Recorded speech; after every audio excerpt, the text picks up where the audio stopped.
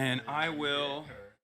Yeah, and then these mics are actually pretty good at picking everything up. Mine is the only mic that's like really aggressive is mine with a noise gate. But here you go. I'm gonna move over to that camera.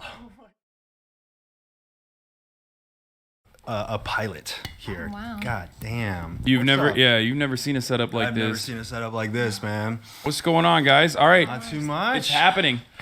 Yo. Okay, we're gonna get prepared to do Chadvice in a second. For those of you who don't know, this is the advice segment that we do. I asked Anthony to be on like a year ago. Yeah. And you were apprehensive. I am very nervous about the idea of being live. I'm like, God, how do you do it? I do it every day. Don't worry. Know. Yeah. Okay. So it's just practice, right? Dude, it is. And also, you're very entertaining. You're an entertainer, so you're gonna be fine. Thank you. I don't know how. I'm sure you're gonna be fine too. Well, we do need a woman's perspective for sure. I'm here for that. Yes. Gonna pay attention to what you're saying. Okay. Tell Anthony is hot. He's fine. Thank you. Yeah, See, that's like half the battle. You guys are killing it. As long as we look good, we are good, right? Yeah, exactly. I was a little nervous, but I see my name in caps like at least 10 times per scroll, so I feel pretty good now. That's thank a you fast guys. chat. Yeah, thank you, chat. Speedy chat. Yeah. You might want to get it a little bit closer to you. Okay. You're fine. This one like is really loud for some reason, but that one is supposed to be loud too. But you should, I will mouth the mic. All right. Yeah. I got the beefy one. Thank you. Okay. Okay. Now I'm gonna call. This man shaped my childhood for 5 years. Yeah, dude. People love you. What do you mean? We have very similar communities for. I guess we have like similar attitudes about things. I would say. Do we? I mean, I don't know. You're like I guess I don't really like get a into nice like person. And so you're saying we're both nice people. well, my politics revolve around empathy. So like, Yeah. you know what I mean? I usually, for that reason, if you're not like, unless you're like a fucking, Ben Shapiro type, most people are gonna. Well, I appreciate that. Yeah, a lot of my fans are fans of yours as well, is what I'm saying. Thank you guys. Hasan, you're a dickhead though. See, and then there's people like this. Right. Well, I expect humble one. you. I expect one dickhead comment about me as well No to shot. balance it out. It's not gonna happen. Oh, come on, it'll happen. It's not. That won't happen. But yeah, Chadvice is. We have some wonderful mods in this community.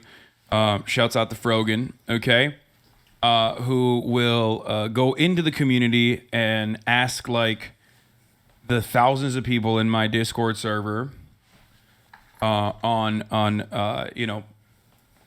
what they need advice on. Mm-hmm. And then people sign up for it. I think hundreds of people signed up this time.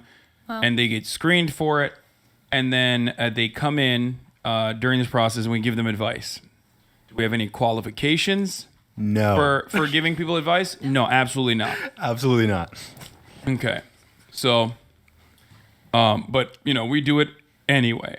So, I guess we'll be in the on-air portion here. Here, Morgan's in here right now. Hello?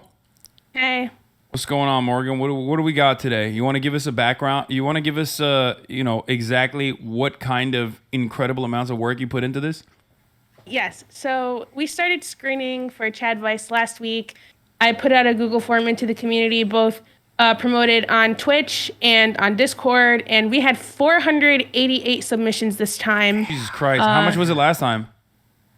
Like 300. It was like lacking last time, I'm not going to lie. But this time we had a great amount of people.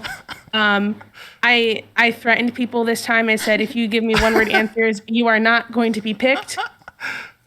Automatically deleted. So this time I had a bunch of scenarios to go through that actually have detail. And they're crazy. They're wild. Exciting. I don't know if I can be prepared. We have some that are like basic advice and then some that are kind of like a slap in the face. Okay. But I'm excited. Okay. Is it all? It's not all dating related though, right? Because like I feel like every time we've done this, like most of the time it's just like exclusively dating related, and then I don't know anything about that. and then it turns into just like me giving the same advice over and over again about like how confidence is like a muscle, and then everyone starts making fun of me, even though it's good fucking advice. Even though it's true, it is 100% true, and it is good advice. So suck me, everyone. Okay, confidence is like a muscle. So a lot of them are dating related, but they're not like basic, like, oh my God, like, I don't know if I like my boyfriend or not. They're like long-term relationships that are crashing and burning, or friendships. Or I did add like one about like confidence, because I feel like we need the confidence is like a muscle. I lose once. We got Yeah, we got to get that. Right. Yeah.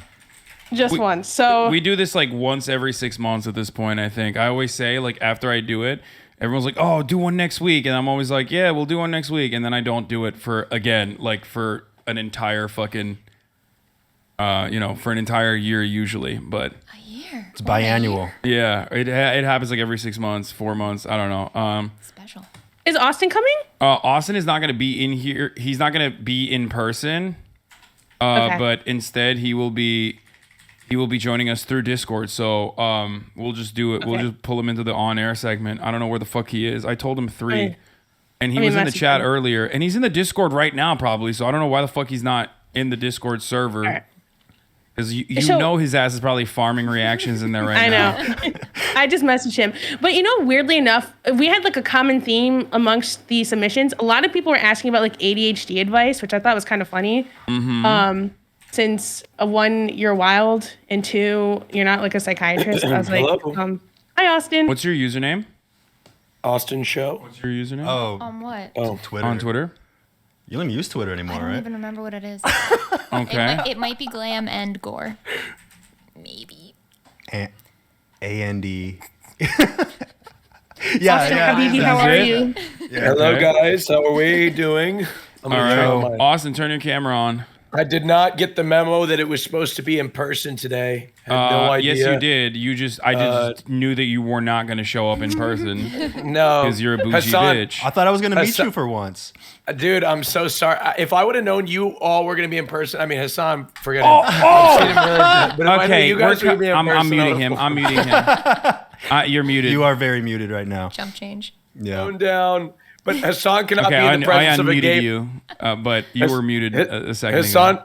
Hassan can't be in the presence of a gay man for more than 60 minutes. Yeah, yeah. And so that's why. What happens? What happens when that happens? I just have sex with them. Oh. He's yeah. He loved that. Austin loved that one. Yeah, you love that. Look at him. Look at how he's laughing. Blushing. Nice. You're blushing, sir. Yeah, we'll show him in a second. Hold I'm a on. Chad. I'm a Chad. I'm a Chad. Yeah, you love I'm a that. Chad. I did. That was awesome. Oh, look, it's like he's here. There you are. Yeah. Yeah. There we You go. don't get to It's smell like I'm here. Hassan. Just We put me do. up. But We could green Yeah. screen you in to the scene, but we won't. Okay. Well, Yeah, yeah. that's too much work. Hassan. That would be too much for it. That would stress Hassan's setup beyond its limits. Yeah. As you can Yeah. tell. As you can tell. Well, it's good to be here, guys. Happy to see you both. Hassan, is there a way you could mirror your camera so I could see you guys too? Yeah, 1 second. Hold on. he's tweeting. Some people were also asking Hassan about how to be halal, which I'm going to be completely honest. I don't understand Yeah. how they see you have the qualifications to even I give do not advice have on the that. qualifications to describe that. That's hilarious. That it's like, Multiple people, too. I don't understand. yeah, I don't know, dude. Do not look to me as a beacon of like being a good Muslim. Okay, that is the worst idea. Hold on 1 second. Let me just, maybe if I turn off the camera instead of mirroring it, we could do that. Can I just say I appreciate this angle so we can't see how small I am in comparison to you? Dude, you are not. You're a big boy, dude. Compared to you, I am You're a little boy. crazy. Everyone You're- is a little boy compared to you. You're crazy. You are. Yeah, I even eat pork. It's the worst thing you can do for Islam. Wait, hold on. Anthony, the worst part is this guy is already tall, and then he wears 7-inch platform heels. Yeah. Oh, yeah. Sometimes. I know. Not right now. Well, Yeah. no. Those are some fuzzy How does slippers, someone sir. said? Someone in the chat said, "How does Austin still have a 300 viewer Andy set up?" Which is a great question, Austin. Answer. How are you going to give life advice to motherfuckers when you need to give life advice to yourself? Look, I don't use this very much. I usually, every time I do my show, I do it from a studio, so I don't need anything in particular. And when I do Love or Host, I do it from one of your setups, yours, George's, somebody else's. That's true. But yeah, no, this George's setup is is the like same. not great either. But hey, hold on 1 second. Even though you shit on my setup every time you're here, even though it's like way better than yours, does anyone have a good meme for this Chadvice blast off that I'm about to engage in? Chat, do you guys have You anything? should link Austin Knox's video. Hold on. Oh, do you have? Well, no, because I have the actual link. I have to put like an actual link, the I think twitch.tv/HasanHobby one, unless I quote tweet it. I will say, Hold Hasan, on, I you got actually you. try in your setup. That's what makes yours embarrassing. I mean, My look at setup me. is There's great. no He effort. just- There's is no the setup effort not here. good? It is fantastic. It's a great Thank you. setup. It's It's not grand. cluttered or anything. Austin is like so used to just like shitting on me that in the wild when people are like saying normal things about it, he's like shocked. He's like, "What?" They're just being I'm impressed polite. you have a setup so that lots of people could come in here, at any moment. Yeah. Yeah. I think I got it in 1 second. Wait, just send Where me you can the just- video like as a downloadable link, and then I'll upload the video back onto the tweet if you can do that. I don't have the downloadable link, but I have the link to the actual video where if you just like paste it in your tweet, it'll show No, up as because an then attachment. I actually have a link. It's the twitch.tv/Hasan Hobby link. Hold on, let me So you have to message him. send me the actual. I can't just embed it. Oh, You know okay. what I mean? Yeah, I got you. I asked for a meme to promote Chadvice, and this is what one of you chatters sent. Okay. I'm not racist. My wife's eye is black. What? And this is a joke about police. 40%. Google 40% for more. Police 40% for more. I'm gonna fill up my water. One Pops. second. We're not All right, we're Austin. not making a good impression on our guests here, chat.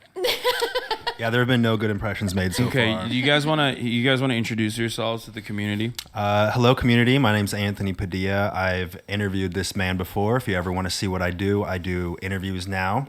Used to do a thing called Smosh, but now I'm just in the presence of this man. Hello, chat. My name is Mykie, but spelled funny, Mykie, and I am a YouTuber who has made a career out of loving creepy shit. Can I curse? Oh my Okay. God! Yeah, have you seen this man? Yeah, I mean, I gotta check. that's how we know she didn't watch our interview.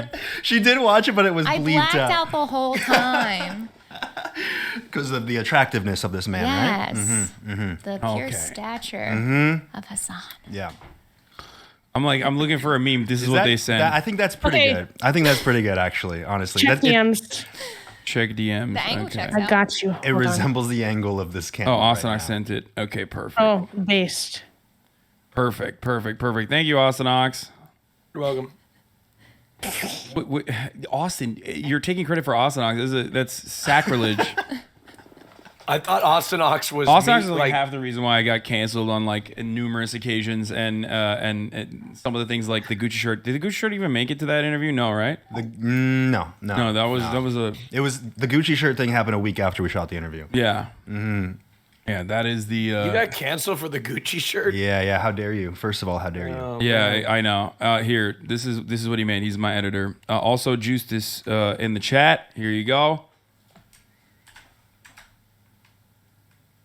There you go, chat. Okay, here, let's watch this intro real quick before Austin. We're gonna watch this intro really quickly. Okay. No worries. Ooh. I almost changed the name from Chadvice to Badvice. Yo! Oh shit! Let's go. That is ridiculously good. That is good. I am interested in is- watching this stream. I will watch Chadvice. whatever that is. There It's it is. incredible. Austin, did you even watch it? Austin's Yeah, trying to I'm be watching cool it right now. He's trying to be cool in the chat right now because you're here, but like he's literally like he is a permanent staple in my community. Like literally fucking. He's probably in the Discord farming reactions right now. Like this is what he I was doing does. that before. I was doing it before the stream started. Yeah. No, everybody knows I'm a big Hasan Piker fan. I've been watching his content before he was popular, and yeah, I'm a big fan. A real And one. I have Yeah. like a parasocial relationship with him, even though we're like best friends. Yeah, exactly. It's good. It's good. Hold on. I'm going to try to put our camera on here really quickly. I don't really know how to do it. Oh wait, can you not see us? If you, Oh, No, if he you can't. deactivate Oh my it God. through OBS, you can turn it on through Discord. I mean, we can just use the other camera, but that one is not nice. that good. It's not going to show everything. Hold on. Conductor. Look at all your tools. If I do it through OBS though, like if I do it through OBS virtual camera, that's only going to work for if it's this. You know what I mean? I love how your chat just watches you just deal with tech. Yeah, I mean that's like half the fun. You know what I mean? Half the fun is just like them. Wait, hold on. Let me see. Why is the virtual? Oh, I put it in studio mode instead of starting the virtual camera. There it is. That's what they'll Nice. see. I can But the see you problem guys. is, if I go desktop, then they see the desktop. Do you see what I mean? And it's inverted too. Like it just like fucks it up. Well, you don't have to. I can just watch you guys on the stream. It's okay. Yeah. This is why it's parasocial. Yeah. Yeah, exactly. Yeah. Even when you're talking with him, you want to watch his stream. Hasan, can you FaceTime me on your phone and then I'll just watch through that? Wait, hold on. No, wait, hold on. Let's just do. Come on, that's a good setup, right?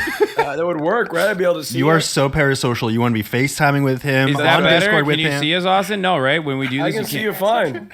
You I can see you can't. fine. You can't see us when we do that, right? At least it's better than watching you with a delay. It's okay. I can see me more, but it's fine. I didn't fly in. It's my fault. Yeah. Okay. Exactly. I must suffer now. All right. Well, let's hear from our first victim. Our first victim. I think we're Okay. I think we're ready. We're definitely qualified to talk to people, and I think they're gonna, give them advice. I think we're ready. We're ready to do it. Okay. Wait, what the fuck? Why is Austin now? Oh, That looks like you shit. have a fart cloud around you, bro. I opened up OBS. God damn it. So What are you doing? Why is that the first thing There that we came go. to mind? The reason I did that because I was trying to like blow your camera up a little bit more so like I could forget it. I was doing some tech. It's okay. We're good. Yeah, that was great. It definitely didn't fail. All right, let's get started. Okay. First person is unicycle octopus. You can call them Kai. Their pronouns are they, them. Okay. Hi, Kai. Welcome to Chadvice. Hello. What's up, Hello. Kai? Hi, Kai. Hi, Kai. All right. What seems to be the problem, Kai? What can we help you with today?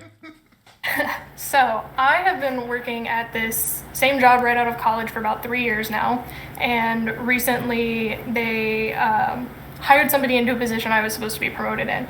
This guy's only been working at the company for about like 3-ish months and is undermining me in every single way possible. And it's become incredibly frustrating. And I just want advice on how to, assert my authority over him or get respect from him. Because that, or you can tell me that I should just go look for another job because I'm teetering on the fence of that. Where do you work? Oh, I mean, what type of work? I work in advertising. Advertising. Oh. Okay. Very millennial career, I know. So, being undermined in the workplace, especially if you're younger, and especially as a non-binary person too, like that's gonna be like a constant battle that you have to endure, unfortunately. And a lot of times it's literally because of bad management. I mean, management is rarely ever good anyway, but it's usually bad management to hire someone over you when you've spent more time in that position, when you're more qualified for that position. So usually the only way to, like, I don't know if there's like a foolproof method of overcoming that. I had similar problems at the Young Turks when I used to work there as well, where I was also constantly being undermined. It's just a part of like working for someone else, a part of like working in even a startup.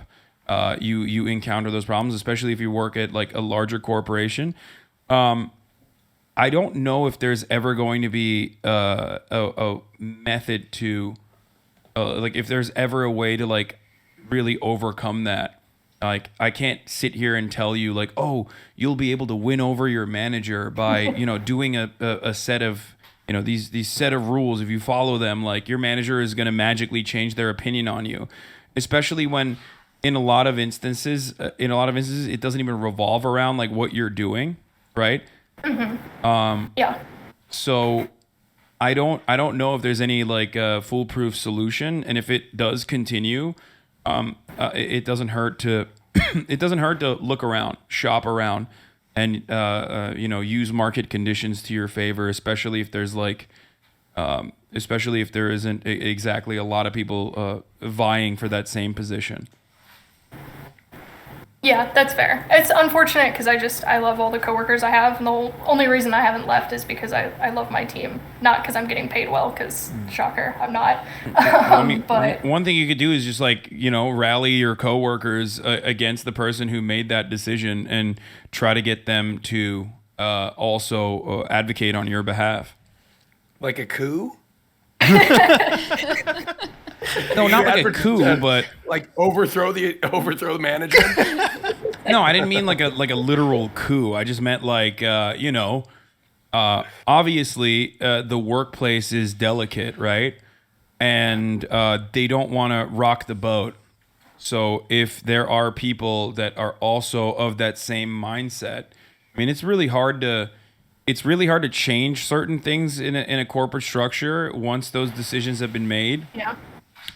But I do think that one thing you could do is first ask for a raise and mention that you don't like that this decision was made. Did you ask that? I mean, or did you actually bring this up?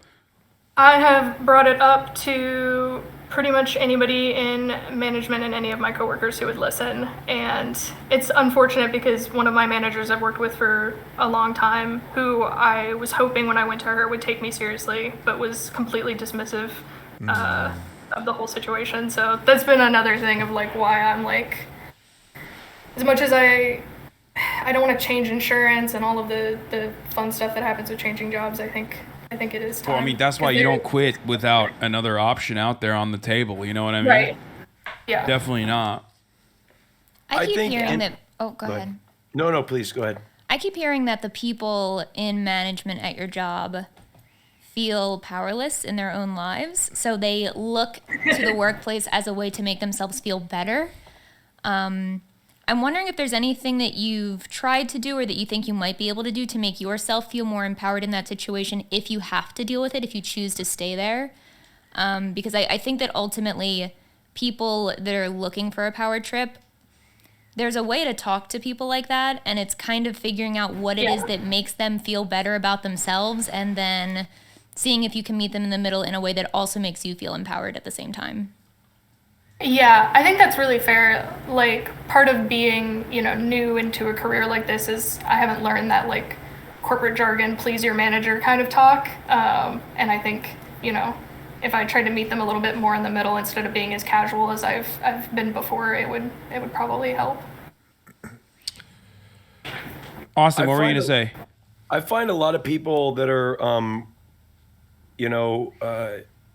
in these types of jobs almost show more respect to the company or whoever their employer than the employer will ever show to them. So I think you should always, I know it's easy to say, oh, just find a new job. Obviously, there's realities that come with that. But I certainly think that you should always have your eyes open for better opportunities, because in the exact opposite situation, when they don't need you anymore, they will, without hesitation, let you go. And at the end of the day, it's just business. So when you're looking for other opportunities and you put in your 2 weeks, you tell them, I'm sorry, it's just business. And you're pursuing best opportunities, right? So you should always keep your mind open. I'm not going to sit here and be naive and be like, oh, just quit your job. As you said, healthcare, or a lot of other things. But certainly in this, it seems like it's a bad situation. So you should be looking for an out if at all possible.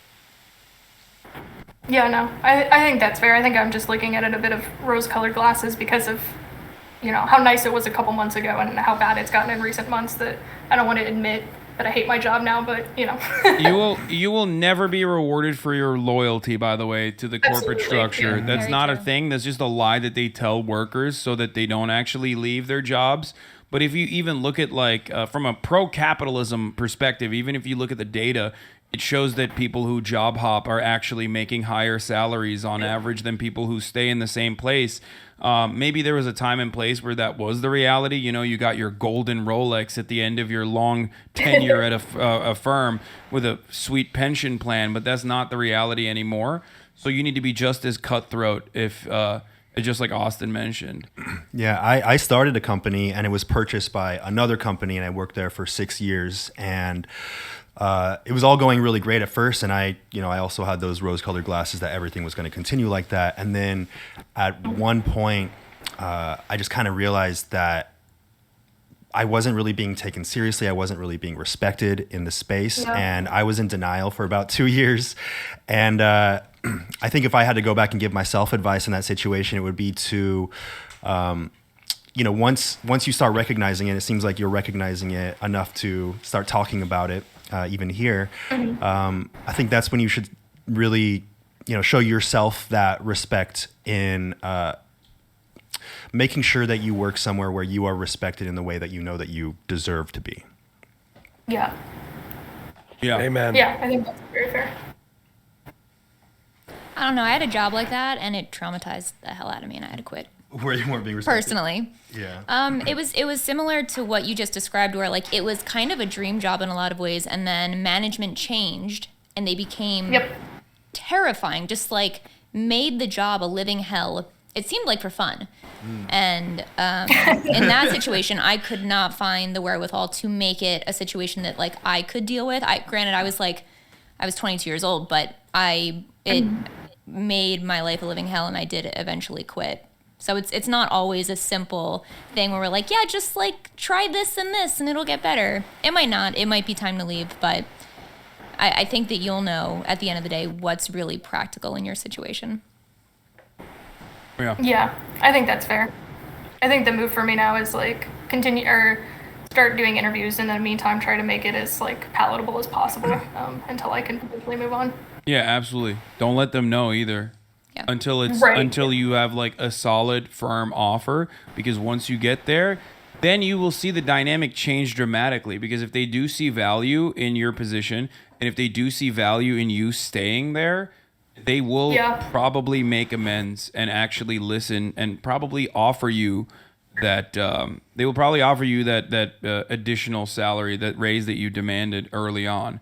But they're never going to do that out of the kindness of their hearts. Companies will never, ever do that. I literally worked for my fucking uncle, and they didn't even do that. So it's not going to happen. Yeah, no, that's very true. You always need leverage. All right. Well, thank you for coming on. Thank you. Thanks, for the Kai. advice. Take care, Kai. But Hasan, you can shrink my camera, by the way. Like I seem like I'm taking up more space, and it's just me. No, it's fine. But your face. Who would want that? We need the Lebanese representation on screen. Yes, Yeah. me. Yep, very Lebanese. Is that better? Are you happier with that? No, I mean, yeah, that's fine. Yeah. Why? Do you feel like you don't look good? Do you really have to? I mean, do you really have to put me 6 feet apart from you? Is that really necessary? Well, I would put you right next to us. Guys, look how homophobic he is. There we go. Do you see this? I would put you right next to us. It's just like move him your situation has made it untenable. You know what I mean? You're like not here. So I'm trying to make the most of the situation. You feel me? No, it's okay. In the top of the corner of the Austin screen, click the 3 dots and hide uncheck the non-video participants. Yeah, but I do want to show like I do want to show the non-video participants when they're speaking, so you see the green around them. Do you want me to okay, get Hasan, the Discord bubble thing? Sure, the if you can send me the link to the Discord bubble, that'd be great. got Yeah. you. Hasan, just make it. Just do what you need to do. I'll be happy with it. I was just trying to make it better for you. I'm so difficult. I'm so sorry. You are. Well, now you can't see me at all. What the hell are you doing? Hold on, I'm fixing some stuff. Careful what you wish for. Yeah. Yeah, with the Discord bubble, it'll work actually. How do you see us? Do you see us better now? Yeah. It's perfect. Okay, this is what we're gonna do. There it is. Perfect. I think I have the Discord bubble too. All right, who's up next? The next person is Warp. I'm gonna drag them in right Did now. you send the Discord bubble, by the way, the link? Sending it right now. Their pronouns are she, her. Hi, Warp. Hi. Hi, Warp. You're on there. Hello. I warp. Oh. So I'm 25 and I've been in a relationship with my boyfriend for 4 years. We dated 1 year in real life and then he got deported. So we dated 3 years online / long distance. And my issue is I've started bringing up like the topic of marriage slash I've asked him more than once, and always his answer is like super unsure or like, well, maybe we should wait a little bit longer, and it's getting pretty frustrated. I just don't really know what to do, and I don't really want to break up, but it just feels like we're kind of stuck. How long you been dating And for? 4 years. What do you think marriage will help you get unstuck with that you're currently stuck with? Yeah, I mean, he's made like no plans for any kind of future. Like every time I ask, it's like, well, I don't really know, or I'm not in a position to figure that out right now. And it's like very frustrating because it's like, it feels like this is it. Is marriage a symbol of his dedication to the relationship, or your both of your dedication to it? Maybe I kind of just don't want this to be online forever kind of thing. Yeah. Have you told him these things? I have, but I don't know. It seems like kind of a sensitive subject for him, or it's just like, he's like, well, I don't want to get married because we've only dated in real life for a year. So, like, what if we don't get along? And I don't know. I feel like we're both adults. Like, if it's not it, then we should just get divorced. I don't know. Is he making any steps to figure out if you could date in person? Like No. more? Okay, that's a problem. Yeah. Yeah, especially because it seems like there's a green card that he could get out of this. Like, it seems like it's a fortunate situation for him. He hit the lottery, like, quite literally. I'm literally like, if you just want to be like friends and want to get married for a green card, that's totally fine. Because he really hates living in the U.S. like a lot, and he was gonna get married to his roommate for a green card, but then he just like backed out last minute, and I was like, dude, why? Okay, this is. I'm sorry, but there's a lot of red flags here. I'm gonna be honest with you. I feel like I described it kind of badly. I don't. No, you're doing fine. You're doing fine. Do you want to live in the United States? No, I want him to live in. I live in Canada. I'm sorry. I don't know why. We're It's so such an U.S. centric. We're so U.S. centric. Such an American I mean, thing. there's hella red flags here. I'm not gonna lie to you. I'm not gonna sugarcoat it, but it does seem like there's a lot of red flags, and not because of the way you're describing it, but just in general. It's a fucked situation, but like the fact that, like, I can't tell if it's I mean, what's the purpose here? Like, you guys are e-dating now, right? And he's happy with that. Like, he's happy with the e-dating. He like wants to keep it that way. I don't think he's happy because he said before he doesn't really do long distance. But I'm like, we could try it. And then I guess 3 years later, it's still the same thing. And You don't know if Yeah. he wants to e-date. You said you think that he's happy. Oh wait, No, they've been. no, I don't think he's happy, but he hasn't made plans for any sort of future or anything with this relationship. Yeah, I'm gonna be honest. I think you should rip that Band-Aid off. to me it sounds like he's happy with exactly where it's at. And Yeah. he's checked out. Like, he literally, I've never seen someone be chill with being deported before the things that you just described. Yeah, this is a thing that I think plagues a lot of long-term relationships. It's comfort. You get comfortable. You get in your situation, and you don't really want to move. You just want to stay in this limbo. And I think that's perhaps where your boyfriend has gotten to. So, you've tried to have candid discussions with him, right? Yeah, I've been like, we can do it for tax benefits. We can do it for a green card. I was his friend for a bit before we started dating, so it's genuinely kind of just tough to see him mentally suffer living in the United States, unfortunately. Oh, he got deported to the Oh, U.S.? geez. Oh, God. Yeah. What? Oh, no. He got deported to a shithole.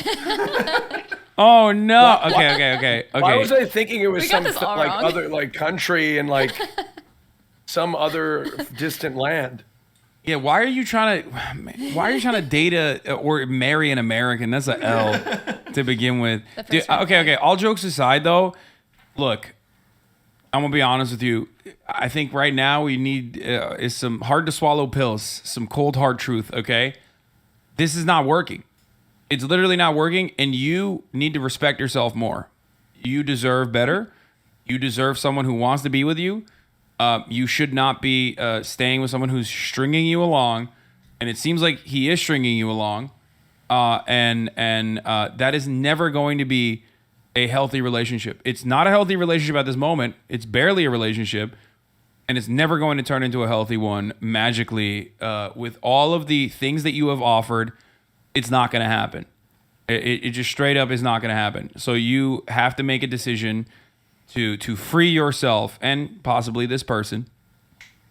There is no circumstance in which marriage has ever ended up saving a relationship that was already falling apart. There's no circumstance in which having a child has ever saved a relationship in a broken marriage to begin with. So, because I know that that's probably going to be your next step in the way that in your line of thinking when the marriage is not working out. So don't do it. You deserve better, and you should seek it. The quicker you free yourself from this, the faster you will be able to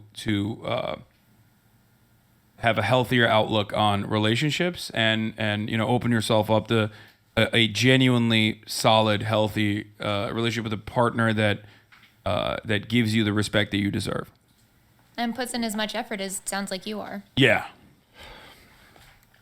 And also, relationships is cliched, but it's true. Give and take. You seem like you're giving a lot, coming up with solutions, and he's just like not even participating in the conversation at all. At the very least, I think Hasan's ultimately right. But if you want to really be sure, put his feet to the fire a little bit and back way off and say, hey, this is what it is. I'm not going to live my life like this long distance. This is what I want. If you don't want it, I'm out, and see what happens. I mean, you don't want this dude to make moves when he is so clearly shown that he's not interested in it out of like a moment of hesitation or a moment of like feeling like he might lose you either, though. Because like, while that might actually offer you short-term success, the same underlying problems are still going to always exist. They are permanent at this point, which is precisely why I'm saying, do your thing. I think we have our first fundamental disagreement on Chadvice. Okay, here. well, we're not going to debate because there's a lot of people with But I just want to say, like, my parents, before they got married, they were together for 4 years, and my mom turned around to my dad and said, well, you going to propose to me or what, or I'm out. And he proposed to her that moment, not very romantic, and they've been married for 35 years almost. Okay, but that's a dramatically different situation. It seems like your dad wanted to propose and get married to your mom, whereas this person does not. Oh, well, I mean, okay, forget it. You know what? Maybe I was a little off. That's an entirely different set of circumstances, Austin. Okay. She It's gave been an a while. ultimatum and he was like, I'm here. That does feel very different. You shouldn't have to beg anyone to marry you. That's not the right person. Yeah.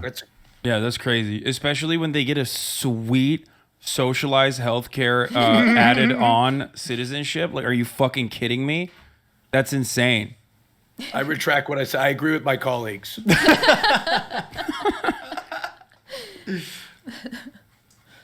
I'm sorry.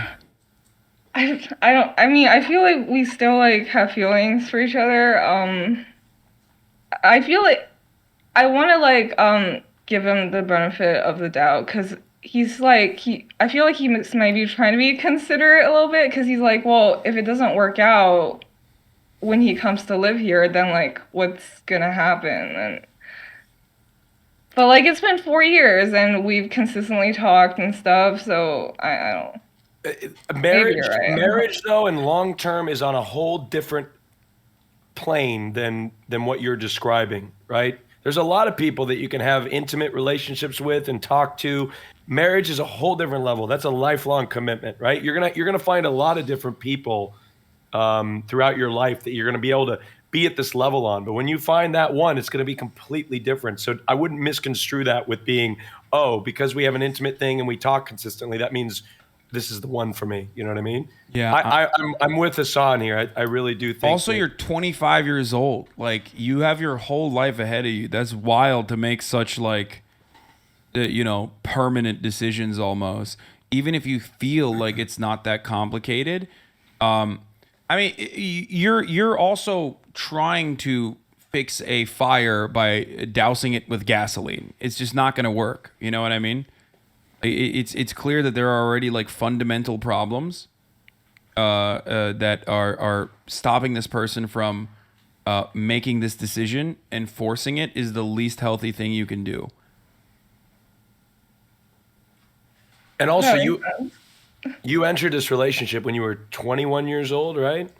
Yeah. You are going to be. You owe it to yourself to explore this world, and with relationships or whatever. I think and gain some experience and meet new people. I think you'll really thank yourself down the line. Yeah, that's fair. And don't rush into anything. All right. I hope we were at least a little bit helpful here.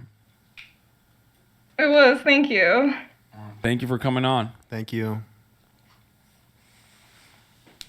Okay, so the next one is kind of like the final of like the generic advice, and then we're gonna start moving upward. So the next person is Zaus. Their pronouns are he, him. It's a cool name. Yeah. Here you go, Zaus. Welcome on stream. Hi guys, hi Hasan, hi chat, hi everybody.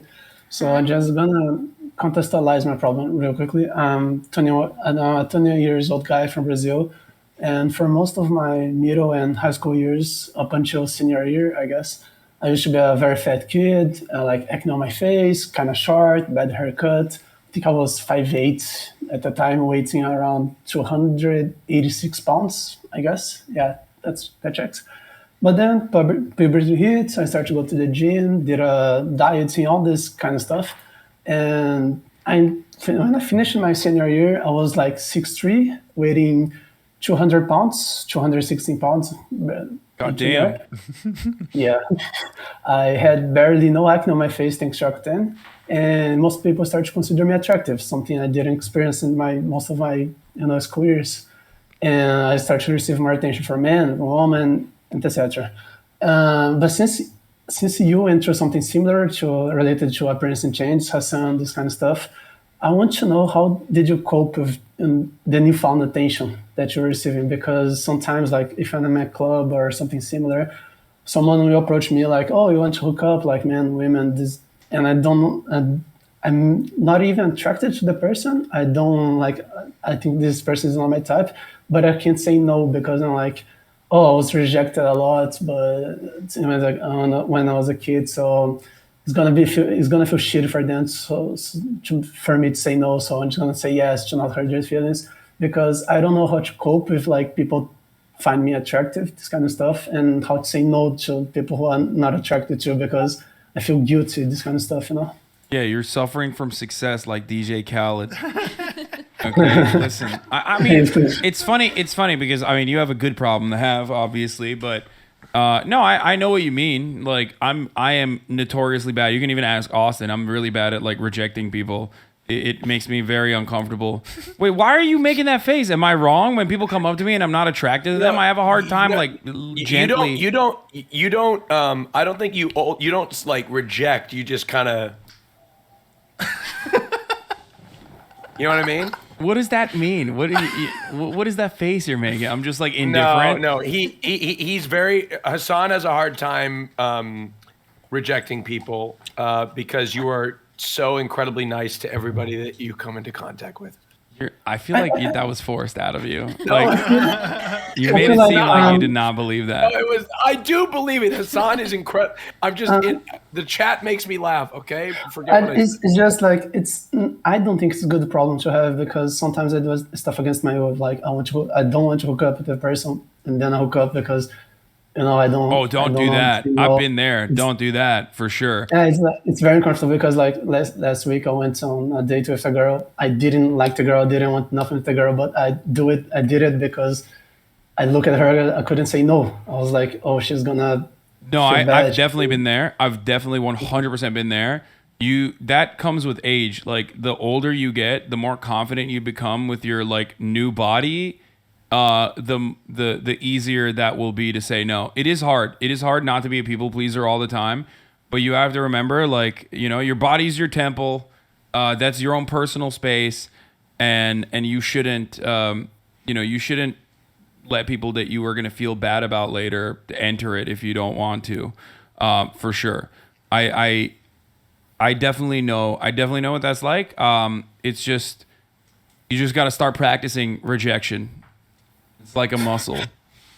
Okay. You did and it. How I did it. How did you cope with like newfound attention? Because currently, I loved it. I don't know what you're talking about on that front. That's awesome. I don't know. Like it's because I'm currently like 6'5", weighing. I lost a lot of weight because of some problems, but I think I'm 109 pounds right now, trying to recover the weight. But I don't know because I still feel like a fat kid. Someone says like, "Oh, you're pretty," and I go, "Nah, you're like you're kidding. You're lying to please me." Yeah, it's just body dysmorphia. That's just that's normal. That's never gonna go away. I'm sorry. I don't think it goes away. I always like I look back here. Here's one way that I've been able to deal with that. Okay, when I look back at photos that I took a long time ago, I remember. One second. Also, just for the chat, I was 6'3" at 17 years old. Now I'm 6'5" at 20 years old. People grow. It's fine. So, real quick here. Anthony, did you want to go? Yeah, I was just going to say, it sounds like you almost learned to not respect yourself at some point when you were younger, based on the way that you're describing the way that you used to feel navigating the world. Yes, people used to do like whale sounds when I was walking around the corridor of the school, this kind of stuff, So I just, this kind of bullying. Do you think that you still have that same mindset about yourself that you developed when you were younger and less confident? Just because it sounds like not being able to say no, it sounds like you're in some ways not fully respecting yourself. And it sounds like, people are saying it's a good problem to have too much attention, but it sounds like it almost hurts yourself when you aren't able to be honest with your true intentions, your true feelings of wanting to say no and then not being able to. Yeah, I think you got a point there. It's because I'm still a little stuck on my middle school mindset because I go, people wouldn't find me attractive no matter what I do. So why am I going to find myself attractive? Right. I think that people, at least myself, tend to, when we're not giving ourselves something, and in this case, it would be respect, that we seek it from other people. So I think that the more you're able to give yourself respect, and when someone says something to you, saying that you're attractive, saying these positive things about you, I think that, like Hasan says, it's a muscle. You got to learn not to, and practice not rejecting it and saying, okay, to yourself, even, I think that there is this fear of being egotistical, but allow yourself to feel these feelings and be confident with respecting yourself, and don't think that it's necessarily a negative thing to respect yourself. I had my brother's My brother has like multiple mattresses, and they're here to pick one of them up. We were just like giving it away, and I totally forgot about it, and I freaked out for a second. But here's what I was gonna say. When you take photos, you take photos, right? Like you've taken photos of yourself, yes. and do you feel Yes, like you look like shit in the photos that you take? It has that feeling like 5 minutes in, like, oh, that's a great photo, and then I post it and I go, why do I look this ugly? I should delete this, Okay. this kind of stuff. But when you look back at photos that you took 3 months ago, you're like, damn, I actually looked way better back then, right? Yes. Okay, so that's a pretty constant dynamic that I always think about, because whenever I take photos now, I'm like, man, I look like fucking shit in this photo. Like, this sucks. Sometimes I just still post it anyway. But always when I look back at that same fucking photo I took 3 months later, I'm like, damn, I used to look so much better back then. And that's how I realized, like, oh no, it's completely in the moment. It's in your own head. It's really hard to cope with that because you're like looking at it and you're seeing yourself a certain way. But that is straight up, like, it's just straight up not real. The way you actually look is how you see yourself 3 months after. So you should just remember that it's in your head, and whenever you think about yourself, you have to remember that the way you look. Remember that, like, you do probably look exactly like yourself from 3 months ago. Yeah, I think both of you hit the nail on the head. Like, but that Anthony saying that I don't respect myself a lot. That's true. I still got to work on that. And you like doing this stuff you're talking about, like, helped me at least realize some stuff. Also, when people come up and hit on you or whatever, and you have no obligation to them whatsoever, zero obligation, right? I think that's the worst part, because I go like, oh, I put myself in their shoes, and I go, if I say no, they're probably gonna be like disappointed or something. So I'm gonna say yes to please them, even if I don't want it. And I know that's bad, but it's But think about it. In your shoes, you wouldn't want somebody to do something with you that they didn't want to do, right?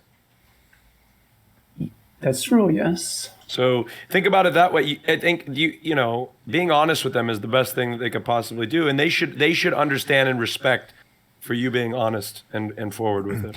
I'd also say focus on your internal monologue and the way that you hear your thoughts saying things to yourself. If it's constantly, oh, I'm this thing, I'm this, I disrespect you're kind of disrespecting yourself on this loop. So any advice I would give would be to practice quieting that voice in your head that's saying all the negative things about yourself, where you're then afterwards feeling like you disrespected yourself based on that internal monologue. You can also always lie, okay?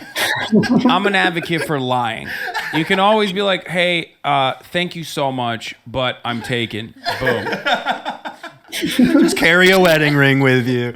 I'm just saying, if it gets to a point where, it's like unmanageable, remember that, like, if it goes towards us, if a person is like pestering you, then you have every right to just straight up be like, hey, I'm really uncomfortable with the situation. They should be understanding. And it's on them at that point to like get the message.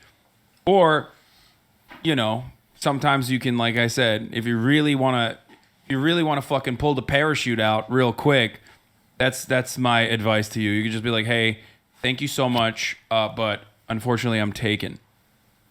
There's always something you can do.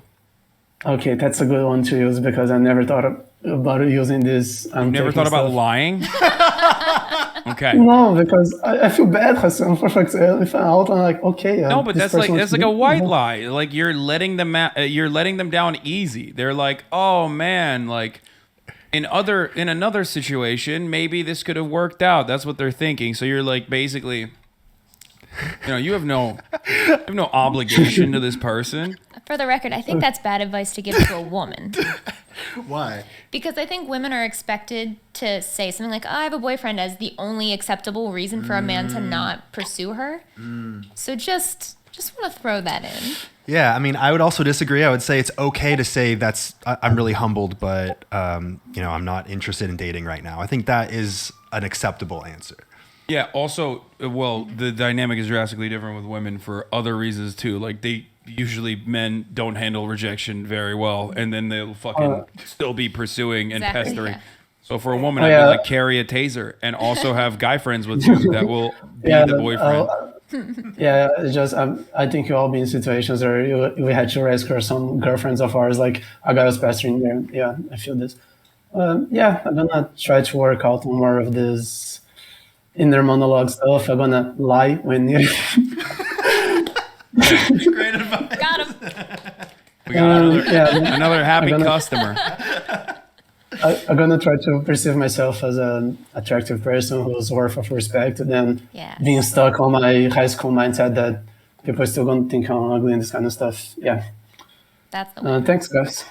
You got Absolutely. this. Thank you, Zaus. Yeah, guys, thanks. I Shout hope out Street your Discussion cat girl on arc is iSports. going well.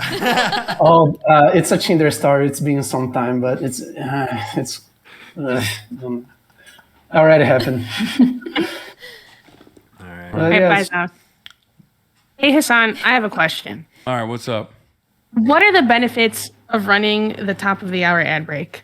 Oh, many benefits. Many benefits. As a matter of fact, at the top of the hour when there's a 6-second ad break, Austin just dipped. At the top of the hour, there's a 6-second ad break. If you no longer want to see those ads, all you need to do is subscribe, which you can do for $5 or for free. That's it. Yeah, that's right. By connecting your Amazon Prime account to your Twitch account, you get one free Prime subscription a month.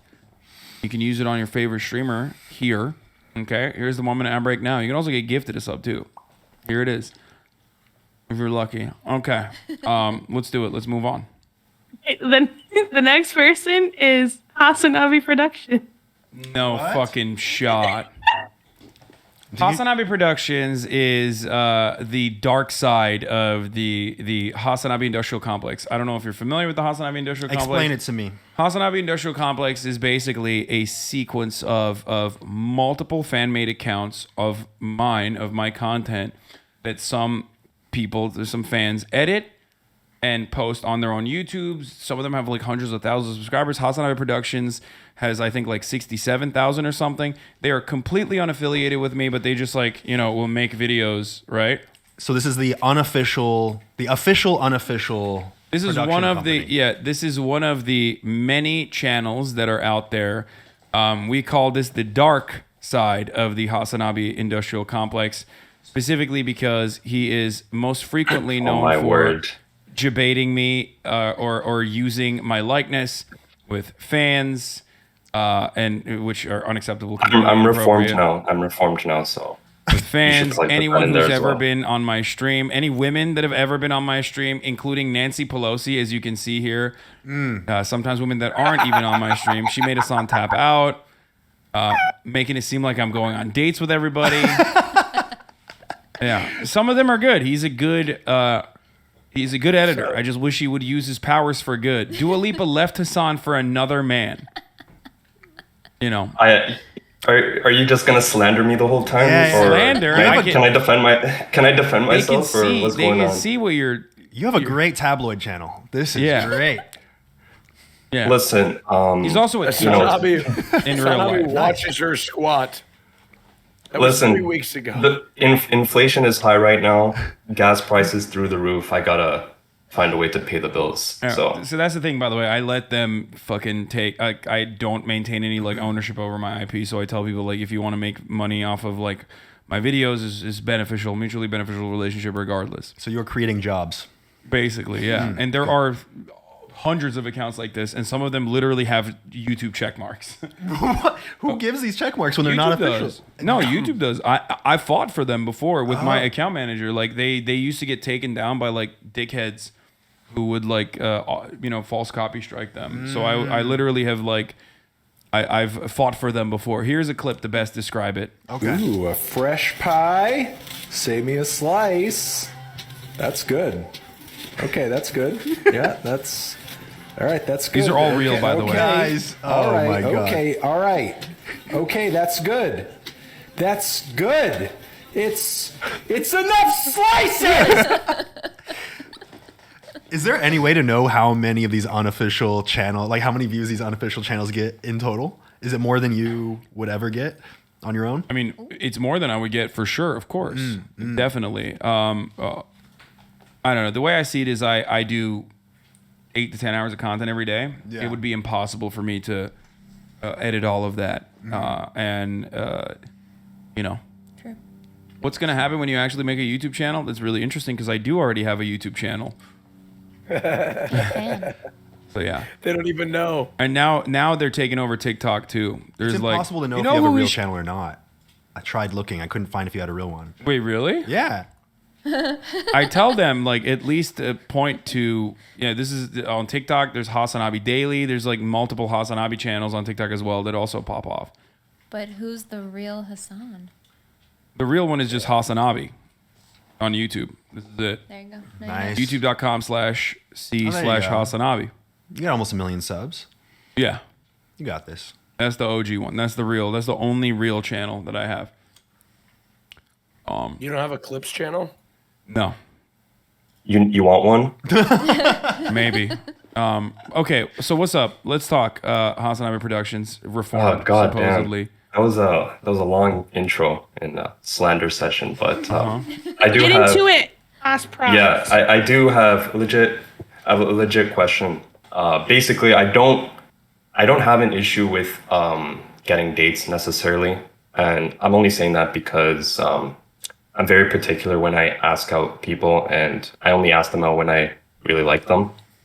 But the problem is, once I do get in a relationship with them, I just like lose interest for a multitude of reasons, and then we just end up being hookup partners, which is cool. But then at the same time, I want something more. But there's always something that stops. Like I always stop myself from trying to get serious with them, and then they always bring up the question, so what are we? And I'm like, and then we break up.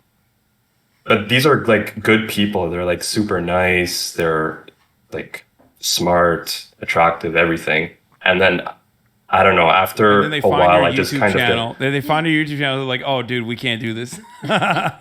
Okay. I mean, funny you say that because the girl I'm seeing right now, I edited one of the videos while I was with her, so Oh God. she knows about it. That's a keeper then. I don't think.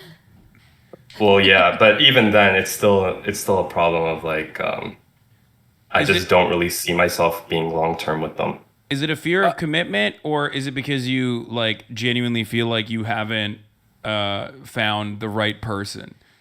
Because like I think a That's lot what. of. Oh, go ahead. Yeah, that's what I'm trying to figure out. Like, is it like all these people are just somehow the wrong person for me, or is it like I have some genuine commitment issues? That's like what I'm You trying to probably figure out. do. I'm gonna be honest with you, like, because it's statistically at a certain point you got to realize, like, goddamn, every single person that you've been with for an extended period of time is just like not the right person. Maybe you might not want to be in a long-term committed relationship. Is that something that you want? You have to ask yourself that. Yeah, I do. It's just there's always some reason why I just say like I don't want to be with them after a while. Have you identified the feeling that you get when you think about being in a committed relationship with this person? Like what feeling comes up that makes you say, no thanks?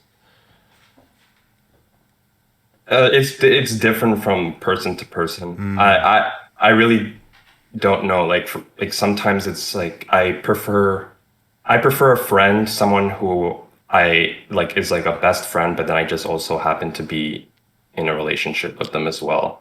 Are there things that come with a dedicated relationship that are unappealing to you? No. It's just like time, I guess. You have to because I do work. I have one side hustle, as you know, in the clip, but I'm also As a teacher. I work in Right. Yeah. His side hustle is being a teacher. His real passion is making Coomer clips. Well, I am like Frogan. I'm a public health expert. I also am a published author. I'm also I teach on the side, but not like a teacher. I'm a teaching assistant. Do you think that you So love I am your work busy. more than you could love a person in terms of the time that you want to give this person? I feel like with the right person, you kind of what I would expect is if I found the right person, I would be willing to like move that shit to the side or cut down on my work and then make time for that. person. Like I don't want to be the person that says like, oh, I'm a workaholic and I don't want to be in a relationship with anyone. Because I do feel like there are, you might be able to find a workaholic mate that also has a similar mindset and lifestyle, and you guys can mesh together with the time that you have off. You know what I mean? Well, but wait, have you pictured who you think your perfect person could be? Like what they would look like, what qualities they would have? I mean, yeah, I dated them. Oh. And then I still, like, for some reason, like, there's one woman in particular, like, I was like, because I'm super self-conscious, I don't really feel like when I'm asking someone out, like, they're on my level sometimes. By the way. Oh, yeah. Okay, Like, I've seen him. Okay. Go on. Go on. Oh, thanks. Yeah, so when I finally get the courage to ask them out, and it feels like I'm like, damn, I'm okay with them, and they're actually super cool and everything. But I don't know, it's just some weird feeling like taking that next step where I'm like being committed with them, and I'm saying to myself I would be in a long-term relationship with them, eventually marry them. I never had that feeling. Yeah, you said there's a weird feeling. Have you identified what that weird feeling is? I make like excuses. So sometimes if I'm with somebody, I'm just like, oh, they're just not interested in the same things as me, or they're clumsy and it annoys me. Some like stupid stuff. Right. Okay, I have a question for you, and this is gonna be a prodding one. How quickly do you find yourself hooking up with these people when you go on dates with them? I never like push to No, like, that's hook not my up with question. them. How quickly do you hook up with them?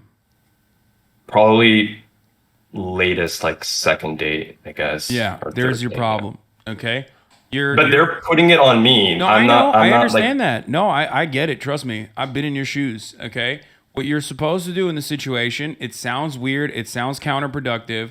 What you're supposed to do, at least just try this out for a couple times. Don't fuck them. Okay? Don't even hook up with them. Maybe a kiss max. Hold yourself back. Try to see if you can get to know them more as a person before engaging with them sexually. Okay?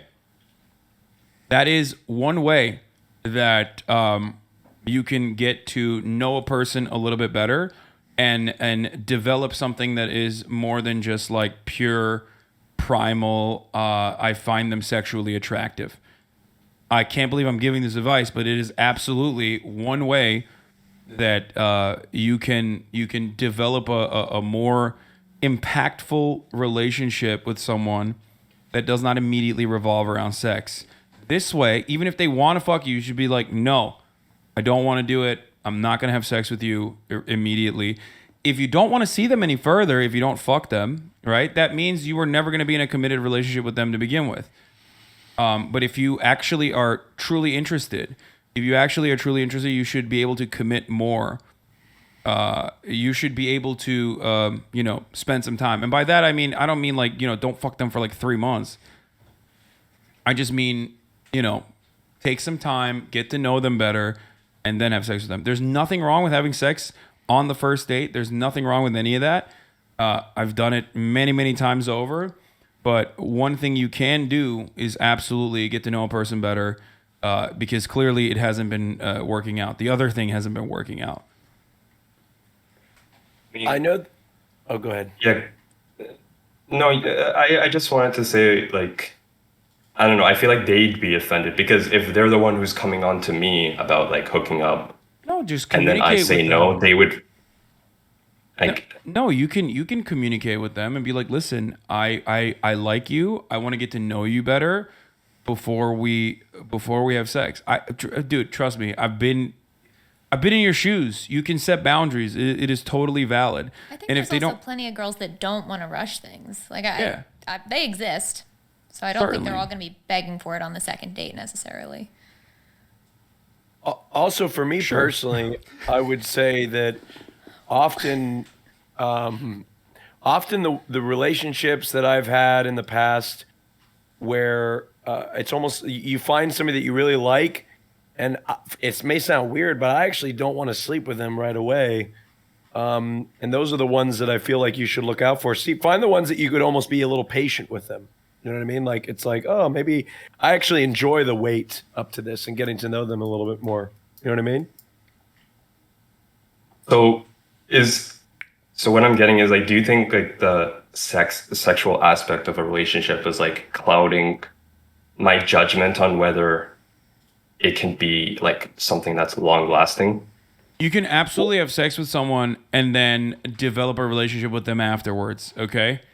But if it doesn't happen, if it hasn't happened thus far, I'm just simply saying that there is another way. There's another thing that you can try out. Okay. It's not the only reason, but this is certainly one thing that I would prescribe to you. Especially because, you know, you're trying a new approach that you haven't done before. They should absolutely respect your boundaries. I mean, you can still, if you want, you can still hook up with other people that you have, relationships with on top of that. You know what I mean? As long as you're communicating to them, obviously, and being honest. But that is what I would say.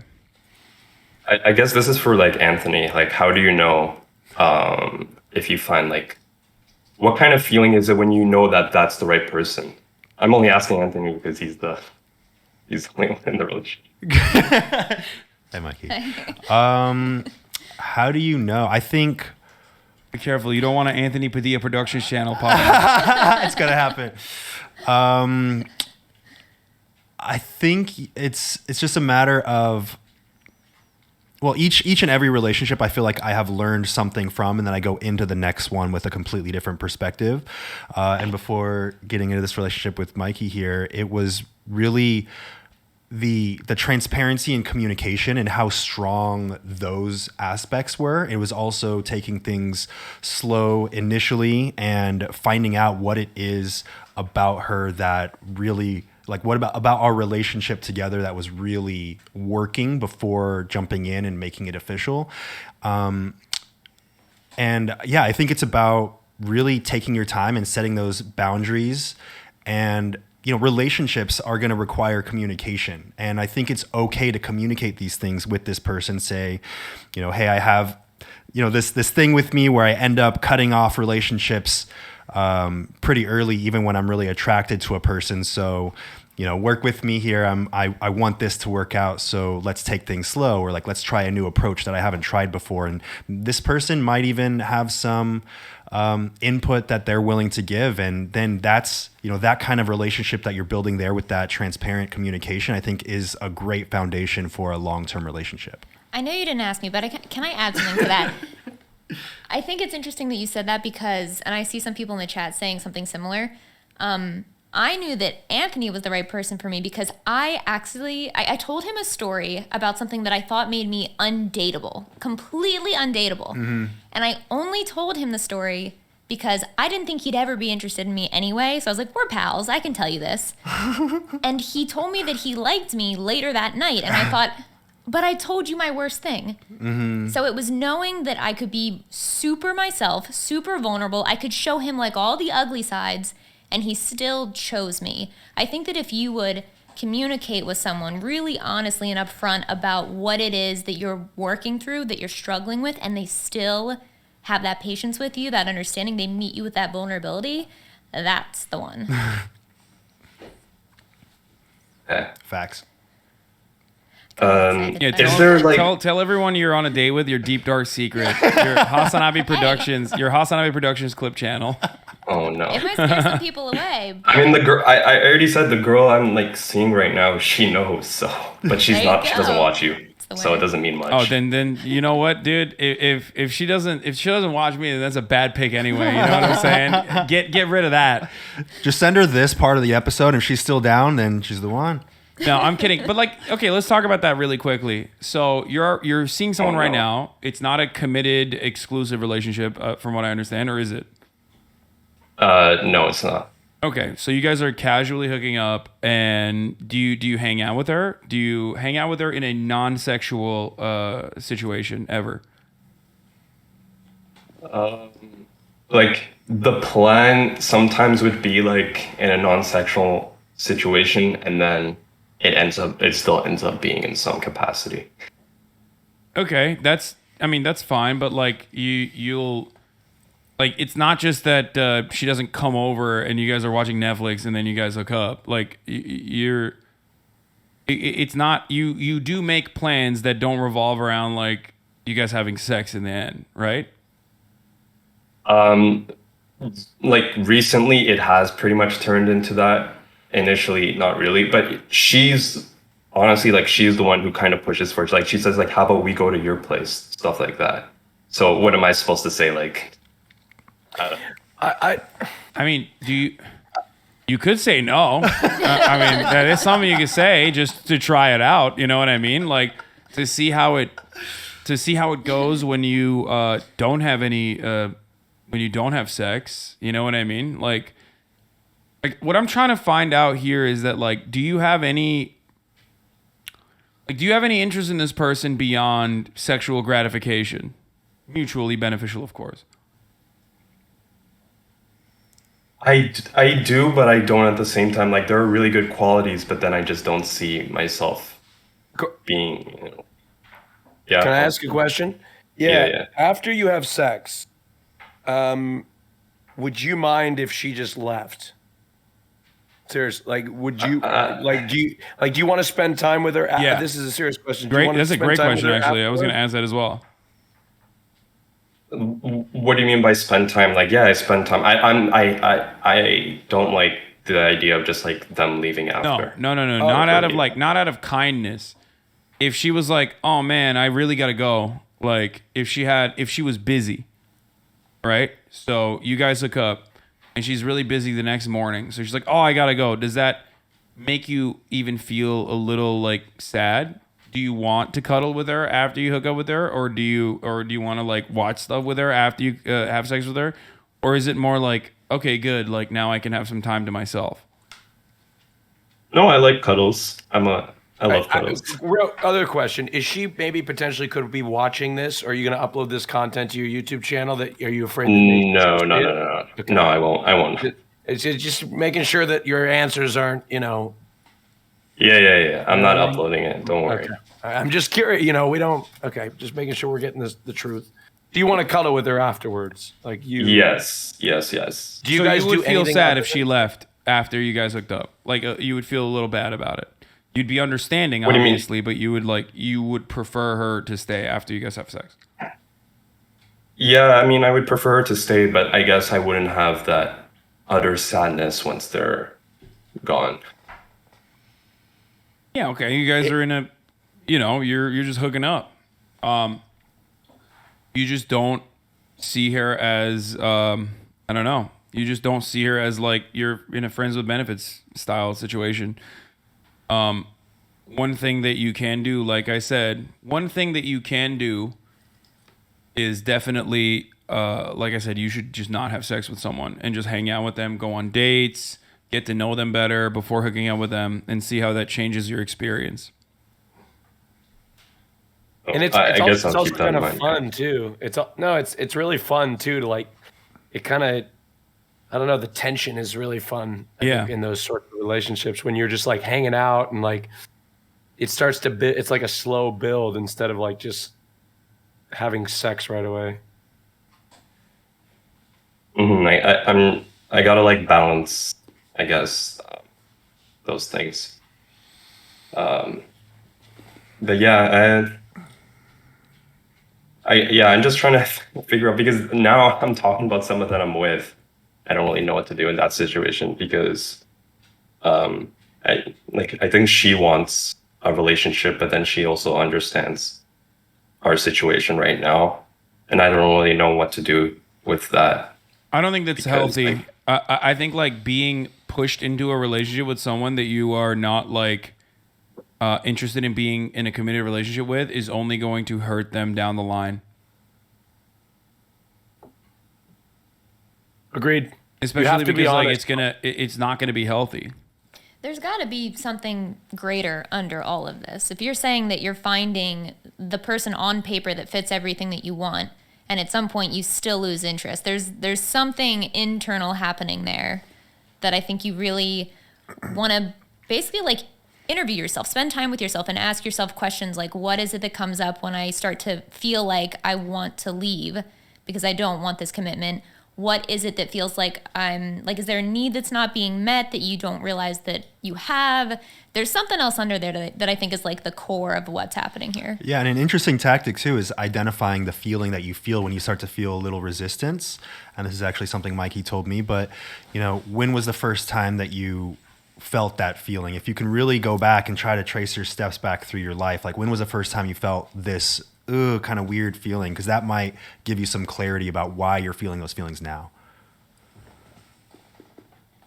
All right.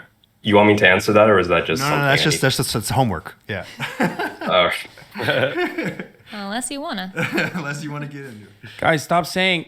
One thing I do get annoyed by is this chat is so woke that they like relapse into being not woke. Where everyone in the chat is like, he's classic aromantic. It's like he already described that he was in a fucking relationship. Okay, he already described that he was in a loving and committed relationship before. It's something that you probably should look into, by the way, or what are the qualities in that relationship that you were in, and what are some of those qualities that you liked. Obviously, don't compare every girl to this one girl that you were with. That's not healthy. But try to figure out what you personally appreciated in that relationship. What made you want to be in a committed relationship with this person. Wait a second. Is there a chance that you're not like over that relationship, that you haven't processed that, and that you're not allowing yourself to commit to somebody else because of that? Why are you nodding your head? Don't watch the stream. Oh man, is that cheating? I have been in I'm pretty sure I've gotten over it. Yeah, I've been in a couple relationships where I mean, I don't know. I don't want to say 100%, but yeah. If you don't want to say 100%, then it's not 100%. You're betraying the point that you're trying to make. No, but the way I interpret it, like getting over it, is like kind of completely ignoring them, but you still keep in contact sometimes, and still respect them as a person, but not in a relationship capacity. No, that's not. Like I don't. What? What no, you think you're supposed to cut someone off completely? Well, depending on how the relationship ended, but sometimes you should do that for sure. I have done that in the past. There is a middle ground here. You could just be honest. The plot has thickened. Yeah. Okay. Wait. Hold on. If this girl said, "Let's get back in a relationship," would you want to do it? I mean, the reason why we broke up is the same problem I have now. So, probably not, I guess. I don't want to reopen that. I'm confused. Okay. That's confusing. I don't know if so you weren't in an actual relationship with this person? No, I was. I'm talking about somebody else. Oh, this is a different person. Yeah. So this isn't the person we were just talking about that knows you have a production channel through Hasan? No. Yeah. No. I'm talking about the person that you broke up with. If she said, "Let's get back into a relationship," would you want to do that? No, probably not. Okay. You would not, probably not, or definitely not? Definitely not. What were the reasons why it didn't work out? Because you wanted to hook up with other people? No. Just, I don't know. It's like the same issue I just can't get over. I couldn't see being with them long term. So then even though I really like them, Why could you not see yourself being long term with them? It's just, I don't know, so many different reasons. I just kind of block myself. What? You have to give us some of the reasons, man. I'm trying to understand what the reasons are. Have you identified those reasons? Not really. It was just kind of a mutual thing. We just, Yeah, it's like hard. It was a couple of years back, so it's kind of hard to go back into that. But We do need to wrap up this one soon because there are a lot of other people. It was a couple years back. Okay. Well, I mean, it doesn't seem like you're over it a little bit. If it's a couple years back, it doesn't seem like a permanent severance had occurred there. So what I would say is, this is very simple. He's got options. No, shut up, chat. Jesus Christ. Like, chat is just self-reporting in here. Like, oh, he has options. That's why I won't do it. Okay, dude. Listen. If you're still thinking about this ex years, multiple years down the line, there is some, underlying unexamined feelings there that you should probably identify. You need to do a little bit of self-reflection. Maybe the fact that you're like constantly dumping more workload onto your life is part of it, is because like you're trying to escape from doing something like that. I get that better than anybody else. Trust me. I understand where you're coming from with that. But yeah, definitely just evaluate why it didn't work out, what the underlying reasons were, and what the reasons why you liked her more than other people was, right? And try to figure out what you are looking for in a relationship, and also don't fuck people immediately if you want. If you want to just like switch that up a little bit. Yeah, and the last thing I would say is when you feel an emotion come up, make sure that you identify it, sit with it, think about that emotion rather than doing work instead or distracting yourself or escaping in some way. Okay. By the way, I only brought like them up because you asked, so it's not like it's something in the back of my head, I would say, but I appreciate the help. All right. Well, thank you for coming on, Hasan Productions. Thank you. You know he was tweeting during this, by the way? It's not surprising. That's the least surprising thing I've used. I was pulling in Austin. I don't tweet during this stuff. Yes. During other streams. Oh, I don't. I type on Hoscourt. I don't tweet.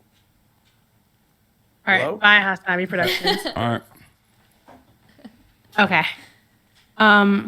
The next person's name is Jaren, he, him. Hi, Jaren. You're on air. Welcome aboard. Hello. Hey, everyone. How you doing? I'm doing pretty good. Well, good. Welcome to How Can We Help You Today? My editors are fighting one another. Sorry, Jaren. 1 second. I just got to show you this tweet real quick. This is what he was responding to. AustinShow is being a bully, as Hasan Productions is like opening up his heart here. And AustinShow is based. AustinShow is making a joke saying, "Bro, he just nut in me," and started editing a video titled "Nancy's Rack Leaves Hasan Speechless." This is good. Multitasker. If she sticks around for that, she's a keeper. All right. What's up, Jaren? All right, so I've got kind of a weird situation. There's this woman who started working at where I work recently, and we've been talking a decent amount, and like I feel like we're clicking really well, and like we share similar interests in movies and like various hobbies. But there's a pretty big age gap. I'm 38, she's 24. And to add on top of that, I'm also her manager. Dude, no. So, like... Stop. No. You just said 3, like, you just completed the trifecta, my man. Yeah, I thought that was probably the case. No, cease and desist. Do not do this. You will go to jail. Keep it professional. Okay? Your life will be ruined. Don't do it. There's no way. Please do not do this. Okay? Age gap aside, right? Like, I mean, she's 24. That's whatever. She's like 1 year out from like being. She can't rent a car yet. Well, what I always say is like problematic age gaps is like something that the internet loves talking about endlessly, especially young people who have never been in relationships. They love talking about problematic age gaps, but like once a woman is 25 years old, it's like it doesn't like there is no like women are autonomous, okay? They're they're fully developed human beings, right? Like I feel like it's dehumanizing to like constantly treat women like they're helpless. However, you have a managerial position over her, which is instantly, absolutely fuck no. You have coercive power over this person. You should not shit where you eat anyway. I always say never date your coworkers. Do not date your coworkers. It is a horrible idea. Do not do it, okay? Do not do it. But then you also have the power dynamic, not from the age gap, but also like literally given your managerial position. Get out. Get out right now before you make major mistakes. Wait, hold on. Do you like her enough that you would leave your job to date her? I'm not saying you should. I'm just saying, like, how much do you really think you like her? I don't think it's that far enough along. Okay, then don't do it. No. Definitely no. Like, look here. You want to know? But what if this is the girl is the hottest he's had? Like, that's the kind of fucking questions you're getting right now. Okay, no shot. There are plenty of girls out there, plenty of women out there. You're 38 years old. Date someone outside of the workplace. Do not date someone that you are managing. That is insane. That is a horrible idea. You know who did that? Bill O'Reilly. Guess where he is now? Not on Fox News. I'll tell you that much. Okay, not on someone as powerful an institution as Bill O'Reilly was kicked off. Okay, for a lot of the horrifying shit that he. Not that he said, but he actually did in the workplace. Don't do it. Yeah, the power dynamic was the main thing that was keeping me from saying anything. Yes, so. no shot. Yeah, That's it's good terrible. to hear that echoed back. Yeah. Yeah, no, it's not a good idea. Definitely not. Okay. Cool. Is that... All right, I will not do it then. Okay, that's great. Done and done. Yeah, if you have the power to fire someone and like cut them off their health care and their livelihood, you should not fuck them. Yeah. That's it. Oh, Milena says, I love Mykie. I'm a huge fan. Oh my God, hi, thank you. Hi, Milena. Okay, crisis averted. Well, that was Man, quick. That was a you quick just saved solution. someone's job. Yeah, and life. Thanks, I appreciate it. No problem. All right, well, thanks for having me. Thanks for coming on. Thank you. Lots of people out there to date. What is so bad about dating people at your work? It's basically the only place I meet other people. Okay, dating people at your workplace is already an incredibly complicated scenario. But your manager also, no shot, no fucking shot, no Manager, way. Totally, but coworker. Coworker could go this way. Coworker it will still lead to long-term complications no matter what happens. No, if both people are immature or one party is immature, yes. But people are always, you know. I don't agree with that. I like to be risk averse. Sure. True. If you want to be entirely risk averse, don't do it at all. Yeah. Yeah. All right. Who's our next victim? Next person? I gotta pee while this person is here. I was gonna ask where the bathroom is. Oh I yeah, have a tiny you guys bladder. can compete. Okay. Well, there's two. No, one at a time. You want to use it? Oh, okay. Oh yeah, go on. It's just me and Austin. Hey, Anthony. Let's how go. you See doing? you guys. What's up? Oh, nothing. You know, just being a Chad. Yeah, got invited here and I was like, I am officially a Chad. I didn't think it would happen. Yeah. I am a himbo and a Chad today. That's right. Yeah. Wait, am I a himbo too? Are you a himbo? I don't feel know. like I heard that you can't self-proclaim himboism, so I think we'll just leave it up to chat. Is Austin a himbo? Well, You want to do a poll? We can do a poll. Yeah, let's do a quick poll. Let's find out if Austin is in fact a All right. himbo, or if he's just a Let's Chad. do it. I don't know. Himbo is like kind of a compliment, to be honest with you. Oh yeah, I love it. It's weird because I've never been insecure about my personality. It's always been my looks. You know what I mean? Like at points in my life, it's been my looks. It's never been, and so like when people are like, "Oh, you're a what's that thing? You're a fuck boy." If somebody called me a fuck boy, I'd be like, "Man, that's the nicest thing anybody." Because you think it's about your looks, not about your personality. Yeah, because I'm like, oh, well, fuck boy, in my opinion, is somebody that's really attractive. But that's all they are is just looks. Really? That's it, and they're no personality. So I'm complimented by that because I'm confident in my personality. I think fuckboy is someone who is just trying to fuck, and that's about it. I don't know if it has anything to do with their their looks, but maybe I'm wrong. I've always thought of it as a fuckboy is like people that call people fuckboys. It's like you go after them because it's like, God, well, they're good looking, but fuck them. They're just, that's all they are. They're just looks. It means you're for the streets. Yeah. Do we have any results on this poll yet? We're trying to find out if Austin is a himbo. 78% said he's a himbo. Which is cool, right? 78% of people think Austin is a himbo. Austin is that has a positive connotation to it. I'm okay with that. Yeah, it does. You guys want something to drink, by the way? I'm okay. I'm good for now. Yeah, I'll drink my spit. Would you guys like want to? Hasan has water and protein powder. True, but I also have like every diet beverage and energy drink known to man. Didn't you say when you went over to my studio? Didn't you say, "Oh, I drink this, but the 0-calorie version"? Oh, clean, yeah. Do you have one of those? I have, but I also the non-zero calorie version as well. Oh shit! Should I go raid or? Yeah, go ahead. All right. See you soon. I'm gonna explore his house. Okay, go. Hasan also has gum. Ooh, well, right here. Yeah, we got it right here. Yeah, we have hella gum. See you soon. Nicotine gum, all sorts of gum. Yeah. Wait, chat. Which way do you put the toilet paper roll? So that it's under or over? Oh no, is the toilet paper under? Over. Oh, that's devastating. I'm so sorry. That's fucked up. Mykie, I do over. Do you do Thank over? You. It's Listen, over. my mom is usually here. My brother is sometimes the one who like fucking changes it. I would never make that mistake. But someone in your house did. Yes, no, I understand. This is an egregious error that I will correct. Okay. I was Yeah, concerned. Murad is no longer allowed to be in the house. Oh, you just wanted the Diet Coke. No, this is for her. That's me. Oh. I left expecting to get an energy drink, but I got a Mountain Dew Zero. Oh, that shit's fire, dude. Mountain Dew Zero. Fire. All right, let's Wait, go. I can't rob you of the ASMR. Do people like that? I don't know. Maybe. I love that sound.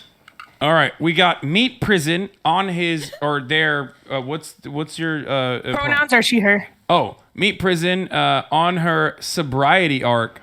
Ooh. Okay. I think she's actually on camera. Wait, really? Nice. You can turn your camera off. No cam. Do you want to? You can be on if you want. I'll keep it off. Good choice. I would do the same. Yeah. You say you keep it on or you turn it off? Keep it off. Okay. You're welcome to do either. Okay. Yeah, I'll keep it on. I'll turn it on. Oh, okay. Nice. Here we go. Okay, there we go. Hello. Finally, someone to look at that's not Austin. Jesus Christ.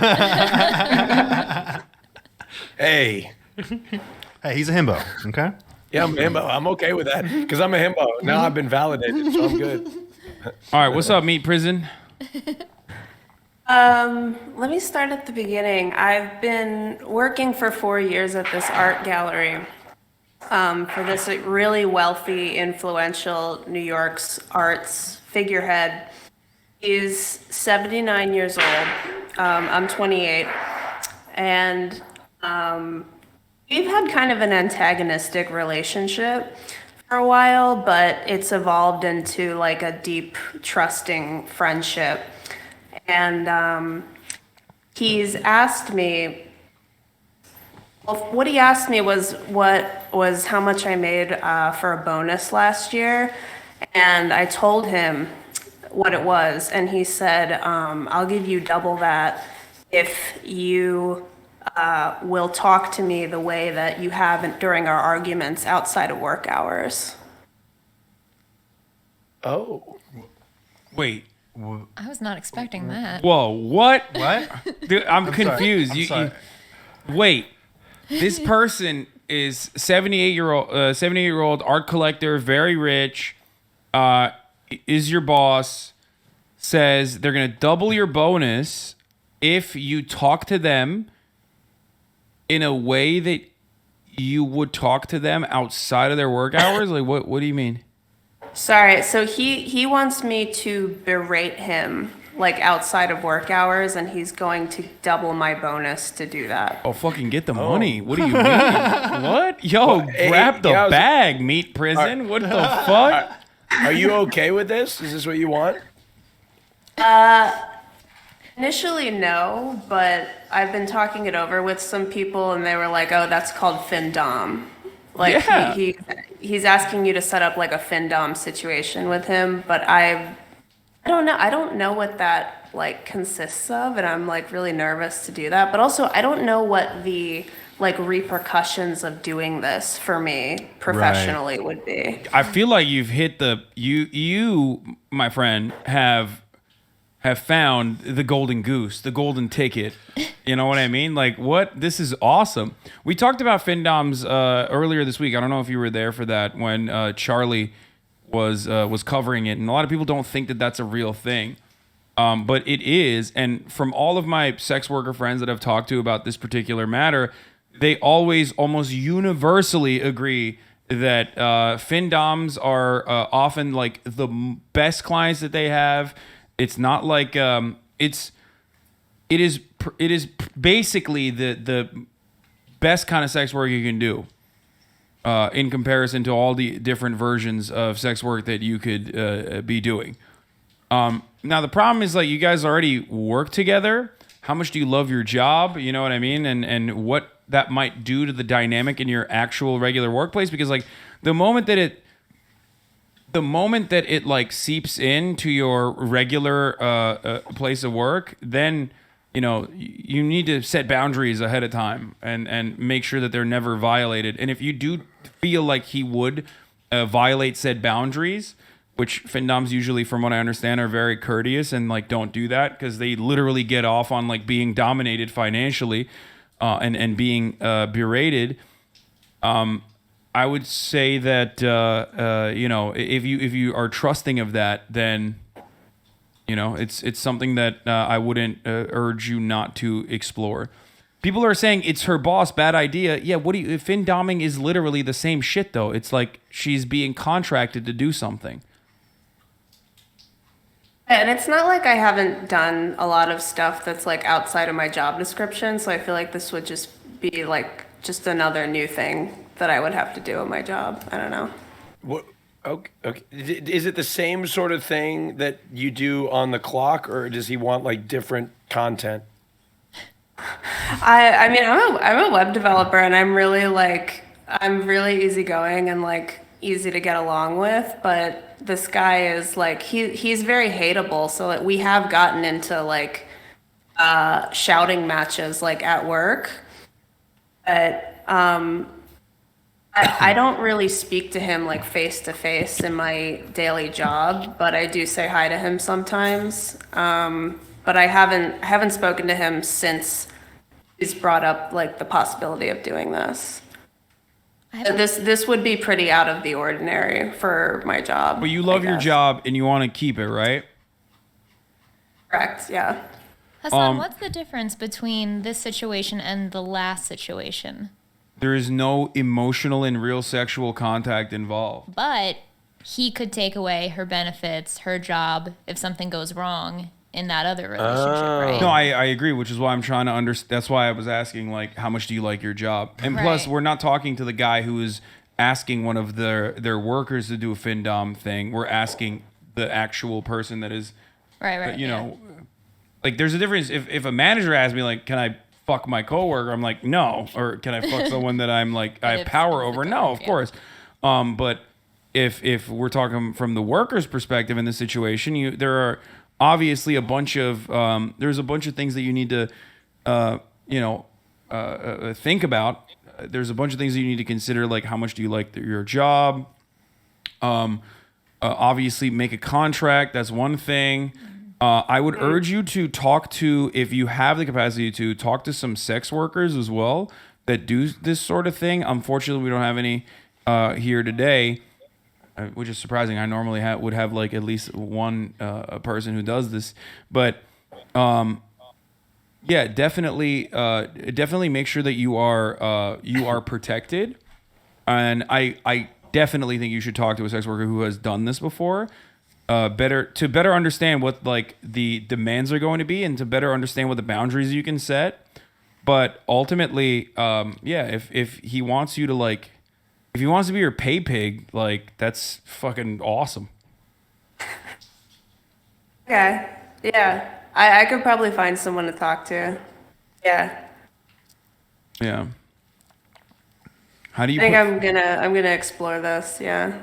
You absolutely should. If you're interested, go for it. Someone said, people talk. This is actually interesting. People talk. If you want to stay in the art world and be professional, do not go down this road. People do talk, but also in this circumstance, him talking about it would make him look worse than her talking about it.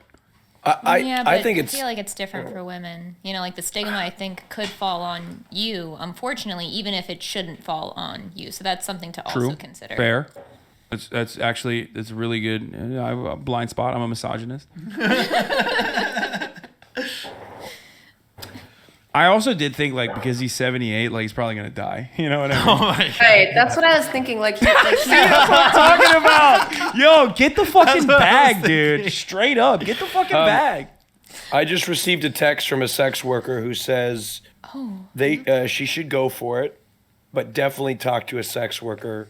Very smart. Yeah. And get a contract so that, God forbid, something goes wrong down the line. It's like very clear what the relationship always was. Okay. Yeah, and maybe I could even keep the arrangement and like leave that job, depending on how much he wants to. Yeah, Yeah. potentially. That's true. How much I take from him, I guess. Yeah. Exactly. Real question: are sex contract or not sex contracts, but like this sort of contract? Is it binding in court? Wouldn't any contract be? I don't know if every contract. Technically, is. it's not. I don't know if it's legal. You know what I mean? It's not like a legal service, right? You know, you can make assurances and get make sure that you have your own like fail safe if things go bad. You know what I mean? Have you talked to anyone else who's done this type of thing and felt it out? Not really. Like I have a friend who's a dominatrix, but it would be kind of like a different situation. But I could bring this up with her. No, definitely bring this up with her. It is not that different at all. This is BDSM. What you are describing, this relationship, this potential set of circumstances is completely within the realm of BDSM. That's what this is. Okay. This is a person who wants to be your pay pig or who wants to be financially dominated and maybe even berated by you. That is BDSM. Is it 100% verbal BDSM? Yeah, BDSM doesn't have to have sex. A lot of BDSM does not have any sex whatsoever. Chatters who are saying BDSM but without the sex. No, there's no. Asa Akira famously wrote a book about her experiences as not only a porn star but doing BDSM before becoming a porn star, and there was no sex involved. These were people who were being berated. Sometimes it's a lot more complicated than that. You know, you got like traps and you know, all these like machines that you can use as well. But this is the most basic version of it. So it's wonderful. Like, it's great. The dominatrix that you know is the perfect person to talk to. Yes. I'm being told. Yeah. Okay. Do that. Gonna look into this. Trap is a slur? Exciting. No, you fucking brain broken idiots on the internet. Like a trap, like a whimsical machinery that not like the fucking slur, okay? Jesus Christ. Being so brain broken by the internet is like so painful, dude. Like, literally. Oh my God, dude. Sometimes I hate my community. This is one of those moments, like, literally, like, Oh my God. it's like a machine that you fucking fall into. You know what I mean? Like, I don't know how else to describe it. It's a trap. Oh my God. It's not FinDom, dude. It's a one-time bonus. I think she knows better than you do, Chatter, who was saying that. Is it a one-time bonus or is it like something that is consistent? Sorry, are you talking to me? Yes. I mean, he was gonna start. I would get my regular bonus, and then he would pay me double that in addition, like just for this service. I think it would be a one-time thing. The You thing I should don't negotiate. the thing I don't Yeah. like is that like your current compensation should not be anywhere near this conversation. If this person has power over you in the workplace and they're using your current bonus as even as a metric that should not be the conversation at all. Like, this is completely removed from your salary. This is completely outside of your own, your own employment. Okay, this is like a separate contract. You shouldn't even like use your salary or your bonus as a means to negotiate in this circumstance. That is definitely something I do not appreciate about the way that this conversation has started. Okay. Especially because like he does have power over you, right? Like, I mean, he's your boss. Yeah. Kind of. Yeah, I mean, I don't know. Like, there's a really big physical difference between us, though, too. So I'm like 5'10", and he's like 5'3", and maybe 110 pounds. Oh, I wasn't worried about it physically. I mean, he's 78 years old. That too. But yeah, I guess I don't know, because we've gotten really like chummy.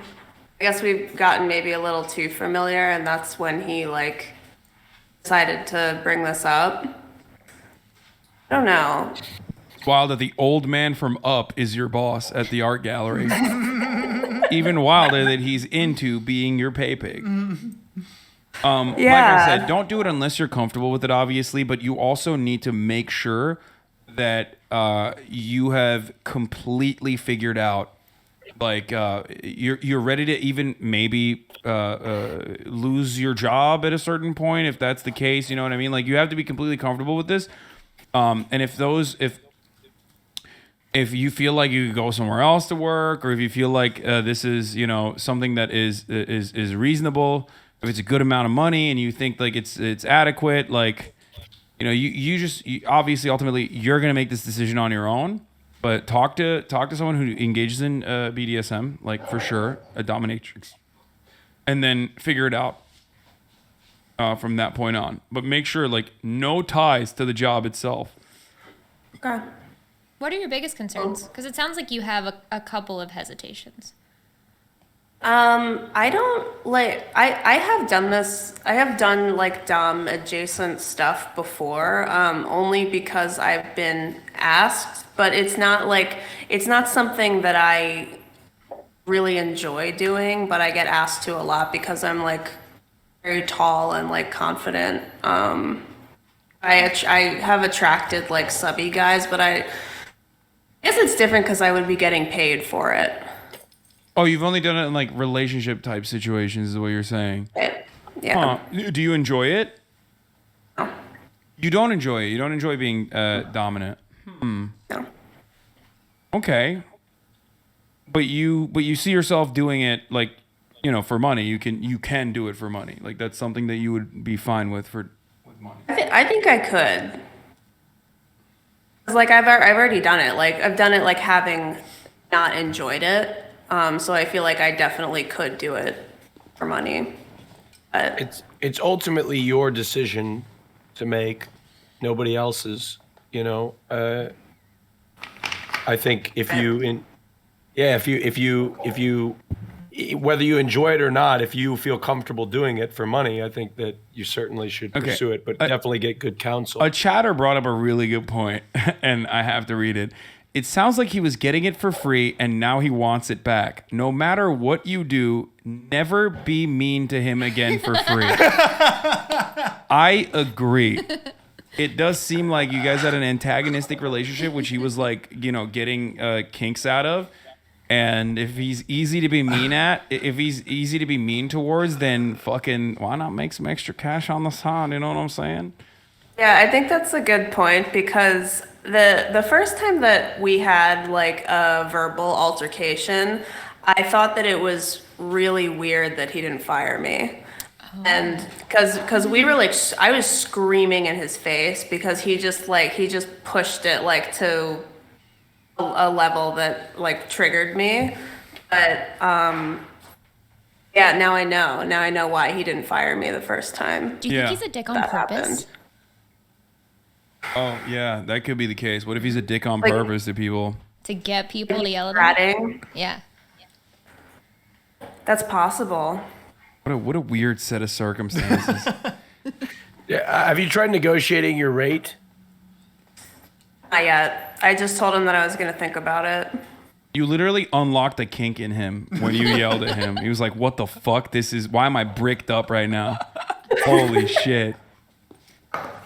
Maybe, I don't know. Like he would always bring up, like he would always look for an opportunity to bring up like BDSM, like in work conversations. So we all had kind of. Yeah, this guy is. I mean, he's a pervert. This is what he.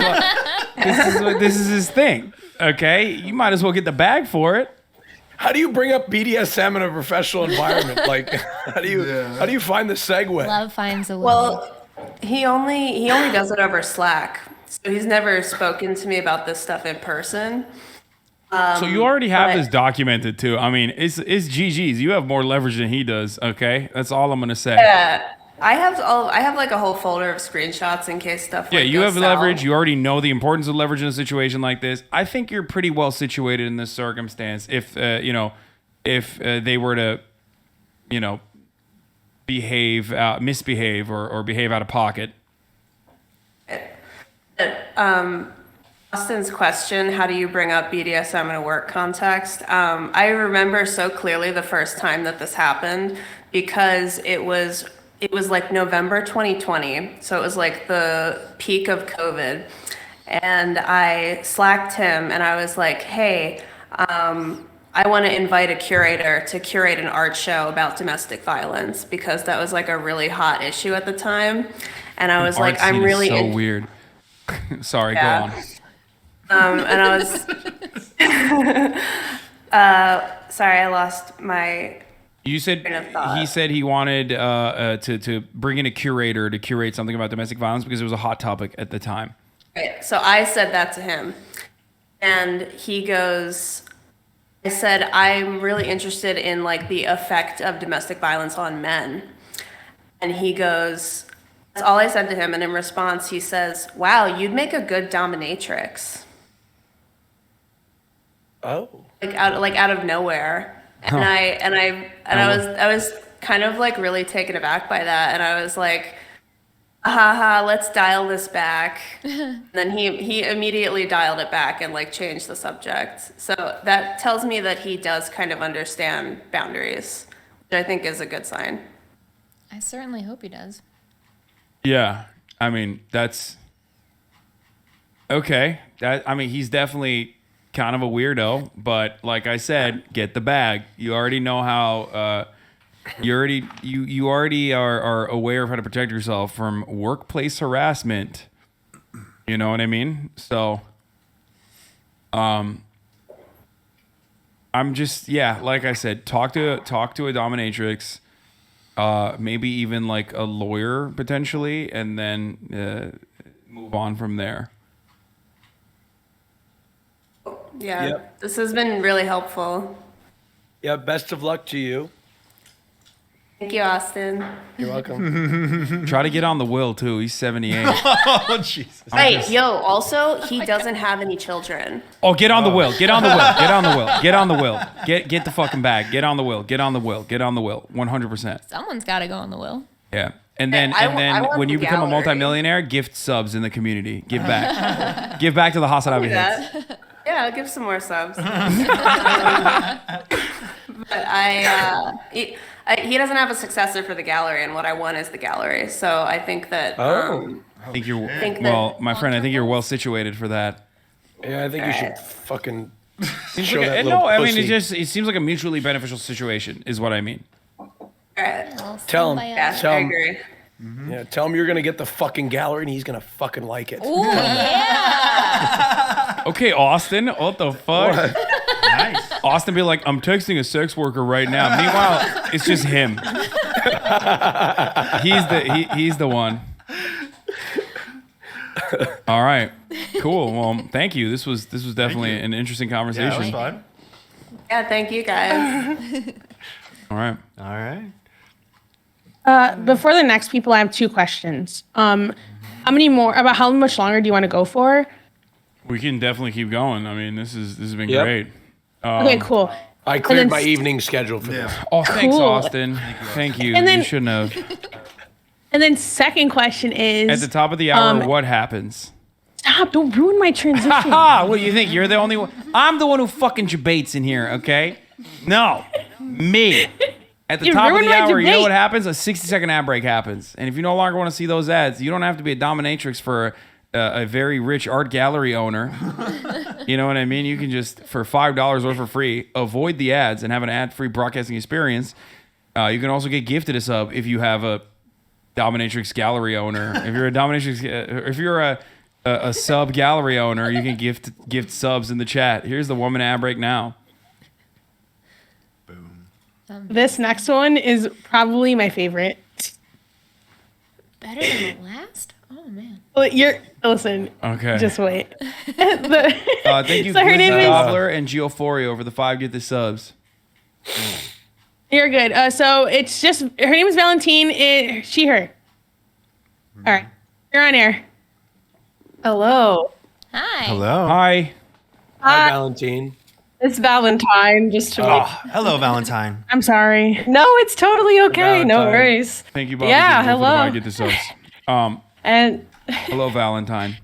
hello.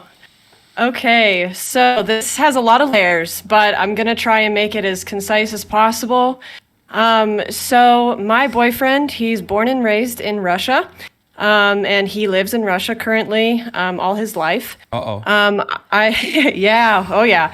So I live in the United States, and we are meeting each other for the first time in Europe very soon. I cannot say why or where or because of we'll get there. So so we're meeting in Europe, and soon we'll be filling out our K1 visa process, and we'll be getting married within 8 to 13 months after that K1 visa processes, and he can come to America.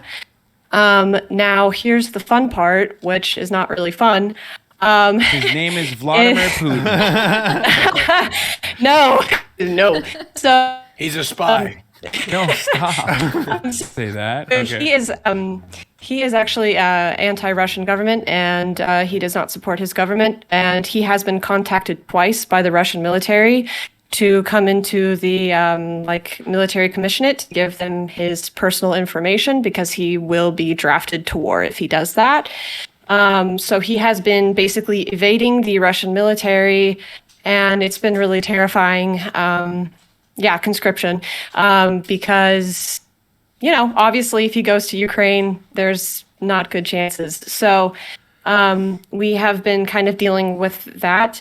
And on top of that, there's no U.S. embassy in Russia currently. They have left the country. So he has to go through the Polish U.S. embassy if we have to fill out our visa process. So it's just pretty crazy.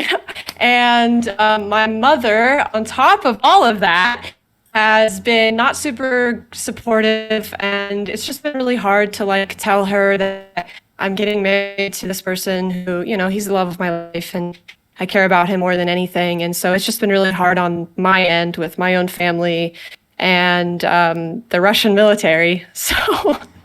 So yeah. Just the force of the Russian military. But you guys are okay. So there's so many layers of this because, on the one I know. on the one hand, I I'm know. like, you've never seen this person before in real life. What the fuck? Yeah. So that's crazy. But then also the whole, Ukrainian invasion is kind of a bummer. It just really has a way to sour blossoming I'm sorry. relationships. I forgot. There's a whole nother layer to this. Oh, there's a it's whole even- nother layer. Wait, there's one more layer. Let's go. Okay. I jokingly reached out to the 90 Day Fiance, and they messaged me back. 2 of the casting producers. I spoke to one of them on the phone, and they want us on the show. And Oh my God. Do you think that kind of visibility would be good for a Russian government dissident? Absolutely not. So definitely don't do that if you want him to Absolutely not. fucking suck on polonium tea or Right. something like that.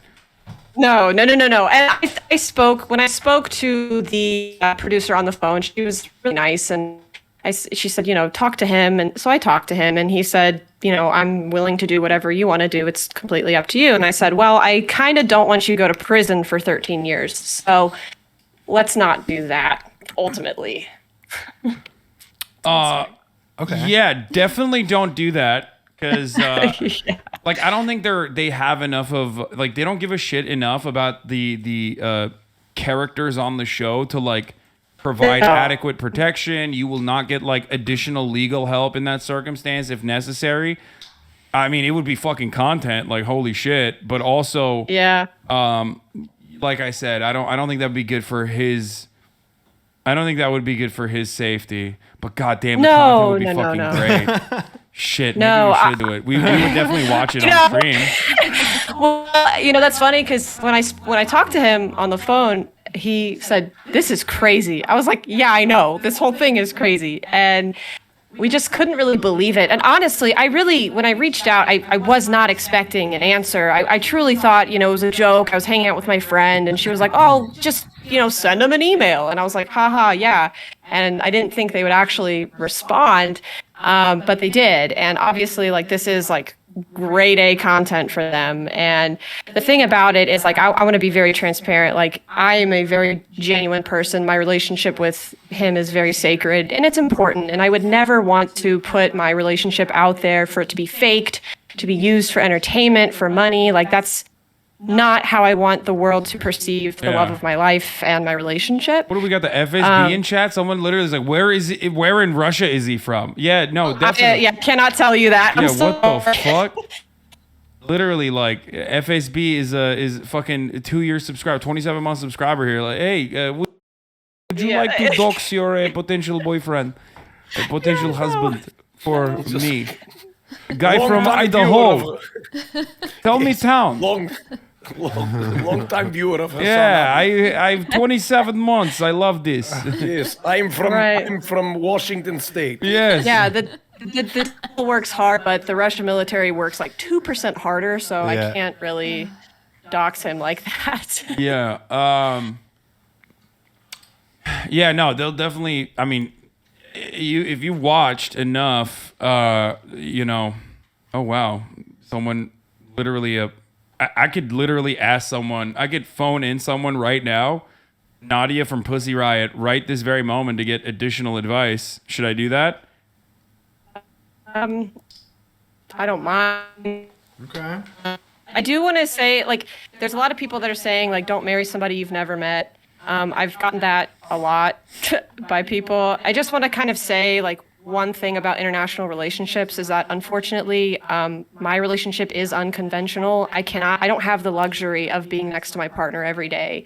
And I don't have the luxury of going on several dates and things like that. But, I do talk to him 6 hours every day, and we're honest, good people. I think so. So I don't think love is necessarily supposed to be domestic per se. I think international is definitely a possibility. I will also say this, although I do understand people's reservations, but ultimately it's your relationship, so nobody should be giving unwanted advice for something that you're not looking for.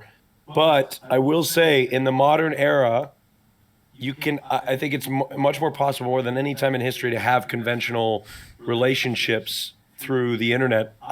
Because of our job, I mean, I'm not talking about my intimate relationships, but just in general friendships. There's a lot of people that I've gotten to know just through the internet, and that I've met. Most people that I've gotten to know through the internet and that I met in person, it's like without missing a beat, and they were exactly who I thought they were because I've been able to get to know them through the internet. So I'm not saying, of course, I think obviously, ideally, you know somebody in person, but in my personal experience, I think I've had numerous people, romantic or not, where they were just who I thought they were. Rarely has it been like, wow, completely 180. Yeah. You know what I mean? I'm gonna call Nadia right now. Okay. Really quickly. Do you know who Nadia is from Pussy Riot? I do. I've seen the stream that she was on with you the one time, Okay. but that's all I know about her. Yeah. And yes, 6 hours a day. I'm a graduate student, so it's summertime. I'm not working currently, so I have a lot of time on my hands right now. Hey Nadia, I'm on the phone with someone right now, or we're Nadia. We're on stream right now, and we're doing an advice. Can you hear Nadia, by the way? Valentine, can you hear Nadia? Yeah, hi Nadia. Okay, Nadia, can you hear Valentine? Yeah, I can hear. Okay, perfect. So, she is in America. Valentine is in America. She's been in a long distance relationship with someone in Russia for a very long time.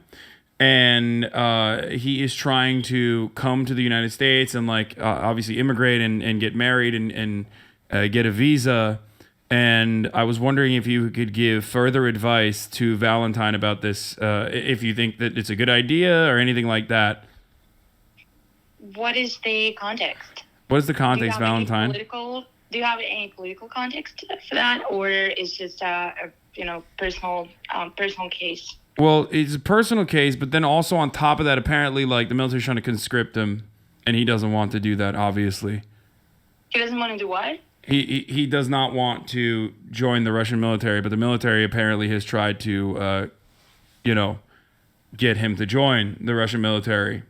So does he have the Grand Passport, which means foreign passport? This passport to be used for travels in Russia?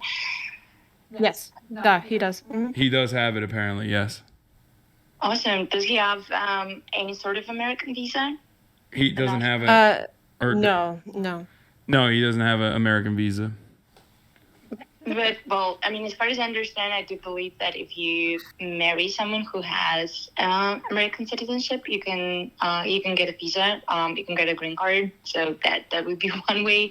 Another way would be claim political refugee status. I personally don't like that one because it means that you cannot go back to your country. But if you're fine with not spending, 3-5 years in Russia, you can claim that. And as far as I know, I'm not a lawyer, obviously, but I know that countries, including America, they're giving political refugee to Russians who stand against the war in Ukraine fairly easily right now. Okay.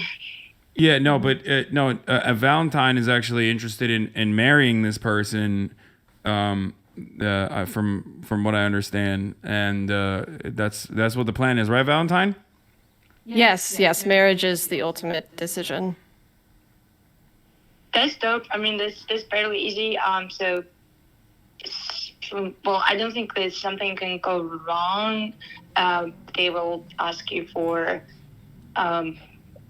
proofs of your relationships, which is pretty insane, but photographs in your social media and stuff like that, and just they like to see that you post these photos together on Facebook and Instagram and shit like that. Right.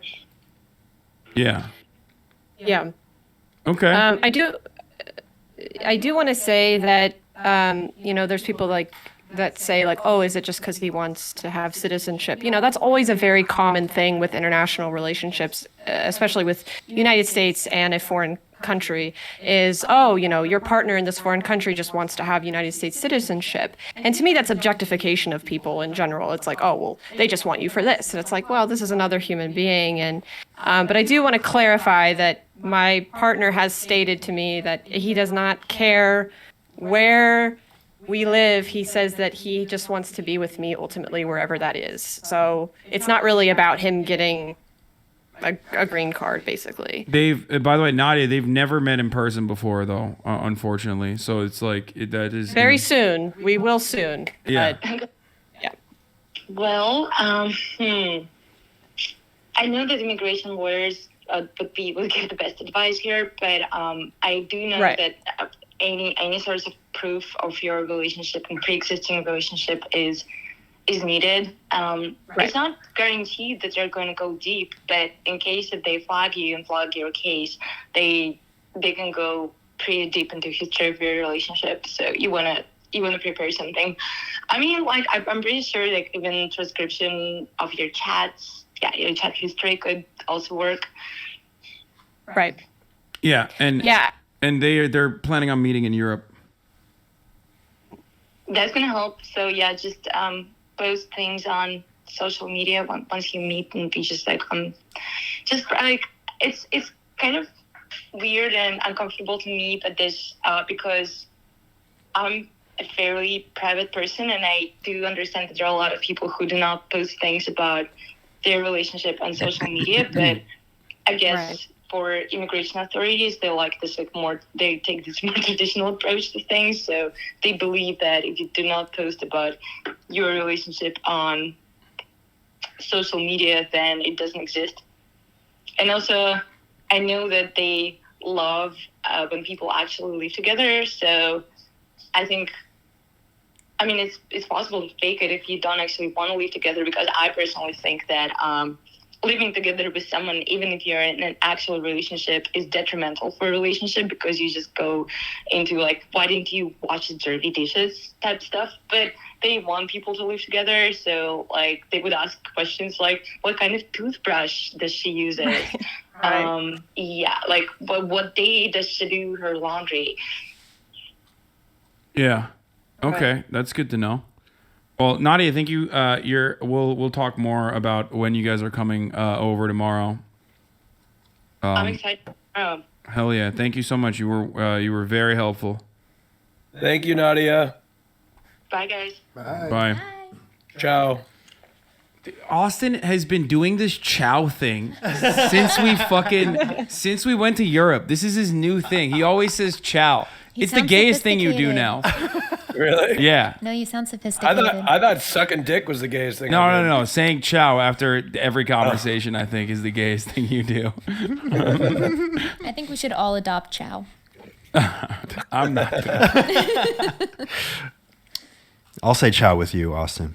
Me too. Thank you so much. Yeah. In solidarity. Yeah. You're welcome. Thank you.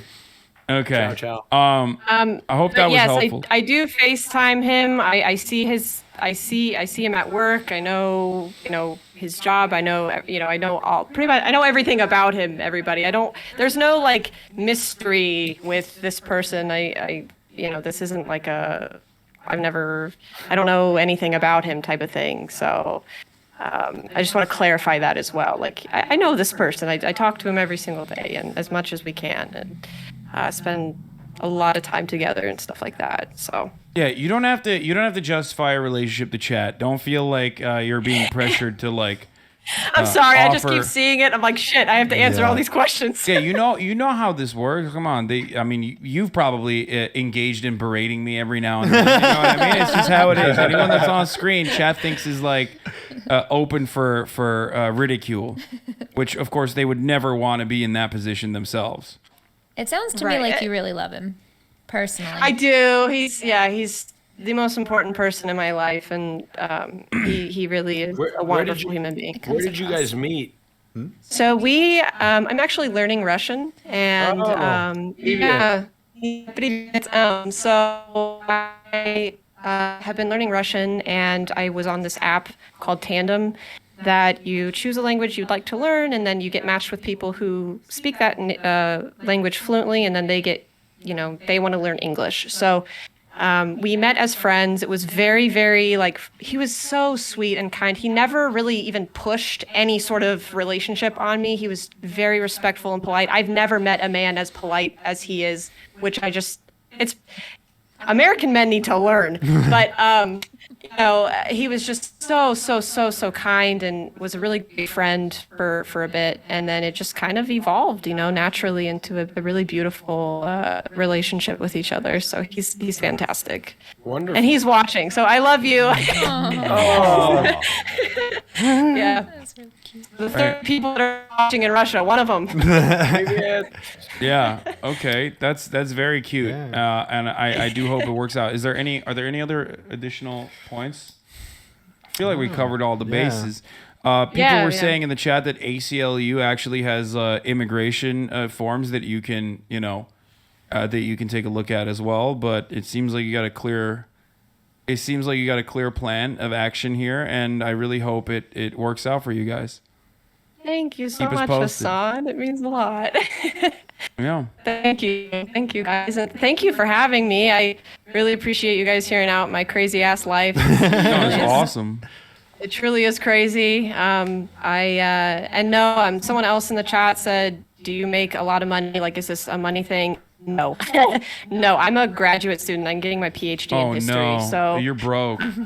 You're I broke. don't have any money. Okay, you're a brokey. So what you gotta do is start drinking sparkling water, right? Okay. Bubble water. Yeah, bubble water, and then not be a brokey. You need to join Hustlers University. Okay? Yeah. And then get other people through your affiliate link to join as well, and then you make a lot of money that way. So you can pay for the process because the process is expensive. It is an expensive process. Oh yeah, I literally have to. So I have a car. I don't make enough money to literally like prove that he can come here financially and like be supported. Because you have to like legally, you have to show that you can support them. I literally don't make enough money to prove that. Yeah, we're so experts on this. We watched a lot of 90 Day Fiance in this community. We kind of know the process. I literally have to put my car on the line for this. But I just want to clarify, like I'm not going to say what he's an engineer, so he's very well educated. He's one of the hardest working people I know. And so he'll have no problem getting a job here and things like that as far as like his career goes. And so it's really him that has to make, the money in this situation. I'm the one that's lagging behind here. So yeah. But that doesn't matter. Money truly does not matter. It really, that's not what it's about. So. Okay. Well, this was wonderful. Thank you for sharing this with us. Yeah. Thank you, guys. Thank you so much for your time. You too. Thank you. Have a wonderful day. Bye-bye. Thank you. Спасибо. Пока. Пока. Bye. What does that word mean? I think it means thank you, but I'm not 100% sure. What if it was just fuck you? Yeah, it might really be. bad. It might be. How do you say sorry in Russian? Never mind. No, not that one. Clausen never says sorry, so he doesn't know. All right, Frogan, you were right. That was a banger. That was wild. I feel like this Chadvice has been really fucking good. Yeah, you killed it. The next person is an update. This person was on, I think, either a year ago or 2 years ago.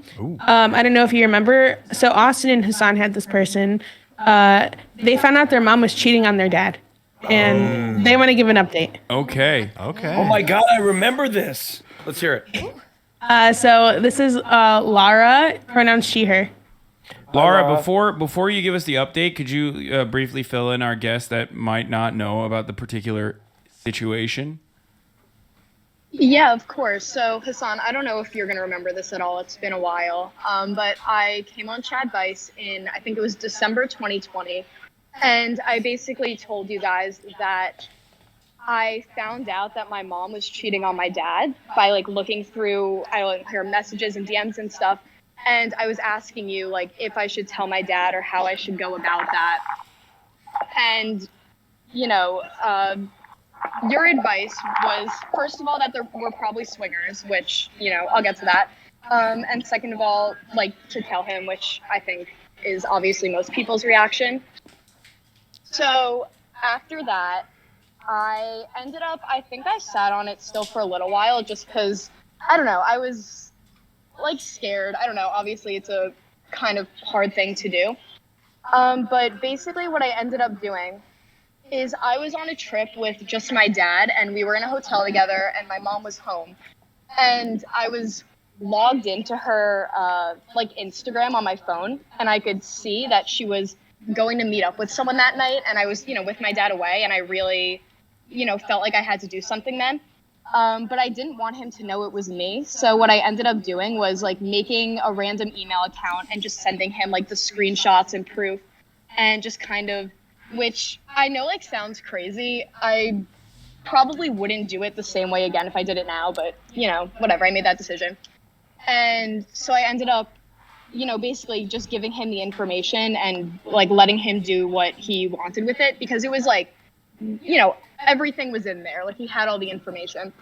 So long story short, what happened is, we came back to the hotel room, like didn't tell me really anything was going on. I know he was on the phone and they ended up fighting and stuff, but they're still together. Whatever, they're still, they live together, whatever. Me and my brother live with them.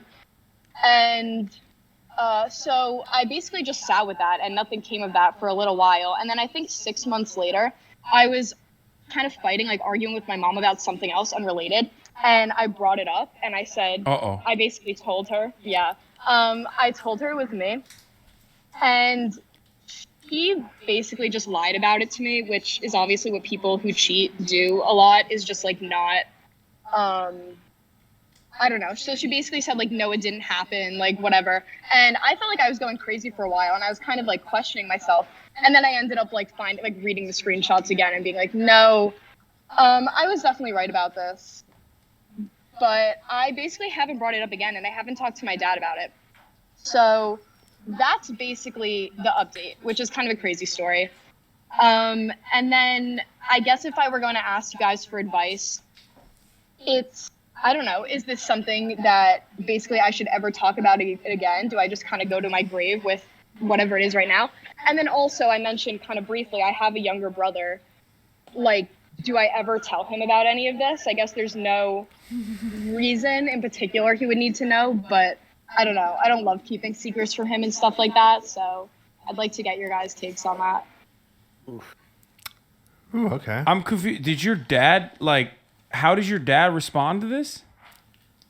He was, like, angry. I mean, they didn't do anything in front of me. Obviously, they were, like, fighting in private, so I wasn't there for the majority of, like, what I assume they were arguing about. But he was angry, and then I guess not angry enough to, like, get a divorce or anything. I think, you know, obviously they have kids. They have been married for, like, almost 20 years. So, I don't know. I mean, just whatever. I didn't think he would, which I said last time I came on. I said, like, I think if I tell him, like, not much is going to change, which ended up being the case. How old is your brother? He's 15 now. I think don't traumatize him. I agree. I think just, you know, as long as they're together, you know, they might be keeping it together specifically for both of your development. You know what I mean? And, I mean, you're kind of fucked already, so... That's like, you know, like spare your brother from that a little bit. You know what I mean? Like at least for now. Yeah. How old are you? Yeah, I'm 18. Is it kind of eating at you? Is that why you're on here? Like, it's eating at you. You want to tell someone. You feel like you need to fill your brother in on it. Now, not as much. When I first found out, like 2 years ago. Yeah, definitely. I was like, because I couldn't tell anyone. I couldn't, you know, all my friends know my parents. So she told I can't tell my 30,000 parents. people. So I think it was actually like 50,000 at the time. So all you guys found out. I fell off. Okay. No, I'm kidding. But now, I mean, now people, like my friends, I've talked to them about it. My boyfriend knows and stuff. So not as much now. I have outlets and like very healthy people around me. So I don't feel this like crazy need to go tell my little brother this thing that, you know, you're right, will probably not help him at the very least. But yeah, I don't know. Maybe when we're like 30, I'll just drop it on him one day. I mean, I think that eventually the truth will inevitably come out when both of you guys leave to go to college, I suspect. So when that happens, like, or when, you know, when they're like, I think they're being good. Like, I think your dad is being a very good person in this situation. It seems like, I mean, we don't have access to all the details, and quite frankly, I don't even know if you should know all the details even, you know what I mean? But yeah, I think it's better to just like hold off for a little bit, and who knows, and then like a couple years down the line when he's in college or something like that, that's when you can probably bring it up. I would suggest not dropping it on him though, because that's something that could really mess with his idea of what his parents are to him and their relationship. And I really think that can be a very destabilizing thing to learn about your family. So I would recommend that when you feel like the time is right, you exercise as much caution in you know, approaching it sensitively. Yeah, of course. I mean, I was kidding a little bit. Like, obviously, I was his age when I found out, and it was like a lot for me. So I understand. Like, you know, I love him. Obviously, I'm not trying to put him through like anything crazy. Yeah, it could be rough to find that out and then not be able to ask anyone. You know, he wouldn't have any questions, or he wouldn't have any answers to any questions that he has. Right. Yeah. You should also probably get your parents to get you into therapy if you haven't already done that. Yeah, I have not talked about this with my parents at all. I think maybe a little bit later, a little down the line, I might look into that. You seem well put together for all things considered, but it's still there might be some underlying resentment. I don't know. It would be good to probably get some therapy. I appreciate that. I think you said the same thing last time I came on that I was very calm about, which, it's been a while now. It doesn't it's not something I think about obviously on a daily basis. I have a good relationship with both my parents, my mom too, which is, I don't know, cool, I guess, but also a little bit weird because we just never talked about it again. But anyway, yeah, thank you guys for the advice. It was definitely helpful last time when I was thinking about everything. You don't have to bring up why you want to go to therapy, by the way. You don't have to bring that up. Yeah. You just ask for it. Yeah, no, I get that. And I my college also has good resources for mental health and stuff like that. Yeah. So. And I know for the it's out record, there, yeah. it's not. I mean, I need to stress this again. It's not your fault. These are adults that are supposed to be responsible. So don't carry that with you at all. Mm-hmm. Yeah. I feel like there is a little bit of maybe them staying together when they're unhappy for us, which sucks a little bit. But I mean, yeah, at the end of the day, you're right. They are adults. It's, it's all their choice. Mm-hmm. Okay. All right. All right. Well, thank you for giving us an update. Thank you. Yeah. Thank you. Of course. Bye, guys. Bye. Bye-bye now. Bye. Ciao. Very casual. Slip that in there. Slip it in. Waiting for it. Yeah. He had a countdown in his head. I went to Italy, and then I have an Italian driver, and ever since then it's been ciao. Sorry, what you said was completely overtaken by Hasan's Really, Morgan? antics over Really? here. What? What is this? What is this fucking tweet, huh? I didn't make it. I stole it. That doesn't make it any better. You posted it. It's funny. It really... It's too good. Everything is the same color of everything. Bro, that's how Big Ed thinks he looks. Wait, I have a question. Do you wash your hair with mayo? No, I do not. I wash Hey, it with Hasan. Aesop shampoo. Is that the hotel in England? No, this was Amsterdam. This was the Hilton that we were staying at. That's the Hilton? Is my room much worse than yours? Is that what you're gonna say? Because because you forgot to book mine. It's fine, I guess. I did forget to book because we got to the hotel in Amsterdam, and I forgot to book Hasan's room because he told me that Twitch had booked him a room, and I forgot. Yeah, no, I got it's cool. Will's room. It's cool. We have a lot of guests. We don't have to. I'll let we you don't have hash to- this out. I'm gonna go pee. Yeah, we don't have to air out our grievances here. Okay. I remembered Will's room, but Hasan had checked in. He told me Twitch was getting his hotel, but he forgot there was a little gap that needed to be filled in that reservation. Austin, I have a question. What happened to respecting your elders? Oh, that's a good point. He is my elder. I should definitely respect Am I him. though? Am I though? Because the meme right now is that you're the old one. Yeah, and it's very damaging to my career. Okay. Yeah. Well, So but you I'm are the trying old to- one, so.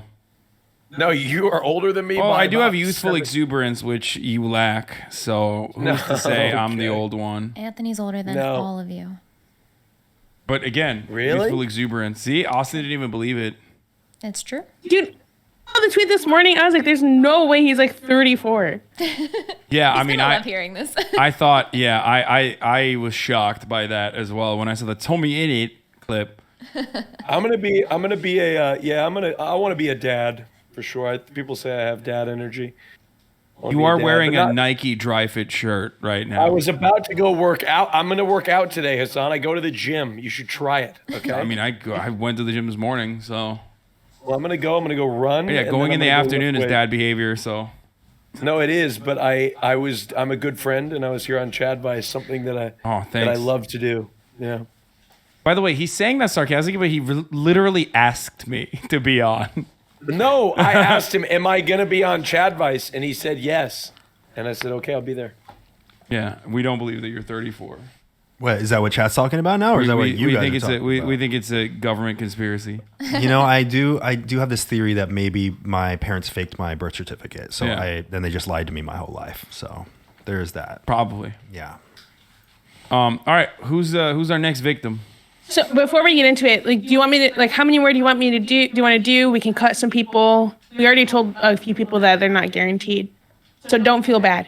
Okay, how many more do you guys think? 17 more. Wait, 17 more? That'd be like 5 hours. Okay, well, I love that energy, but I don't have that. Do we want to kind say of- like 3 more? 3 more? Okay, cool. That's a big 5 Wow. more? I don't know. You went from Okay. So we've done 8 people so far in 2.5 hours. Okay, well, let's do 5. Okay, there we go. Okay. And if we Perfect, still so that's like, we everybody can. else. I think we can go for another hour, right? Yeah. Are you guys fine Let's with do that? it. Yeah, now that I Awesome. bleed, so- I'm good. 5 and yeah, I can do another hour, but are we going to get 5 in 1 hour, do you think? Yeah, I think we can do that. What's 5 We divided did by- 8 in 2.5 minutes. We can do it. We can Okay, do it. cool. We gotta go faster.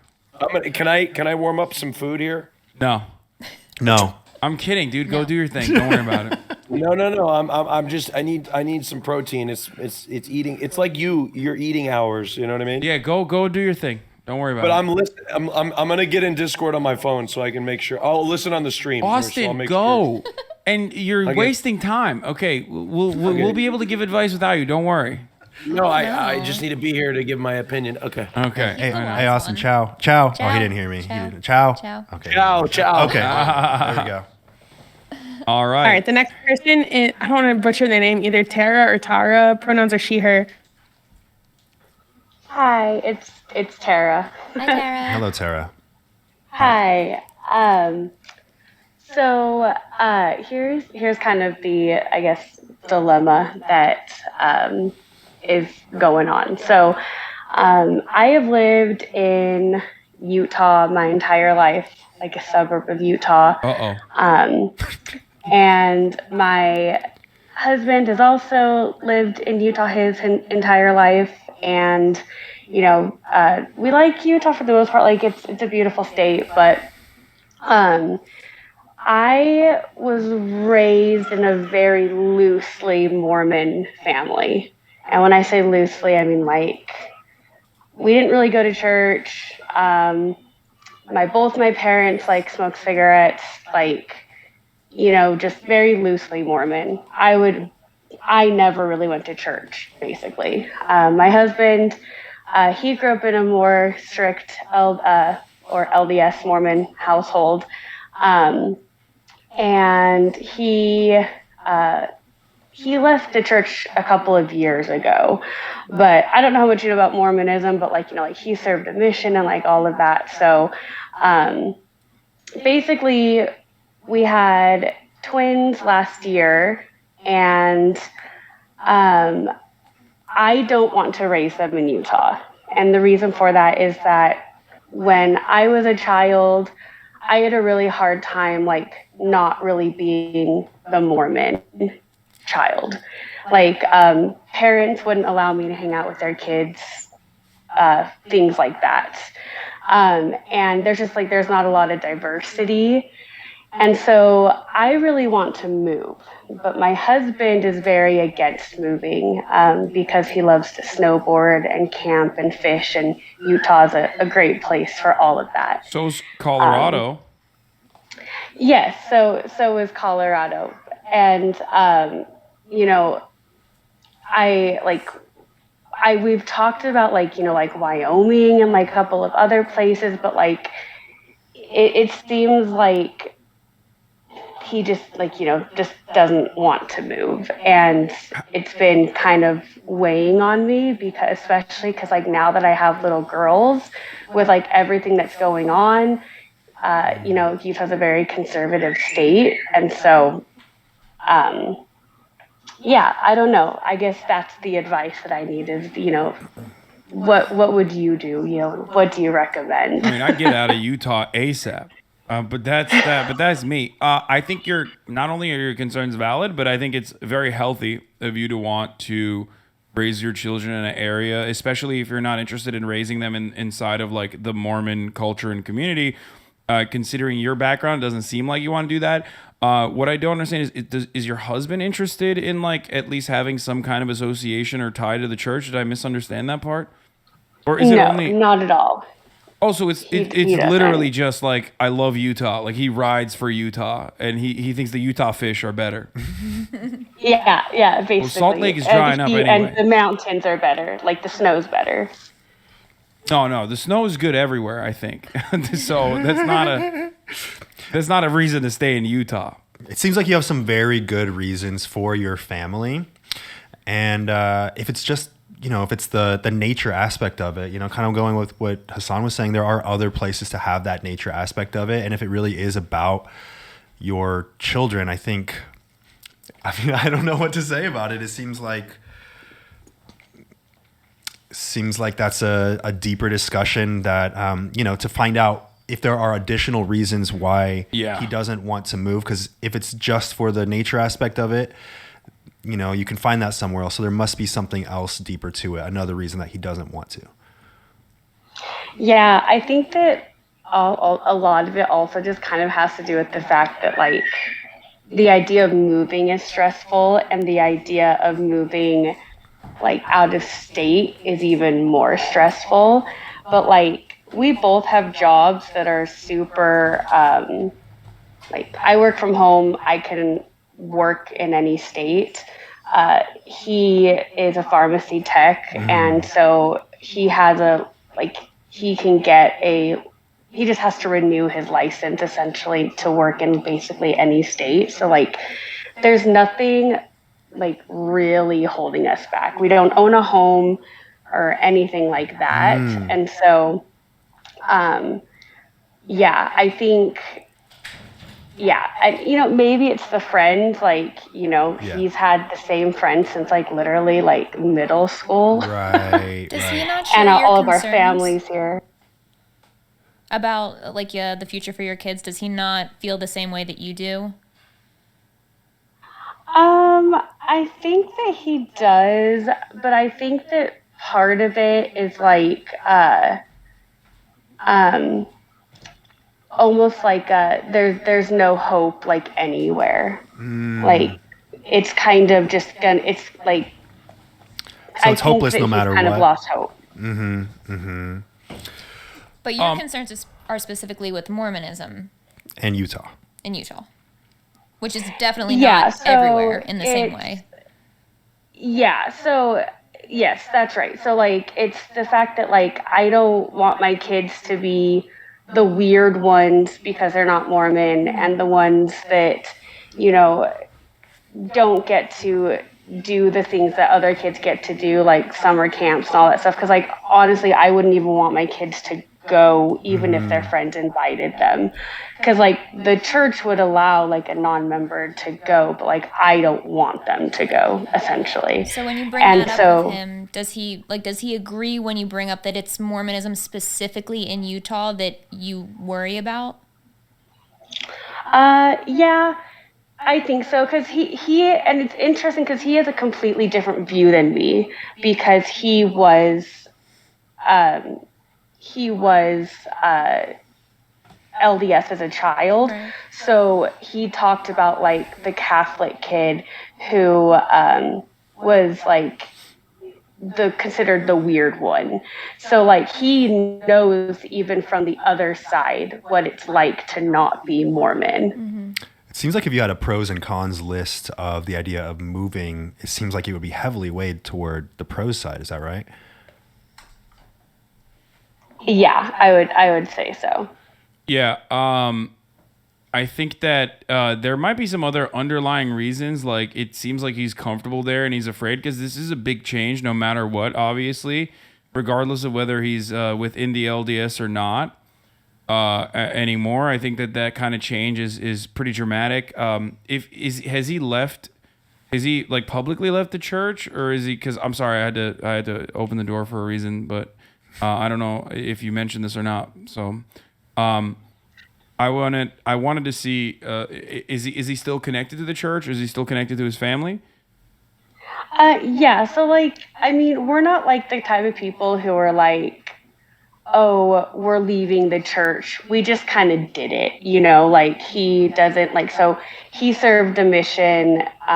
So like he went through the temple and like, you know, wore like the garments and all that, and he stopped that. And like, we just don't go to church, but like we haven't like officially removed records or anything. We've just decided like, hey, we don't want to do this anymore. And like we were never married in the temple, or because I have never been like worthy of that according to the church. Because again, I haven't been active in the church since I was basically a kid. So I think in order for your daughter's development, you have the right idea. 100%. And despite the fact that this kind of change is really, really significant, really big, I think, especially considering your daughters are young at this moment, it's good to make this change as quickly as possible, because you know, there's gonna be a point where like that kind of dramatic change will be traumatic for your children as well, and that's significantly more important than like how difficult it is for your husband. So I think you should clearly communicate that for sure to him. Yeah, especially. Yeah, for sure. Because I agree. Yeah. Because I think you're absolutely valid. And no matter what, like even if he sees like the Catholic kid and how they were, you know, ostracized or whatever, he's never gonna fully understand it in the same way that you experienced it. So really stressing that point is huge. But definitely I think you gotta make this choice quickly and communicate to him that like while his concerns are valid as well, that most of the issues that he's brought up are easily solvable in comparison to your daughter's not exactly having a appropriate development in inside of Utah. Yeah, for sure. And that's kind of what I've always kind of like said, is that, you know, there's like other places that we can go. Like, yes, there's, you know, like I said, like I talked about like Wyoming. You know, I don't know about Colorado. Like I don't know like about cost of living and how much he could make there. Not that like we're doing super great in Utah anyway, because for some reason everyone's moving here. But you know, like it's kind of expensive everywhere. It's like we kind of have to like figure that out. But you know, it's also, you know, like it's the fact that like our politics are very heavily influenced by the church as well. And so, you know, even if, you know, like we've talked about like, well, if we live in Salt Lake City, you know, where it's a far more, you know, Democratic leaning area, there's still laws that are always going to be basically in line with the LDS Church's beliefs. Yeah, a state that gave us Orrin Hatch for as long as it did is not gonna be conducive for the development of your children, especially daughters. Yeah, I'll say this much. I think like one thing you can do is try to get commitments from him a little bit, slowly but surely ease him into the idea. And one thing that you can do, and this is something that he has to do, but like look forward, like try to figure out things that he could look forward to leaving the state. And Colorado seems like a really good idea regardless. You know, I would say definitely don't go east, but go west.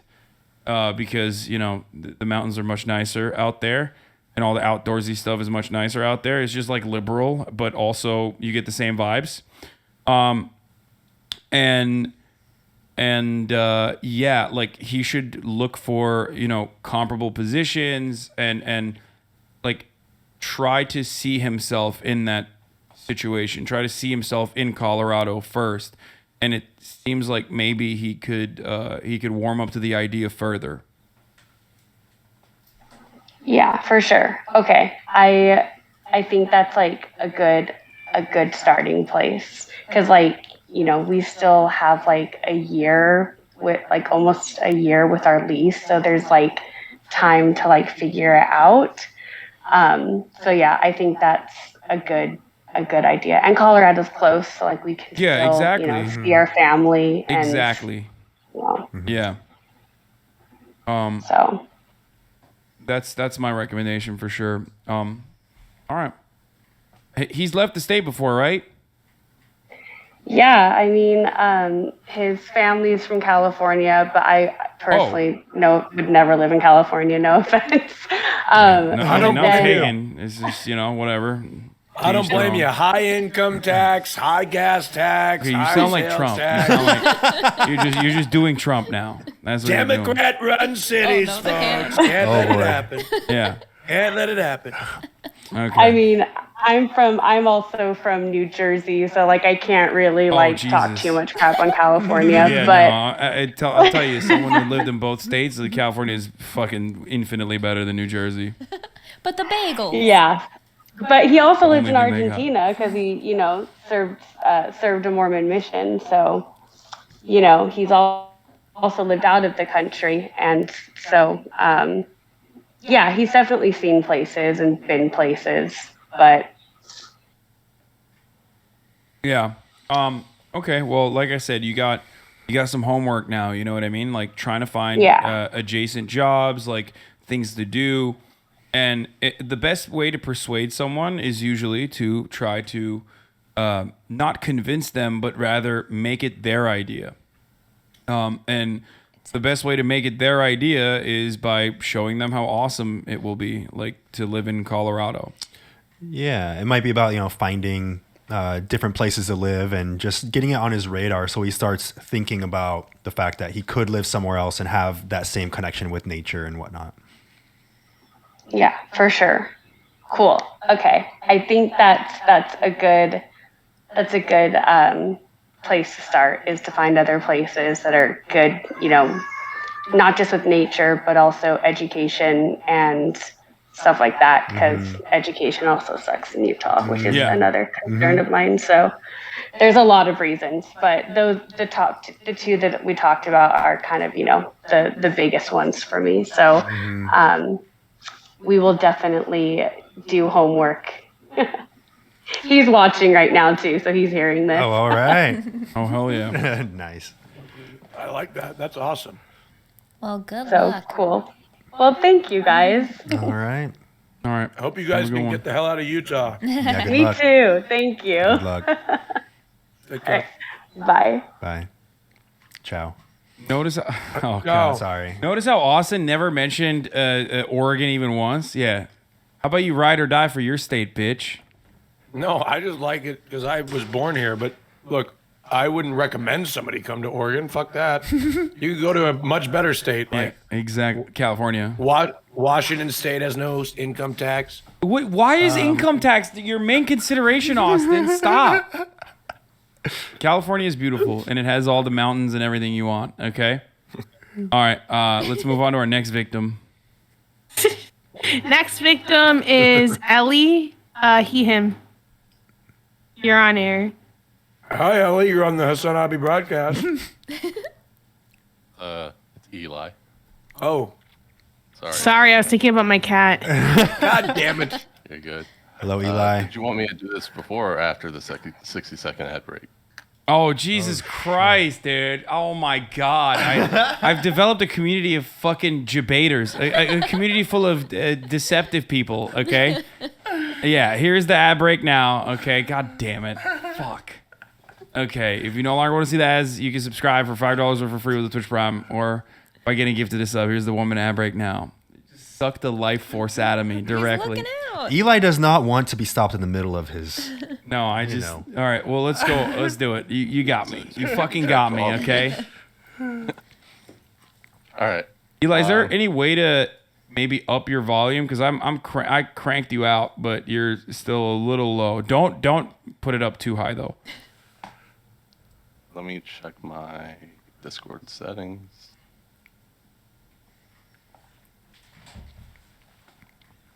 Is that any better? Yeah, it's better. I'm going to ban the emote for the record because you guys don't know how to use it responsibly. You deserve it. Okay. All right, let's do it. Let's move on. What seems to be the problem, Eli? So let me try to give you the cliff notes. Essentially, I'm seeing my ex for the first time in 5 years tomorrow for a concert. And there are still... Are they performing? No. They're not performing. Their pronouns are they, them, by the way, which I'm still getting used to. But we're seeing each other. We both like the band. I invited them to go see this band because they happen to be playing locally. And I just wanted to know if it's worth pursuing feelings that I still have for them. Oh my God. We haven't spoken we haven't seen each other in 5 years. We reconnected about a year ago. 4 years we weren't speaking. But when we did reconnect, I realized I still have feelings for them, like want to spend the rest of my life with them type feelings.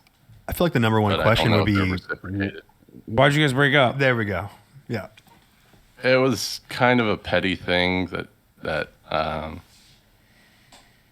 I immediately regretted after we broke up. So you did it. And I tried to mend things, but the decision had already been made.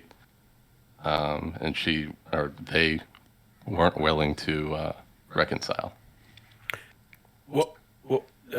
Would you mind sharing what it was in particular? I can. It's kind of. You don't have to. But yeah, we're just trying to get the full context here. Yeah. So we were living together. We had been living together pretty much from the time we started dating. We were only together about 5-6 months. So did the whole domestic thing, which I feel kind of makes it longer. It's like it kind of adds time on to the relationship. If that makes sense. How long were you guys you were dating for 5 months and then you started living with one another? We started living together pretty much from day one. And you dated for only 5 months? 5 to 6, yeah. 4 years ago. 4 years ago, yeah. Jesus, okay. 5 years ago at this point. 5 years ago, you dated for 5 to 6 months and you lived together. Okay, go on. Okay. So the reason we broke up is I dropped out of college. I moved back home. They were living with me while I was living back at home.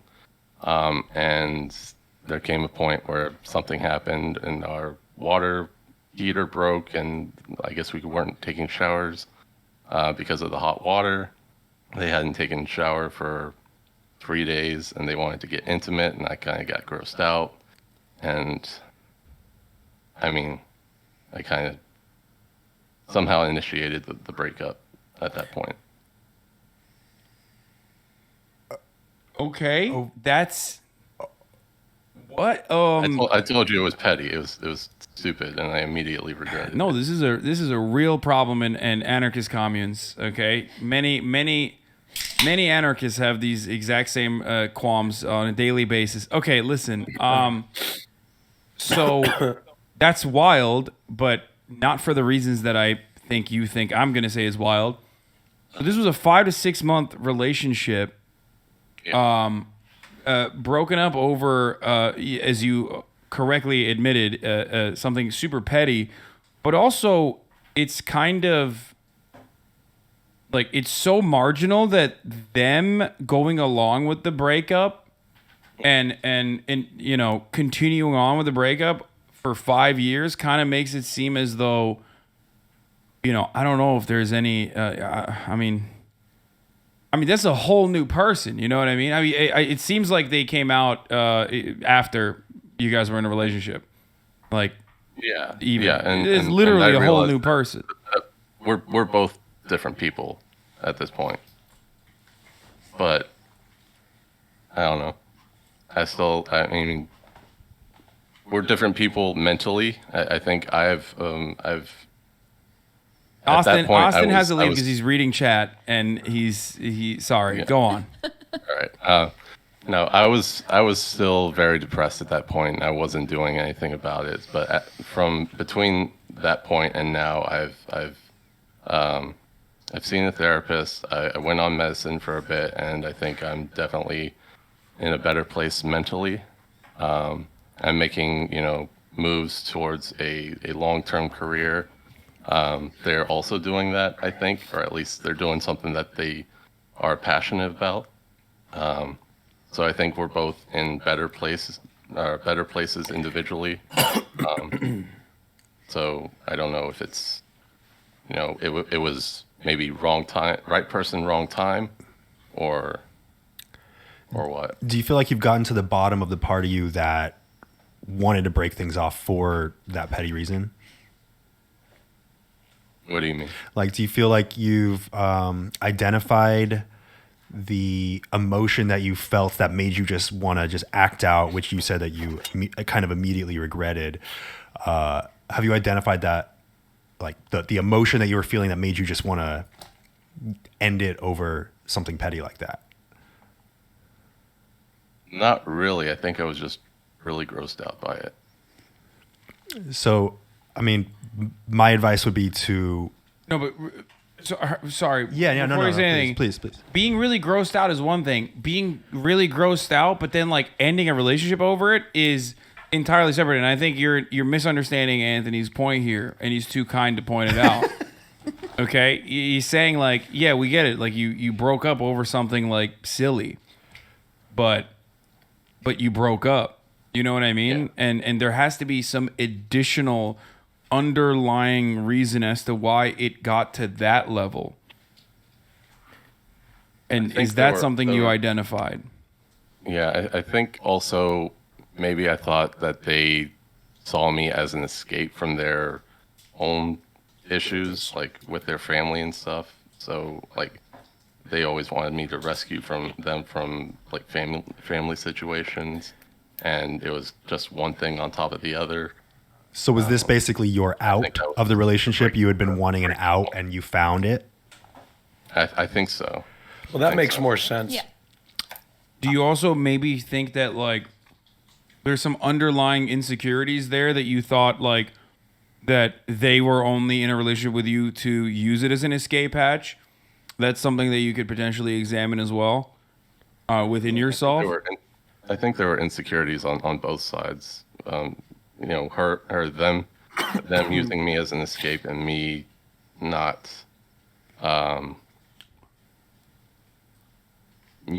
thinking that they. I don't know how I want to phrase it, but me not thinking that I am good enough to be with them at the same time. Did you think that they would want? Did you think that they would fight back? Like they would fight for you, or the relationship? I think I did. Yeah, because there was an intensity, like I don't want to say love bombing, but like the feelings that come with love bombing. It was kind of like equal levels of that from both sides. So we talked about marriage and kids at it's a short relationship, but we talked about those things. So it felt like it was going to be long term. You kind of wanted them to fight for you in that moment when you started to break things off, right? Yeah. And that was due to personal But then it didn't insecurities. happen. And there's a reason why it didn't happen, though. You know what I mean? But ultimately, it literally doesn't matter because you're both different people, right? I mean, 5 years is impossible to maintain. It's impossible to be the same person 5 years down the line. So we don't even know if they're interested in you in that regard. So let's explore that a little bit further. Yeah, have you guys had any conversations leading up to this? Is it being called a date, or like how is this hangout going? Or been? I refrained from calling it a date because I didn't say, "Hey, I want to take you out to this concert that of this band that we both like." It was just, "Hey, do you want to go see this band?" And go ahead. What conversations had led up to that point? That's the thing, is we don't have deep, like in-length conversations very often. They're doing their own thing, both with work, and they're going to cosmetology school, so they're busy a lot. So how do you know that you are still attracted to them? Is it the idea of them from 5 years ago that you're attracted to? It may be partly that, but also when we initially reconnected, the conversations were a lot lengthier. And, you know, we reminisced about the relationship, the good parts and all that. And then I guess just talking to them and their personality, and it's, you know, just... It sounds like a lot of these things are reminders of the person that you once knew, right? Because it sounds like you haven't developed any kind of close relationship with them in the present. And I think nostalgia is a big factor in this as well. You're daydreaming a little bit about like what the relationship you used to have and what you could have once again. Have you dated anyone since then? I have, but nobody that, you know, elicited those same feelings. Do you tend to do the love bombing, like very passionate, very quickly thing in most relationships, or was it just with this person? Just that person. I mean, if I were to give any advice, it would be to take things very slowly, assume that they're not going to be romantic, and get to know this person again, because like Hasan's been saying, they are an entirely different person in 5 years. I know people don't like to look at it this way, but people change entirely, you know, in that time span. So consider it platonic until it's not.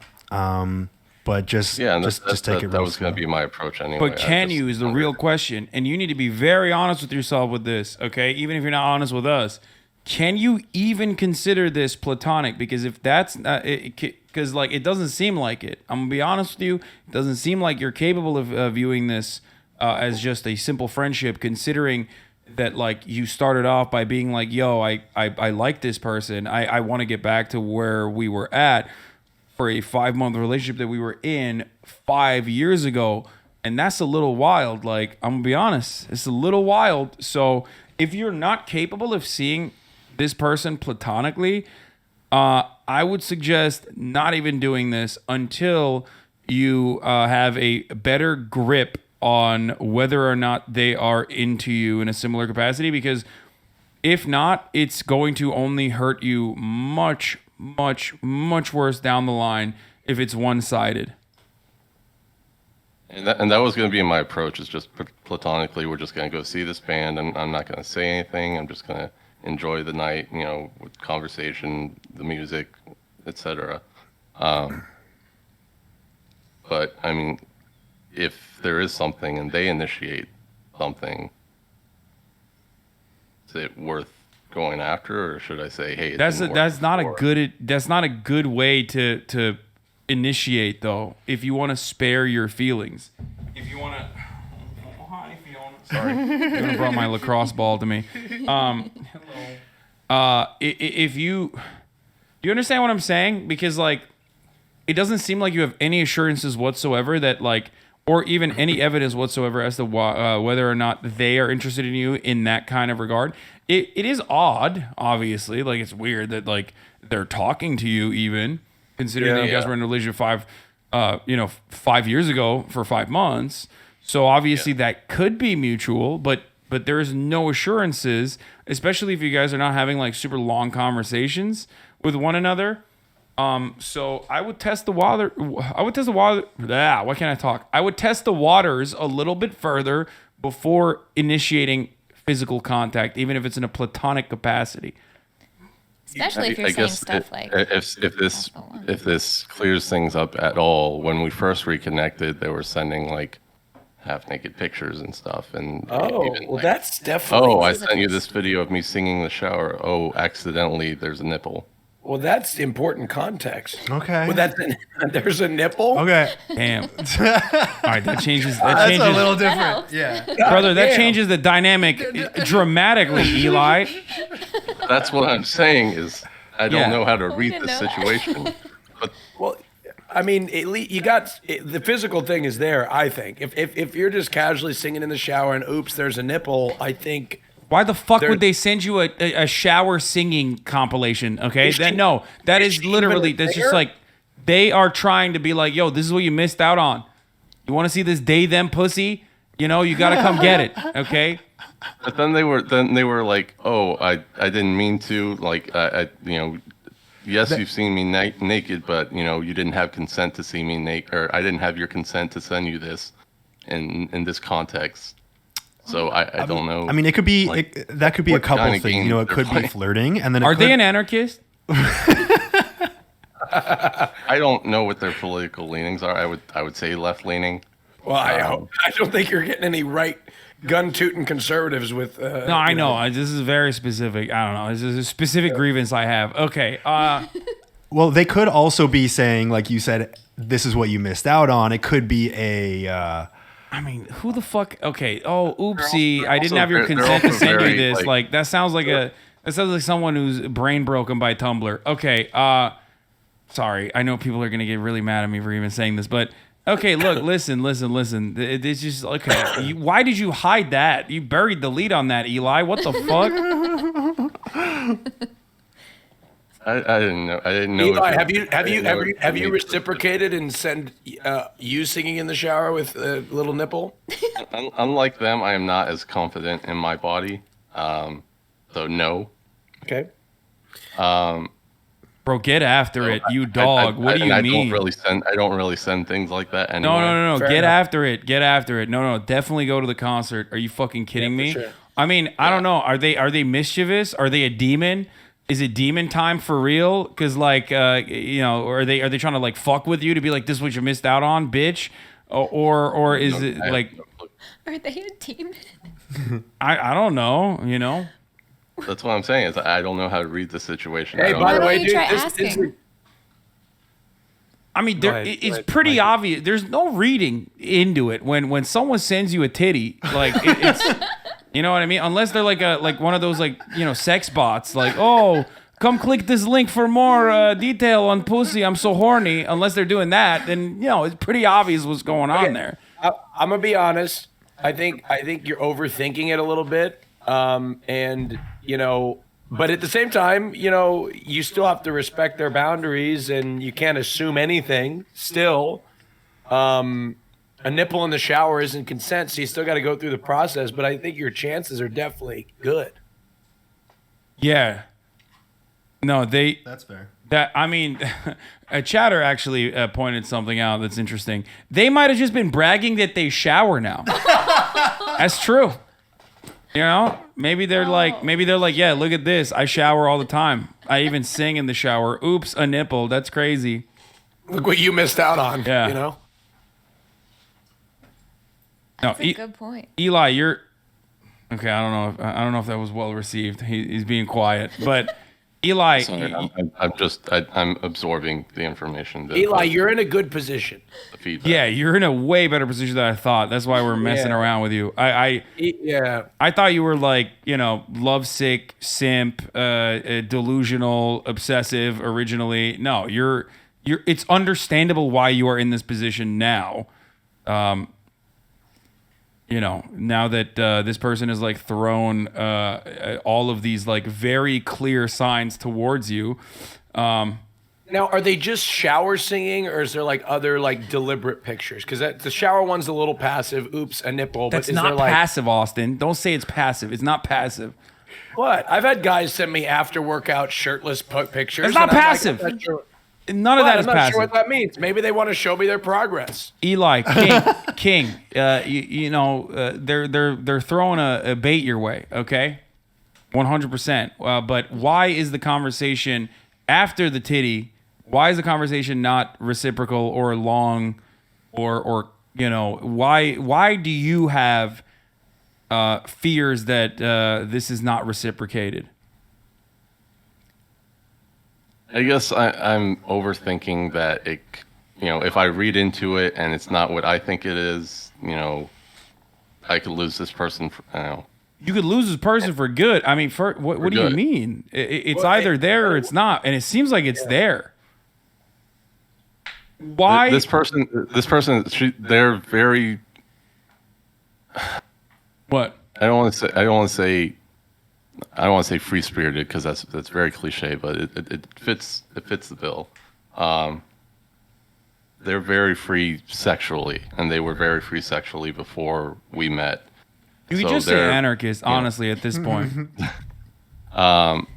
So they have, been with more people, and I feel that was probably part of the insecurity when we were together, is that they had been with more people than I have.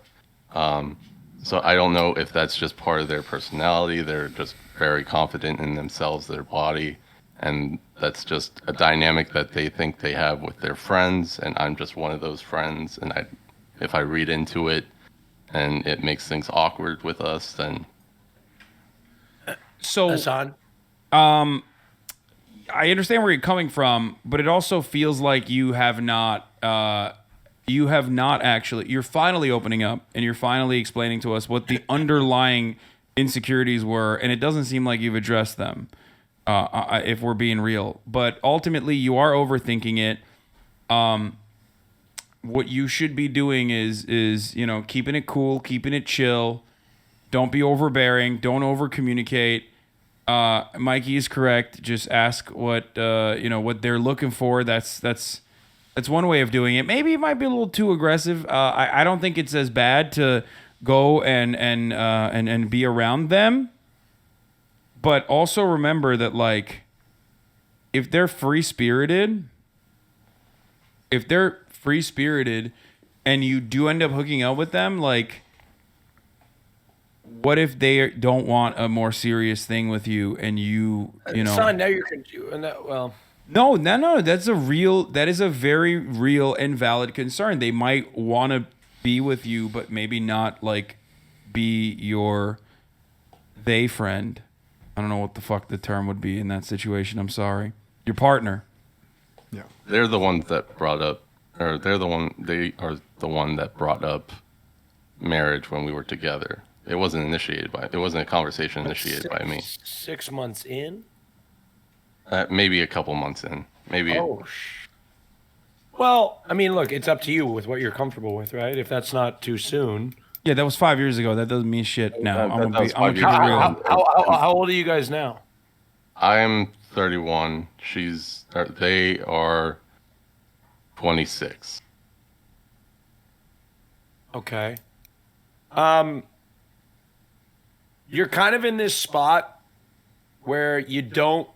There's two scenarios here. One, she doesn't feel the same way, and two, she does feel the same way, and you've got to figure that out. You said you're afraid of losing her forever, but you're never going to know unless you go on that date and you pursue this anymore. The action is you must go pursue and figure it out.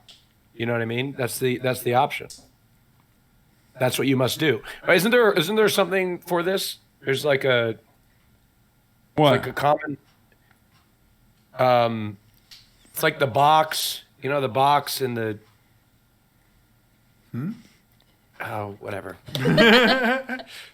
What? It's the cat, the Schrodinger's cat. Oh. Right? Oh. That's what this is, right? That was beautiful, Austin. Yeah, I get what you're saying. I get what Austin's saying. You know what I'm saying? Even if nobody else does. You want us to give you the answer, but we don't have the answer. Yeah. They have the answer. Also, you're afraid of losing them forever when you didn't have them for 5 years. It seems like... Yeah, you don't have them right now. Right. Remember that. Yeah, it seems like it might make sense to just go in with no expectations, take it slow, and just see where it goes, and that's really all you can do. The only reason why I was trying to be apprehensive in this originally is because, like, you want to spare your feelings, right? You don't want to be hurt unnecessarily. But you have to be ready for that. You have to be ready for literally all of the worst case scenarios and walk through them and figure out if you could legitimately be fine. Like, even if you go to the concert and they hook up with someone else, you know what I mean? Like, that's crazy, but like, how would you feel?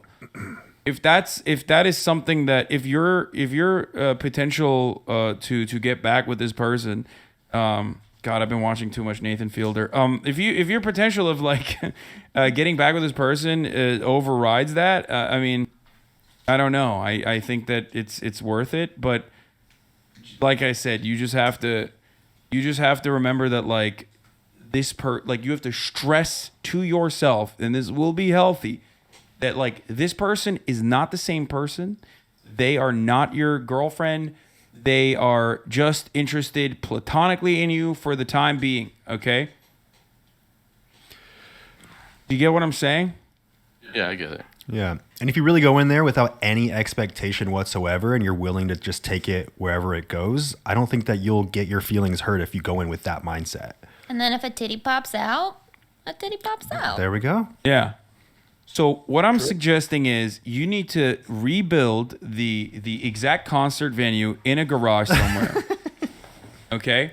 And you need to hire actors that then go and present themselves as, I don't know, something within their line of interest so that they can get more information about this person. And then they can basically recreate the exact same dynamic from every single angle, okay? Including the potential that I just mentioned. Solid advice. That way, you will be well equipped to deal with the...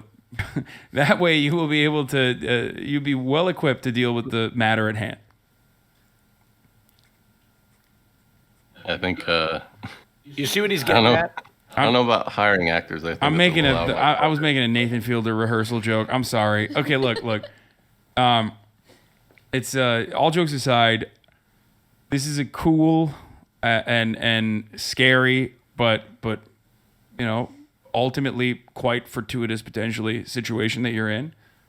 You just have to look out for yourself though, and make sure that you go into this with no expectations. If you can't do that, if you truly feel like you can't do that, it doesn't hurt to just hold back on the concert and maybe, continue talking to this person for a while until you have a little bit better of an understanding of where they're coming from. And then you can initiate some kind of physical contact. I think that makes sense. I think that absolutely makes sense. And I think that's what I'll do. All right. Perfect. I'm getting to wrap it up from... Okay. Well, thank you for coming on. This was wonderful. I hope you got some advice from us. We were fucking around a little bit, but thank you, Eli. Thank you, Eli. Thanks, guys. And ciao. They them thussy, no joke. Thussy. Thussy. So, I'm gonna be honest with you, Hasan. You know how you said, like, be honest with yourself. I don't even know if I think humans are so incapable of being honest with themselves in these sorts of situations. I don't know. I guess I'm fucking built differently, dude. I think I weaponize my own anxieties in a situation like that and analyze every avenue before I act. We will do everything. The mental gymnastics we will do to convince ourselves that we are friends. We're just friends. It's okay. No, that's Trust why. me, that's why friends can be. I know, you know me, Hasan. Yes. You know me. Yeah. You know how I am. I know. And you know I'm incapable. I will lie to myself. What's up? You want to do? Is this Chadvice, Austin? Next up, Austin show. Let's do it. You saying that you're incapable is another lie to yourself. He would never do this. He would never do like a I'm legit I'm too private. Yeah. I'm too private. No Who's shot. telling you go. that you're incapable? Is it just you? Because you have full control Yeah, Austin. over It's your really- own thoughts. I know, but I love hot men. That's just very difficult. He does. It's very difficult. If the men are hot, it's just like I will do many mental gymnastics. I will do backflips in my mind. He is very horny. This is true. Hey, I get it, man. I mean, Hasan is more horny than I am. That's He's not just true. high- Is that true? It's literally false. Oh, He's yeah. just slandering me now. Are we going to debate here? I've literally never gotten into multiple car accidents almost because there were hot girls around Multiple. when I was driving. How many times have you almost gotten into a car accident because there were hot men around? Just with me in the car, I can tell you with the limited experience I have, I can tell you that it was at least 4. I mean, Hasan slanders my driving capability. I am a good driver. It's Unless hot men are anti-Lebanese around. propaganda. You are such a liar. What the fuck? Yeah. Why are you I'm lying? I'm a good driver. I'm an excellent pilot. Better You are a pilot great than I'm pilot. That driver. is true. He cannot taxi the fucking plane for shit, though. The moment that wheels are on the ground, this motherfucker is literally incapable. He did this. He taxied the plane onto the fucking grass. Yeah. But you can't see hot guys from 30,000 feet.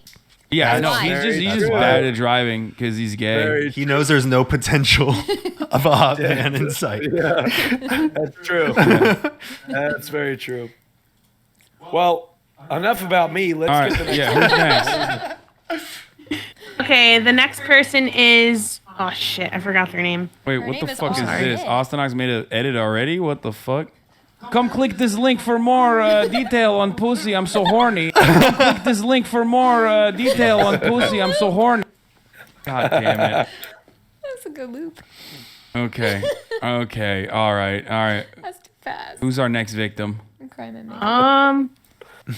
Sorry, my fucking Google Chrome is okay. Nar is our next victim. Are you saying no? You're on air. Or Australian? Nar. Nor.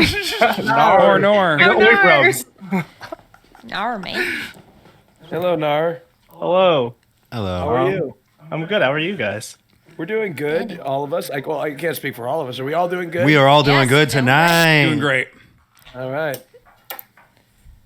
Well, I guess should I just talk about what's going on? Yeah, Let's tell go. us what's All right. going on. All right. Well, basically, I'm gonna try my best to not sound like an a-hole here. Okay. So, basically, I'm dating this girl.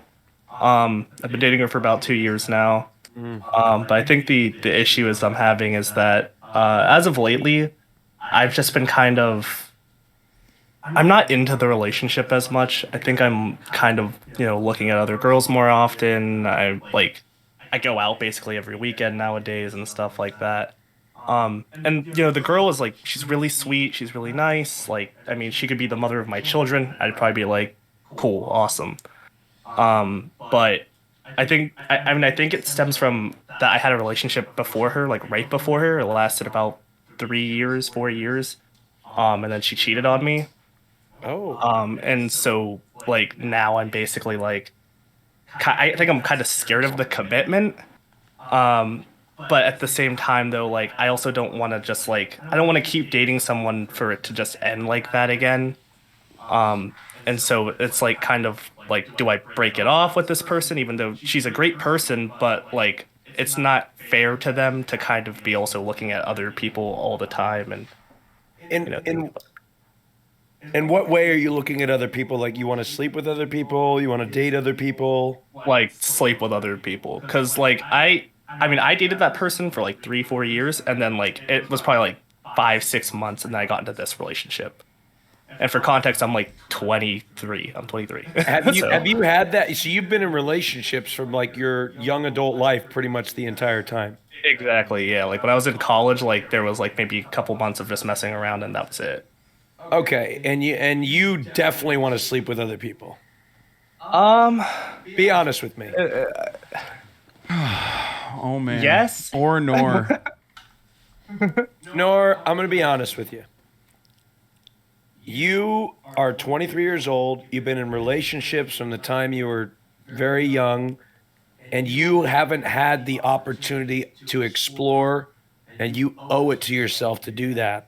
And this is the time. I'm telling you, this is the time of your life to go do that. Breakups are never easy, but this is the time to go explore and do that for yourself. That's great. That is great advice, Austin. That's incredible Thank you. advice. I mean, if that itch is there, it's not going to go away. If you regret 5 years from now that you never got to explore, you could end up resenting her for that, which isn't fair to her either. But then it's also a 50-50 because I also don't want to because the other thing is that being single is hard. I think a lot of times it's a lot easier to look at single people and be that's probably the life. You can go sleep around with whoever you want. You don't have to worry about anything. But then at the same time though, it's also nice to have someone. The fear that you might not have a committed relationship should not deter you or lock you into a relationship that you're currently in when you're very obviously looking around. Especially because you're gonna start developing significantly more resentment towards your partner, because whether you recognize it or not, internally, you are going to associate them as the anchor that's holding you back from experiencing all of these different things, which will ultimately lead to you doing what has happened to you, right? Because you said you were cheated on. Mm-hmm. Yeah. Yeah. And it seems like you even recognize that you certainly have not recovered from that. Like, and you got into a relationship without even recovering from that, and doing something that is so damaging that happened to you to another person would be not something that you're interested in, right? Yeah. Yeah. So staying in a relationship out of fear is the worst reason as to why you would stay in a relationship. Fear that like you might not be able to find a partner as wonderful as the one you currently have is not a good enough reason to stay in a relationship. You need to take some time and work on yourself, or even if you are in a relationship, you need to still take some time in the relationship to work on yourself. How long have you guys been dating again? Sorry, you mentioned this. 2 years. You've been dating this person for 2 years. When did you start thinking about other women? Probably a year and a half ago. Oh my God! So 6 months in. Yeah, it's right. Yeah, basically. You've been thinking about other women for a year and a half? That's the honeymoon phase. Is 6 months. God in. damn. Look, man. Yeah, I think it's tough, but I think you gotta rip that Band-Aid, brother.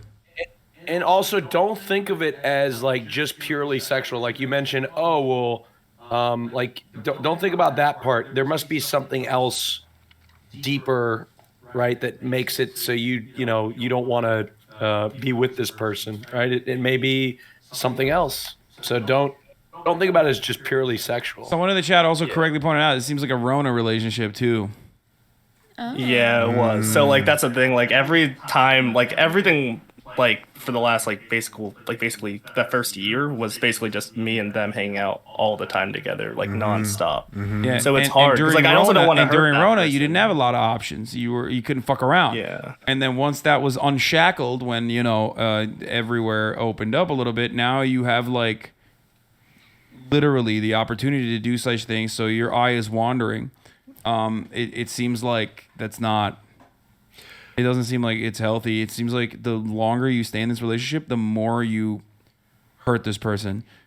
I think you identified the issue when you said that being single is hard. It's the fear that Hasan mentions.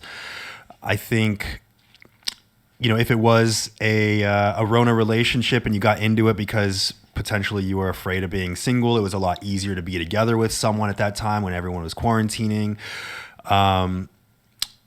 I think that you really should identify that part of you that is afraid of being single and what that means. What feelings arise when you think about being single? Is it loneliness? What is it about you being alone as an individual person is scary to you? Well, I mean, that's a good point. I mean, I think the thing is like I like relationships. Like I don't know, like obviously I'm pretty sure everybody does, but like you get a person to hang out with all the time, right, and stuff like that. But then I don't know, like when you're single, there's a lot of times where you're just going to be sitting there by yourself, and I think that makes me scared to just kind of be by myself. Like I have friends, obviously, but like what is it about being alone that causes you to have that fear? Is it your own thoughts? Is it like what are the feelings that you feel when you think about, oh, I'm just alone and I don't have any relationship to go to? Yeah, I mean, it's like depressing. It's just, if everybody's busy around me, like usually there's always like one person that's going to be like that person in that relationship's usually always going to be there to talk and stuff like that. It feels like they're not there. The relationships are here in your life to fill a void that you feel when you are alone. Yeah, I mean, yeah, that's a good point. You're nailing it. I don't know what else to say. Yeah. I mean, you're spitting. Yeah. You need to. I mean, you're young, so you're gonna grow out of this 100%. So it doesn't matter. But one way to grow out of it is by becoming not so codependent. One way to grow out of this is by spending time with yourself and also working on yourself. That is like one of the best parts about being single is that you have so much time to yourself to invest in yourself to ultimately become a better person.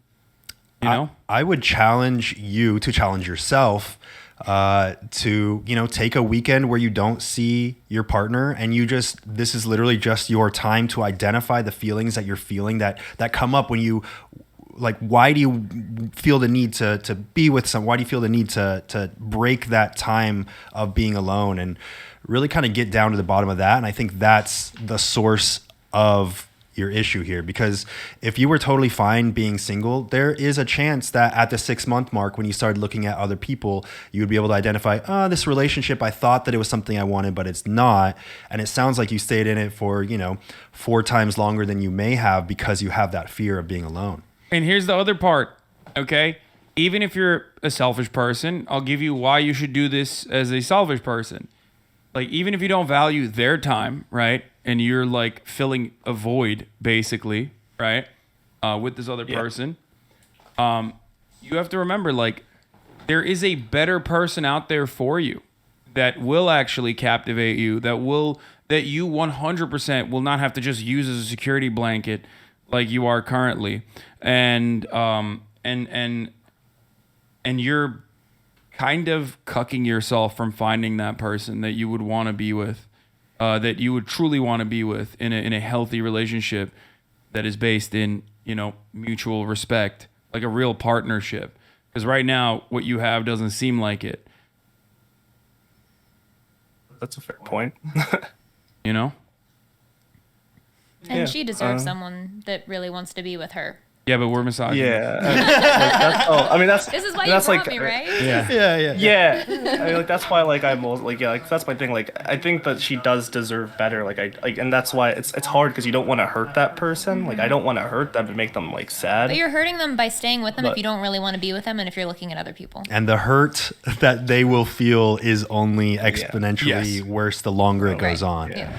Every moment that you spend with this person, you are contributing more to the inevitable downfall. Like, it's gonna be worse overall for them. Also, short-term, welcoming short-term discomfort is a way for you to avoid long-term suffering throughout your life. So welcome this uncomfortable feeling, so you don't have to deal with this bigger feeling later. I think 23 is a great time to start to get down to the bottom of this. Oh yeah. Great time. Yeah, and like Mikey said, ahead of schedule, a lot earlier than a lot of people do. So I think it's great that you're in this mindset, wanting to call in for advice, wanting to figure this stuff out, wanting to figure yourself out. Huge props. Fair enough.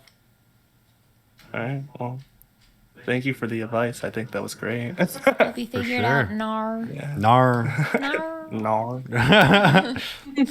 Dope. All right, Nar. All right, ciao, Nar. I'll see you guys. Ciao, Nar. Bye. All right, there's 3 people left. I'm going to tell them to be concise with it. Right. Anthony is so next wise. Yeah, he's 34. That's why. That's right. He's got age and I wisdom. have an illusion right He's here. got wisdom that comes with age. That's right, man.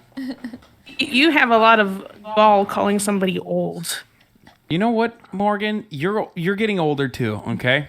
I'm only 25. Yeah. I'm young. A little baby. I'm young. Okay, the next person is Squid. Squid. Name's Torin, he, him. I like the name Squid. Hello. Let's go, Squid. Or Torin? You're still muted. Yeah. What's good, Chad? Oh, hello. Hey, Squid, what's going on? Not much. Came for advice, obviously. So, I'm just gonna start because I'm anxious as hell sitting right here. So I'm Let's just do gonna it. Pop off, King. So I have a neighbor, right? So she is like a longtime friend, and we've been like growing up together for like as long as I remember, childhood friends and all that. And so we hang out a bunch in the neighborhood and stuff. So one day she invites us to hang out at her house, and I'm hanging out there, and she has this other group of friends, and I met this girl she's friends with through her, and so last time we hung out like this, I got her number, but nothing really came of it. We just kind of like texted back and forth, but like we just like kind of like there's always some tension there, you know what I mean? And so So I never really pursued anything. But this time we get together and we're hanging out. We're having a good time, and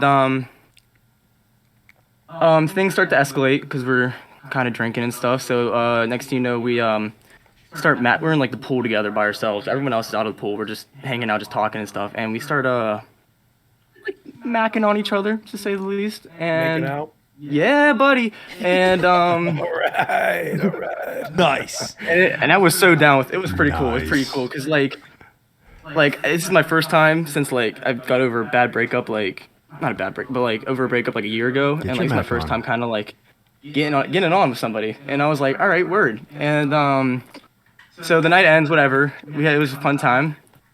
And this girl, and the next day, my neighbor texts me. She goes, "Were you kissing on so and so?"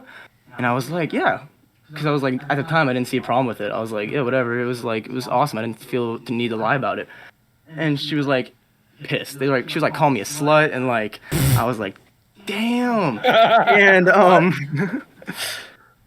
but yeah, so she basically like we haven't talked since, and I was like, it kind of seemed shitty for her to be mad at me because like this is my first time balling out and everything, so like I'm just kind of having a good time with it. Hell yeah, King, ball out. What the fuck? Yeah, no. What? She called you a slut for kissing somebody? Her friend? You're not even- Yeah. Not the slut. She was like, shaming. she said she was like, you're like a brother to me, so it's like weird to see you like with my friend. And I was like, I understand that, but I think she meant brother in the Alabama sense though, because Yeah. it seems like there's a little bit more resentment. Also, I thought you said you were alone. Like, how did she see you? How did she know? It's not like you were trying to rub it in her face, right?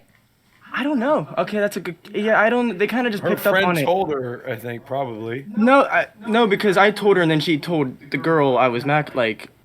I don't know how they found out. They kind of just knew, and throughout the night, I kind of knew they knew, because like we weren't like in front of all of them, and like just on top of each other. It was like away from everybody. Look, this is an open and shut case. You weren't in the wrong. You did nothing wrong.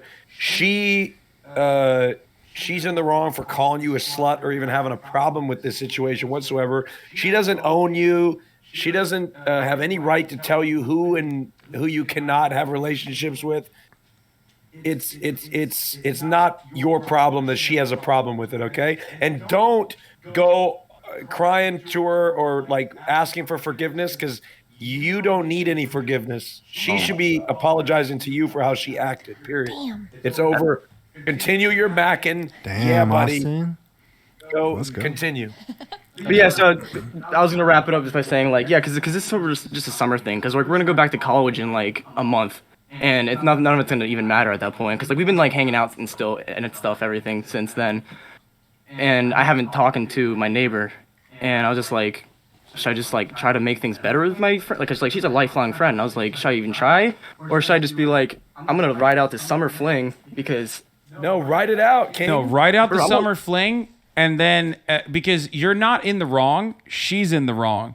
Like she needs to fucking figure out her own complicated situation. And why she wants Yeah, to 'cause it's control like- what you're doing. Yeah.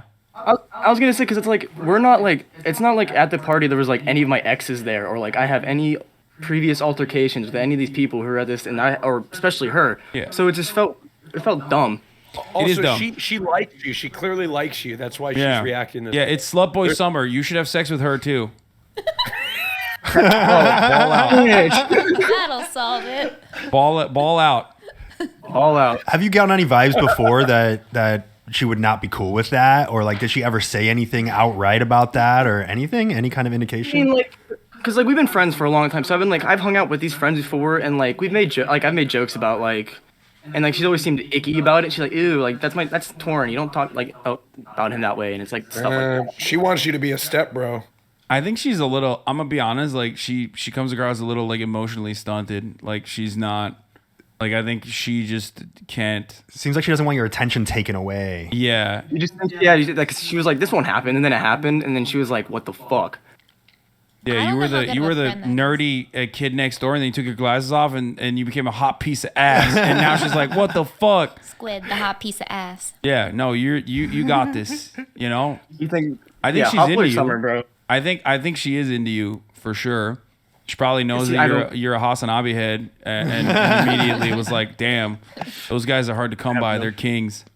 Yeah. You rep the pro necklace, they know. Yeah, exactly. It sounds possessive in some way, a little bit. Yeah, no, it is completely inappropriate of her to have any kind of resentment towards what you're doing, and the way you're conducting yourself seems perfectly reasonable. I would go so far as to even like make sure that she doesn't try to spoil what your summer thing is with this other girl. Yeah. And you know, ball the fuck out. You're killing it.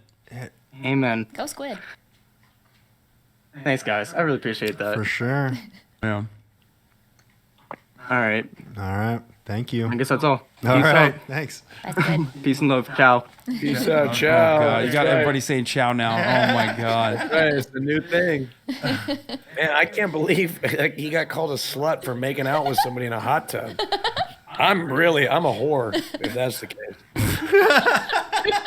I mean, is that like a step up from like is? I don't know. I believe it's hussy. Yeah, Oh. you're a harlot. Hussy. You're a harlot. That's what you are. You're a lip hungry harlot. Yeah. Okay. Yeah, I'm lip hungry. I don't know. Do you want to get some Chadvice? Yeah. I think you need to You guys submit. keep trying to lure me into it. By the end of this, we will. This man is a born interviewer, dude. You don't understand. He's already conducting it. You don't even know. Yeah. I'm already writing the questions in my head. You're revealing things about yourself right now. Like This is the interview's pre-interview, on. Austin. Oh, is it? Oh shit. I had no idea. Yeah, you didn't see it, but he fell from the roof originally spent it at the Austin That's show. how he entered. Yeah. I see. You missed This is it. the whole- Yeah. Oh damn. Crazy. I have a hole in my roof now, but you know. You can afford it. Don't worry about it. I'd be willing. She said if I tried on this chair, I'd break my neck, and yeah, it's a risk I'm willing to take for Austin. Oh. All right. Who's up next? 2 people left and then we're done. Okay, this next person, her name is Noor, she, her. Not Nar. Not Nor. Nor, but Nor.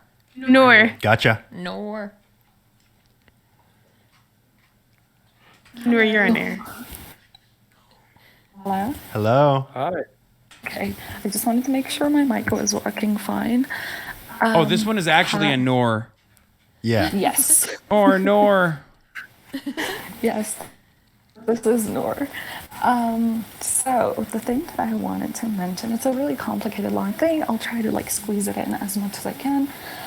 I am from a South Asian country. And I'm an eldest in an immigrant family. I worked my family to come over here. Currently living in Canada.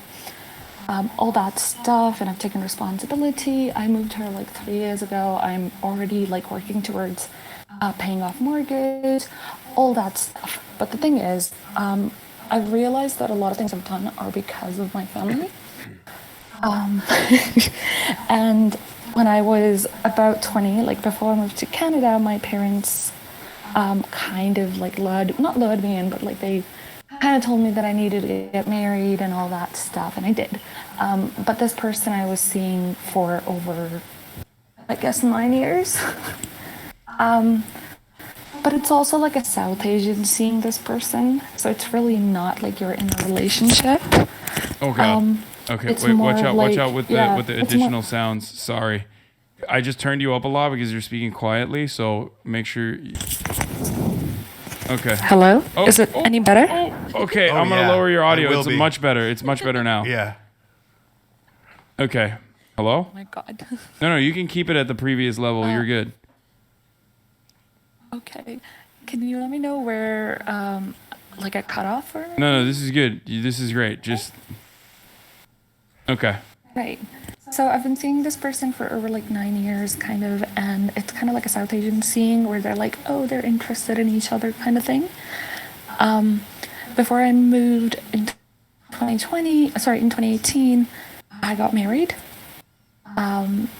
And it has not worked out. So this person is still not in Canada. They're living back home, so it's like a long distance relationship.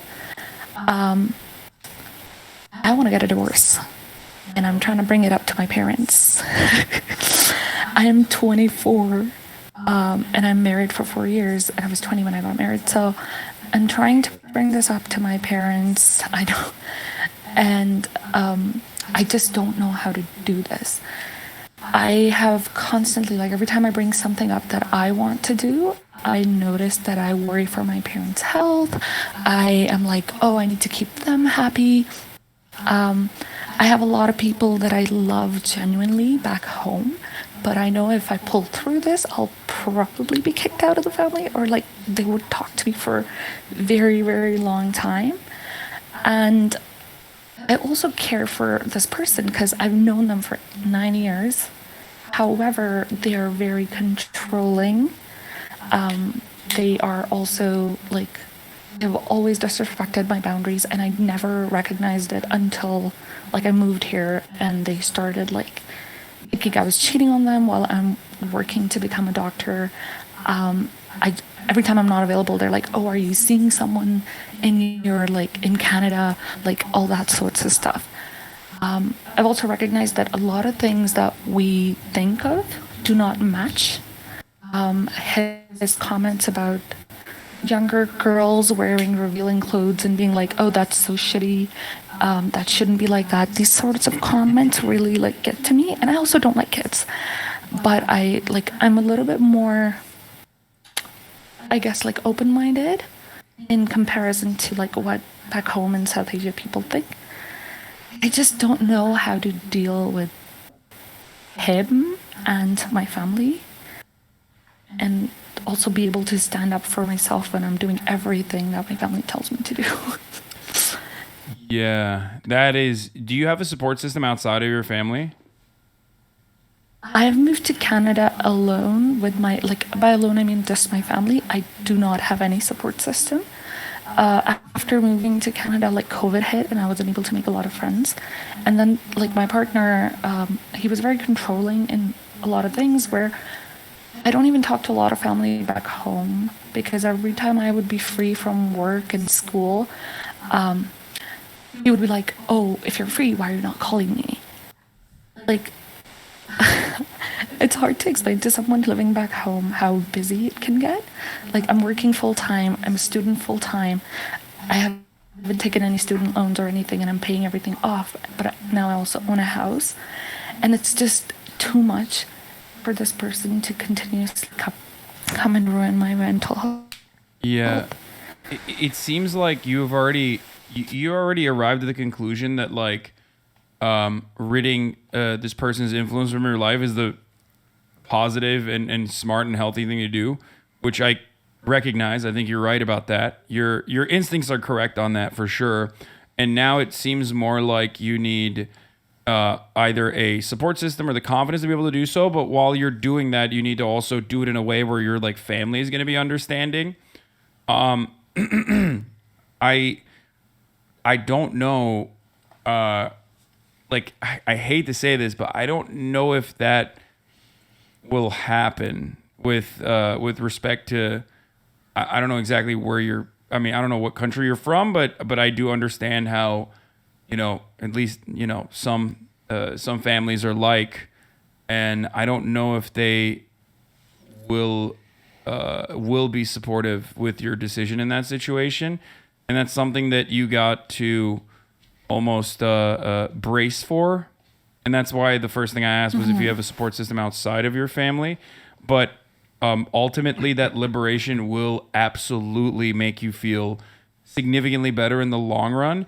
And through time, because time does heal all wounds, through time, your family and yourself, if in the worst case circumstance, I'm saying if your family's like, oh, we disapprove of this, how dare you do this, after some time has passed, I'm sure they would be a little bit more understanding, because they don't want to lose their little girl. You know what I mean? And you're 24 years old. I mean, that's just so young. way too young. Like, you should not be shackled in this circumstance for the rest of your life. 6 years down the line, those complications will be so much worse, especially when you have a good head on your shoulder. And you know what the positive thing to do here for yourself is. So sometimes you got to make these tough decisions for yourself.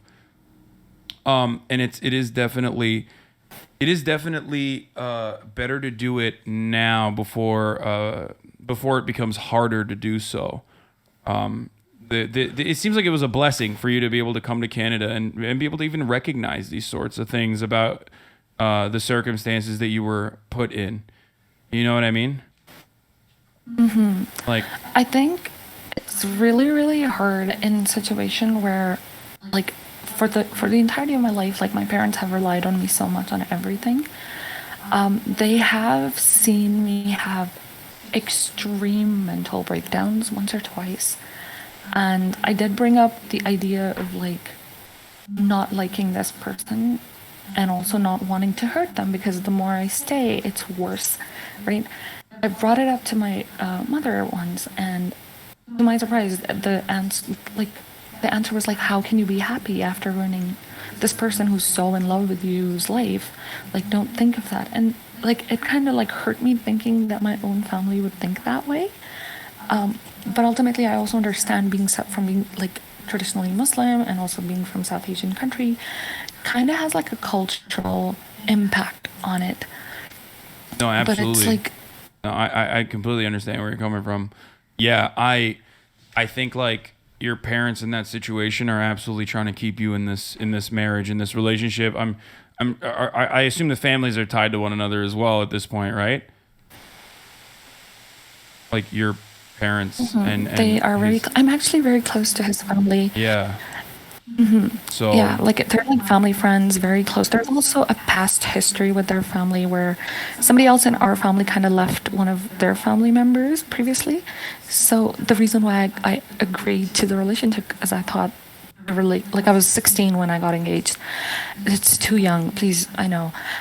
And, like, the reason why I agreed was I was like, oh, we're gonna bond these two families that were so close again, and I'll help it. And now I'm just like, what the fuck? It's not up to you. No, that's not your responsibility to do that. No, that is entirely too much to be placed upon the shoulders of a 16-year-old, especially. Like, I understand the cultural restrictions in this situation, but 100%, that's you need to work on trying to develop a support system. I'm certain you're at school still, so that's like a really good avenue for you to immediately find something like that. I'm sure there are, student unions and stuff like that. You know what I mean? Like student groups that you can join.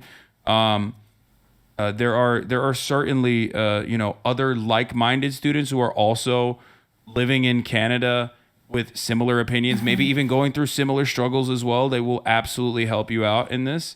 But I definitely do think that, establishing a support system immediately and working on steps of, like, easing your family into it without, like, letting them in on it too much, because they might just, like, inform the family, you know what I mean? Worst case scenario. And then boom, all of a sudden, if there is even a capability of it, I don't know if he's even allowed to, if he can easily come to Canada, but, like, he might just show up, you know what I mean? That's a bigger problem right now. Yeah. My mother has helped me in a lot of circumstances when we do have, like, arguments and stuff. But the problem that recently has caused me to be more, like, this has been his paperworks are getting kind of, like, in the process, and it has caused me an extreme panic of thinking that he could come here. No, that's not healthy. You got to get out of that 100%. Like, the fact that you are scared that he's going to be able to come to Canada is an indication that you got to get out as quickly as you can.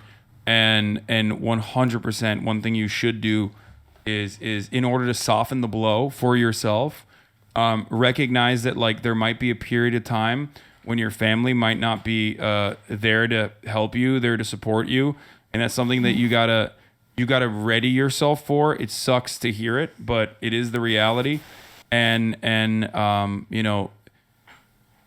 just like I said, join some student organizations and stuff, and, like, meet people. You will find like-minded individuals as well. You're like, the bright side of this is, one, you're separated right now. There's a physical barrier, right?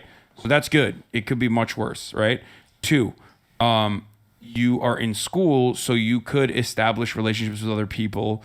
So you have, like, someone to rely on, all other circumstances considered, right? So make the most of the situation that you're in currently, and definitely, you know, you can get through this 100%.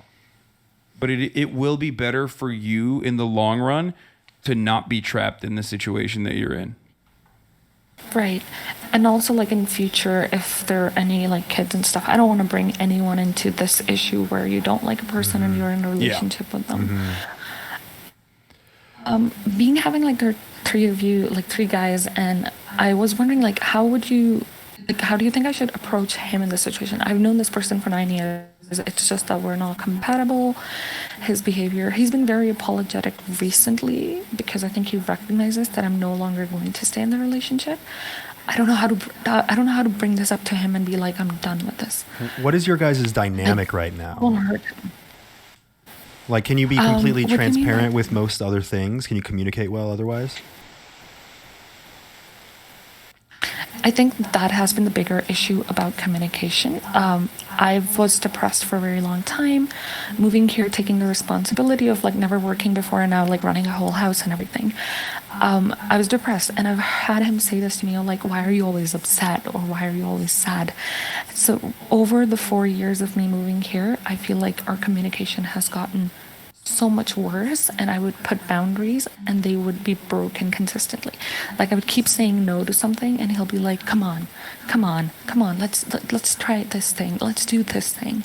Do you think that he's And aggressive? At a point, he's not aggressive, but he is kind of like a spoiled youngest child in his household where he gets away or gets everything he needs.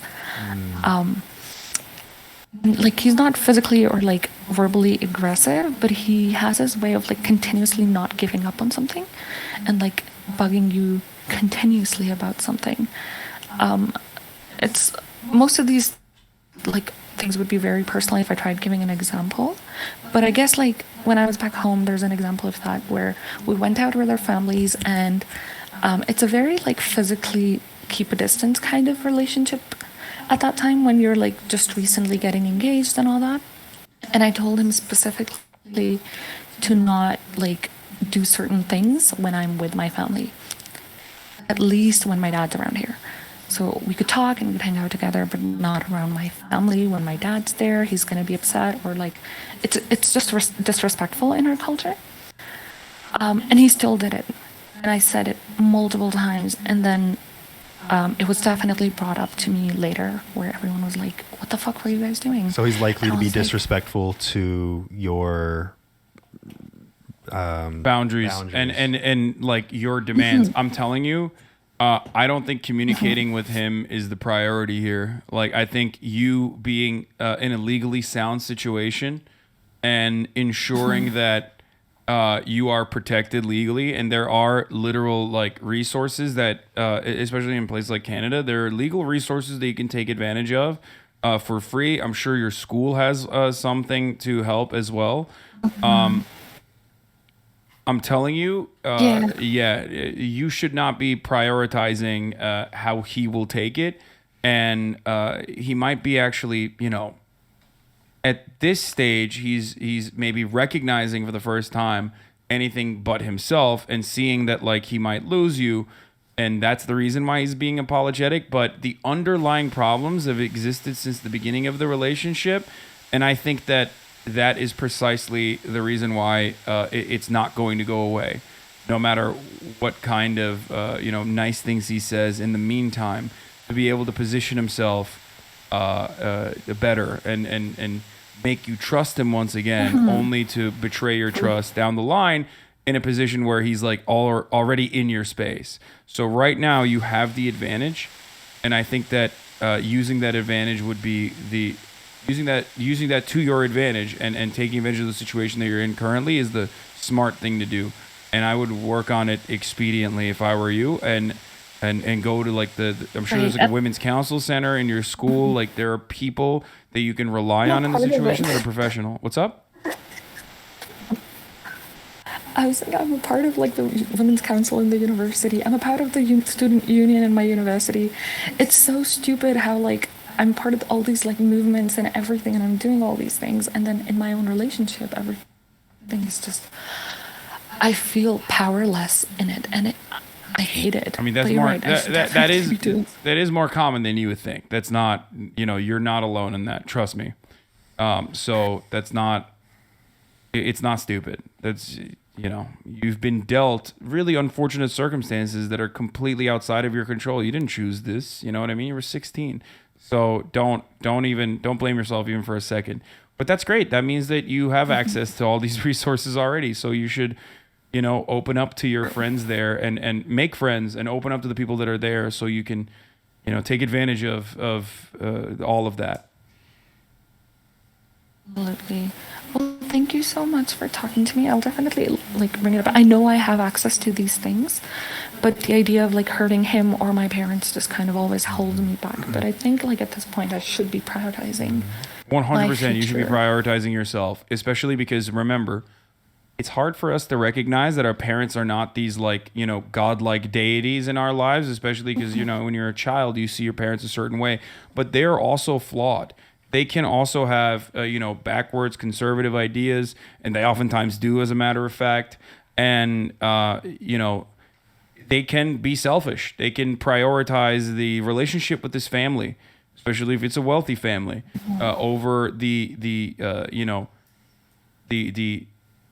shitty condition that you are going to force yourself into.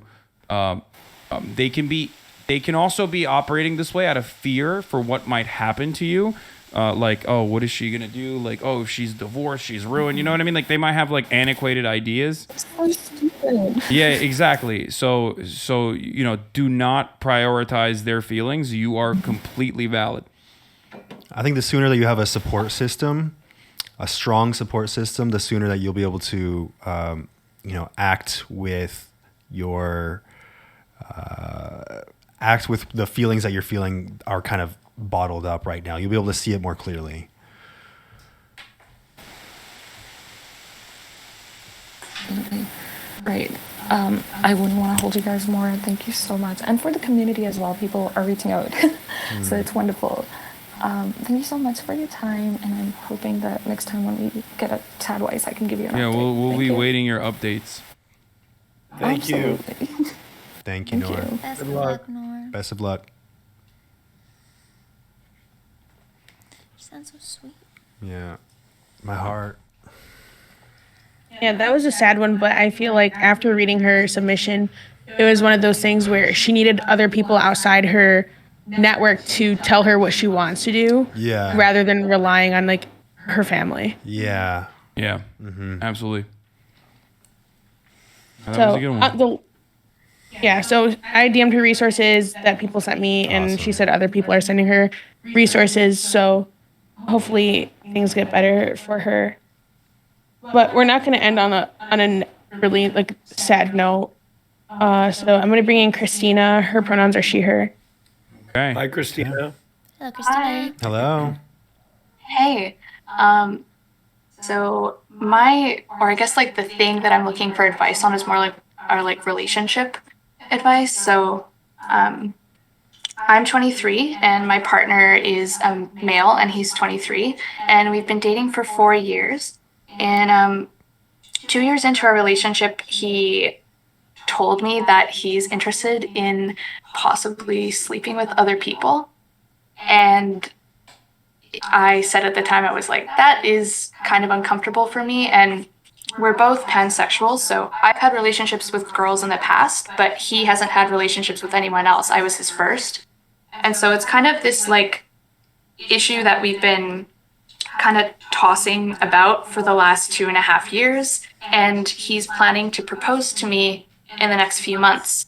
And so my question, I guess, or the thing I would like your opinion on is more so, do you think it's a good idea maybe to open up the relationship and have him have those experiences?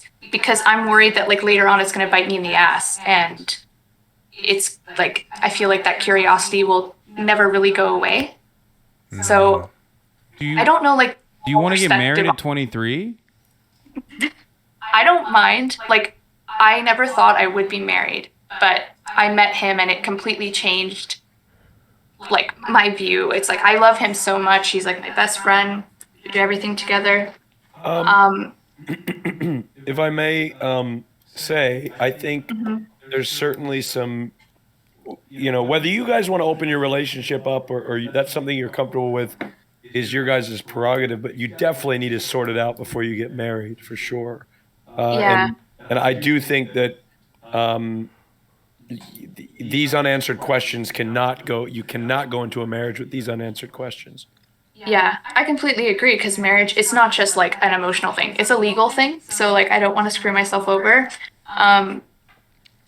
It's just Go ahead. yeah. No, sorry. What were you going to say? No, please go ahead. Well, it's hard because like there's a part of me that I would honestly be open to it, but the issue is I just don't want to lose him, and I feel like it stems from an insecurity that I have of like what if he finds something better? And I understand that maybe that's stupid to feel, but it's just like I don't know really how to get past that. And if I can't get past that, it's also on the other hand, I'm going to go into possibly getting married and always wondering, like, is he going to cheat on me or find somebody better? And I just don't know what the better option to do. And no, this is not a good situation to be in currently, because like it's obvious that I mean, one, you guys are really young, and two, it's obvious that he recognizes that and wants to explore further.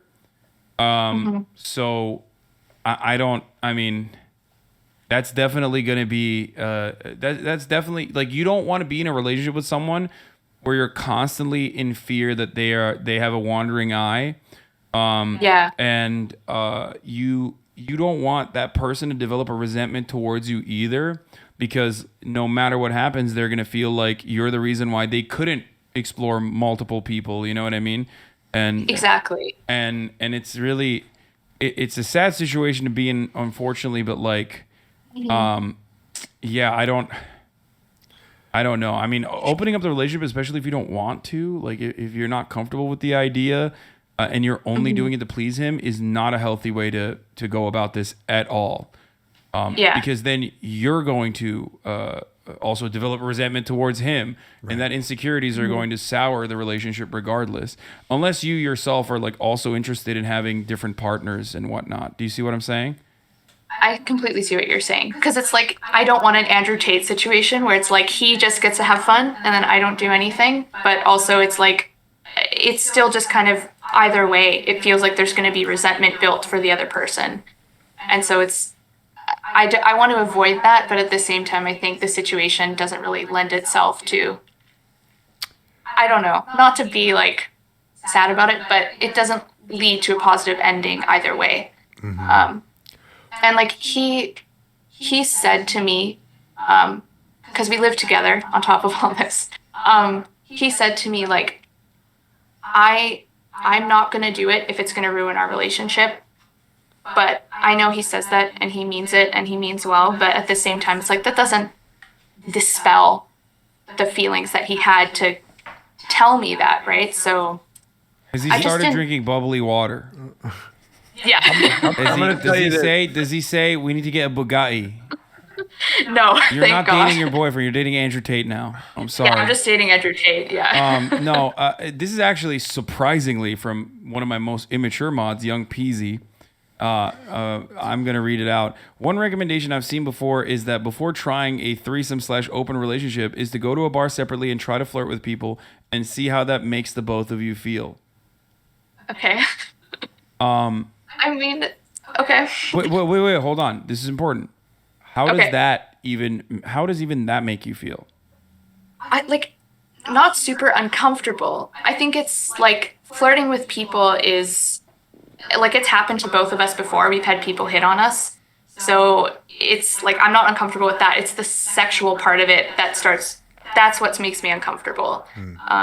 No, flirting with the intent of like hooking up though. Like you like not that you would in the end, but like you have to be open to the possibility of it, at least for this to work, I think.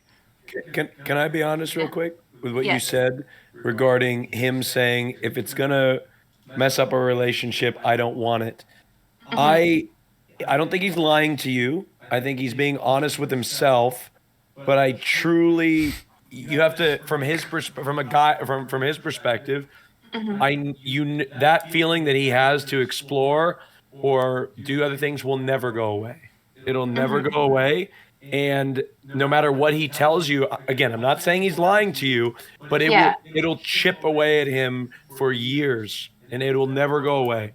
And so I think you should be aware of that for yourself, because he may not even be prepared to share that or come to that realization for himself. So in order to protect yourself, you should, by all means, have that understanding that he may have something going on with himself that he's not fully ready to accept. And so you should be aware of that, is what I'm saying. Like, I'm not saying he's not a liar. He's trying to be honest, But as I said earlier in the stream, as human beings, sometimes we are incapable. We will do mental gymnastics to convince ourselves of something that isn't actually true. Like, oh, no, this is really what I want. But again, slowly but surely, chip after years, right? I'm not saying he's going to go cheat on you, but it will cause potentially him emotional difficulty or trauma. I'll say this much. The fact that you guys are talking about even getting potentially engaging, getting engaged, while also simultaneously being unsure whether or not you want to open up the relationship, is an immediate red flag, because it just means that neither of you are prepared for what you are doing. I had a question about that. It just. I'm sorry to say this, but it strikes me as immaturity in that situation. Sorry, go ahead. Okay. I had a question about that too. Correct me if I'm wrong. I thought you said earlier that you wouldn't mind getting married, and also that you were afraid of losing him. Was that right? Yeah. I it wonder is. if have you really looked at whether you want to get married for the right reasons to him? Because it sounds like it might be out of fear that you want to have that kind of commitment from him, especially if he's talking about hooking up with other people. Now that you mention it, I mean, that is a really good point. Because, I mean, for me, I grew up in a Catholic household. So for me, it's always like, okay, well, if you find someone you like, then you marry them. And I didn't want to do that. I was very contrarian, and I just was like, I'm never going to get married. And I met him, and that changed. And I do want to have a life with him. We have a place together. We have pets together, and I like my future with him.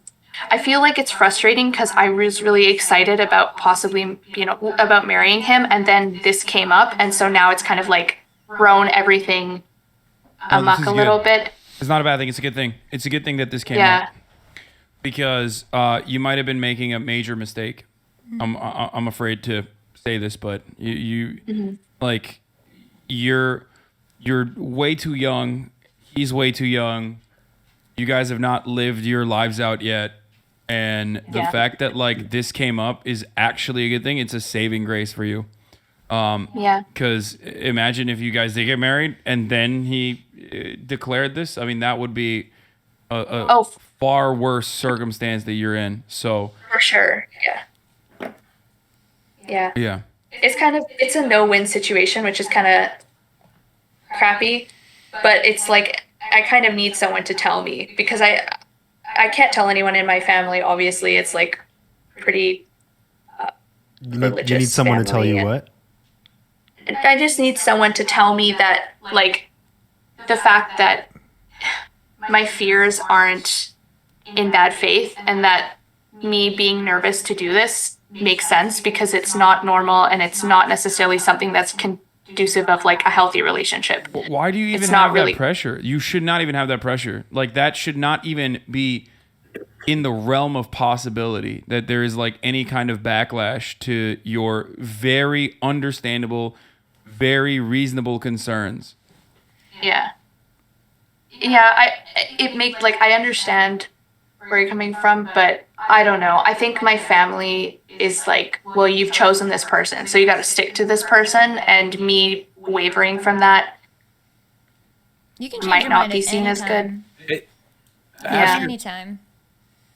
If it's not right for Yeah. you, it's not right for you, and it's better to decide that before anyone's proposing to anyone than to find it Yeah. out when you're engaged, than to find it out when you're married, when you have kids. Like, now is the time. If you feel that way now, it's probably not going to get better. For sure. Yeah. Remember how we talked about, if you listen to me talk about the Andrew Tate stuff, you probably remember that one of the reasons why a lot of people that get invested into the multi-level marketing scheme of Hustlers University is what is known as a sunk cost fallacy, right? So that's unironically what you are currently repeating when you when you think about it like that. You've made an investment into this relationship, and your parents are looking at it in a similar way, and that's one of the boundaries that's like stopping you from making the right decision for yourself. Yeah, don't do that. No. Yeah. Don't do that at all. How long have you guys been together? 4 years. Yeah, and first of all, and also there's no rules to this shit. So you just because you've been together for 4 years doesn't mean they're your life partner. Doesn't mean that you've chosen them.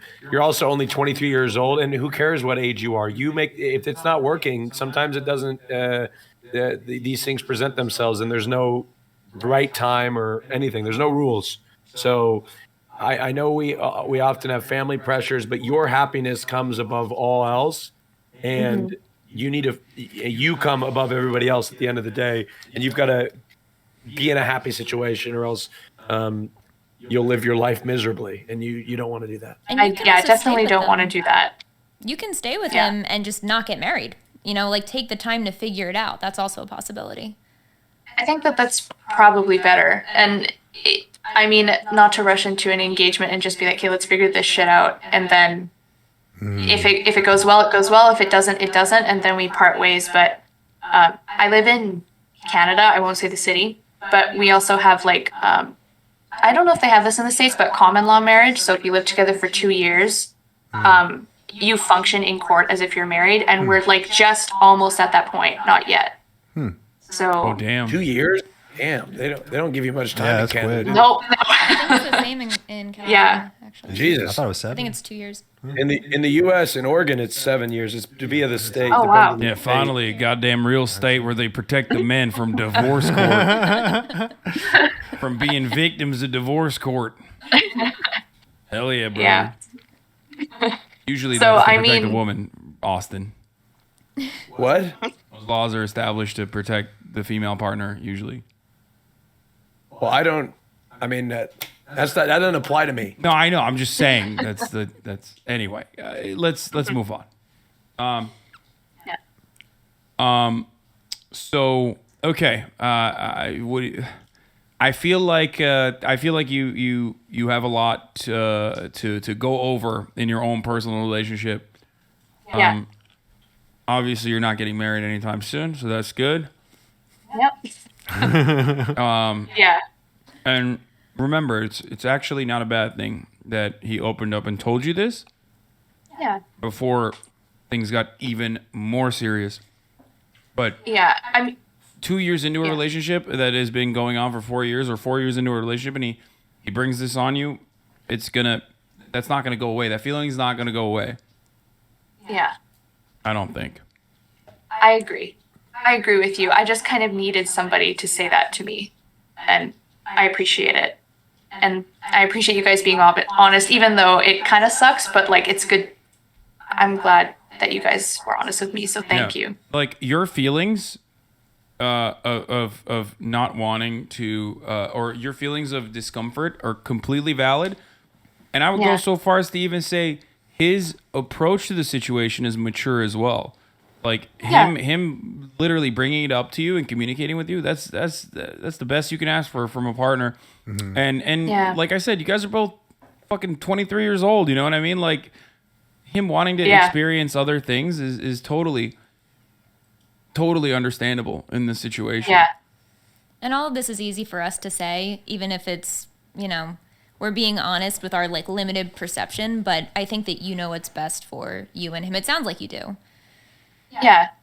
And I agree. Like, I'm happy that he was honest with me. I'd rather him be honest and tell me than just not tell me, and then like 5 years into marriage this comes up. Yeah.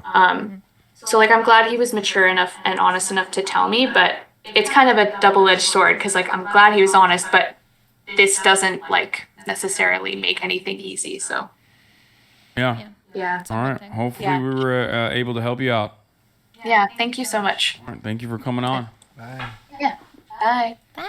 Bye. Ciao. Oh my God, was that our last? That was the last person Yes. that needed advice. We did it. That was No it? one else needs any more advice. Yeah, everyone's done. I can give you a little update as a previous Chadvice goer. You know, to end on a more positive note. What you want to? Um, Let's hear it. You have an update. You're Yeah. you're engaged. No, I'm not. That was my friend. You're engaged on Twitter at least. That's what you posted on Twitter. Yeah. So obviously that's the truth now. I went on my first date last year, from Minder, Muslim Tinder, and now he won't leave me alone, even though I told him I'm not interested. So I think I did something right following the Chadvice. Wait, God damn. what So was it's the like Chadvice? It's a Giga Chad move. So I can't get the boys off me, you know. I'm proud of you. Rogan wants a very big, hairy Lebanese man. Isn't that right? Stop. Right. Rogan also wants someone to suck out her ovaries like Boba. Get it right. I said I want somebody to suck the eggs out of my ovaries like boba. Yeah, Okay. sorry. She's They're very similar. Rogan and I have the opposite type.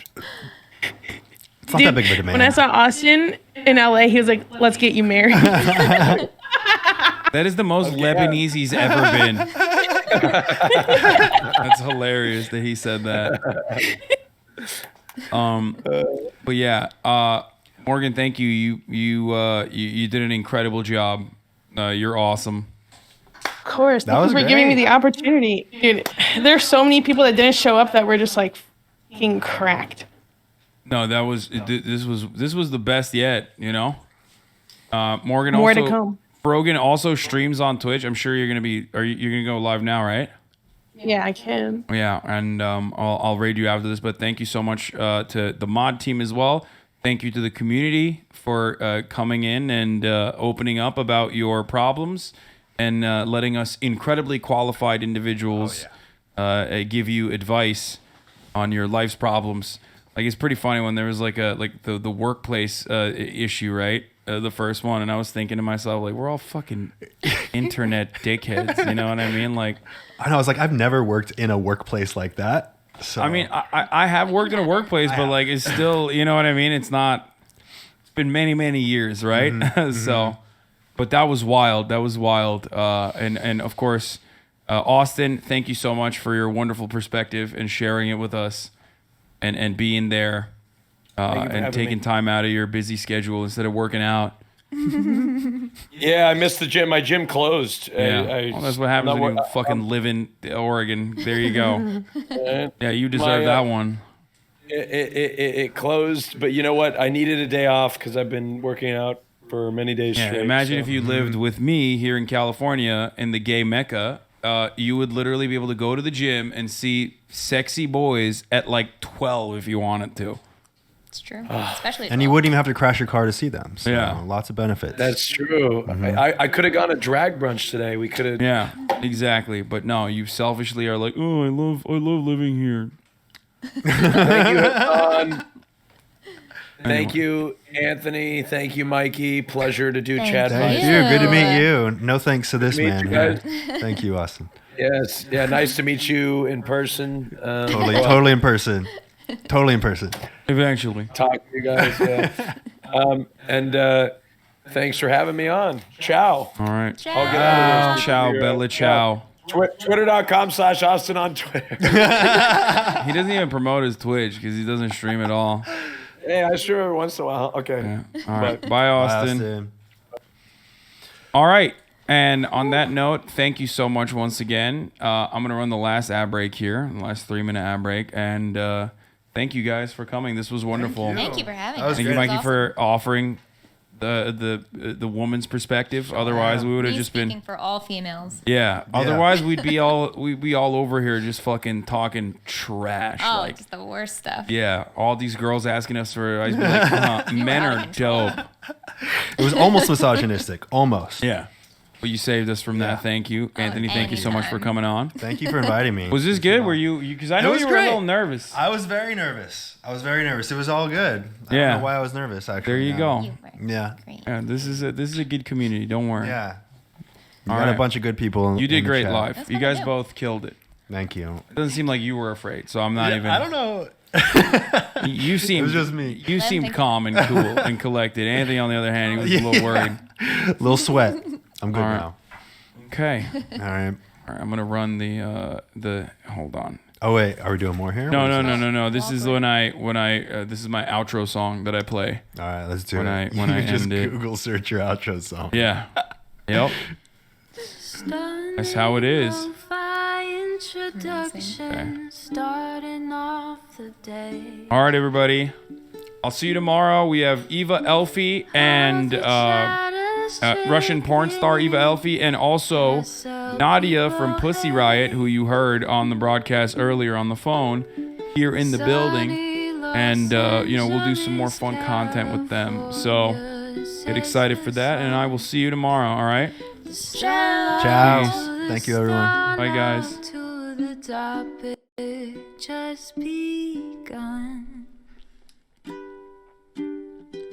There he is again, Hasan is streaming. Hasan is streaming.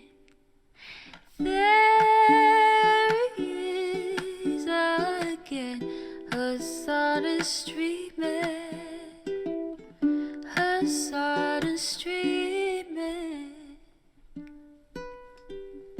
Reviewing the P.O. box, Uncle Uger's face.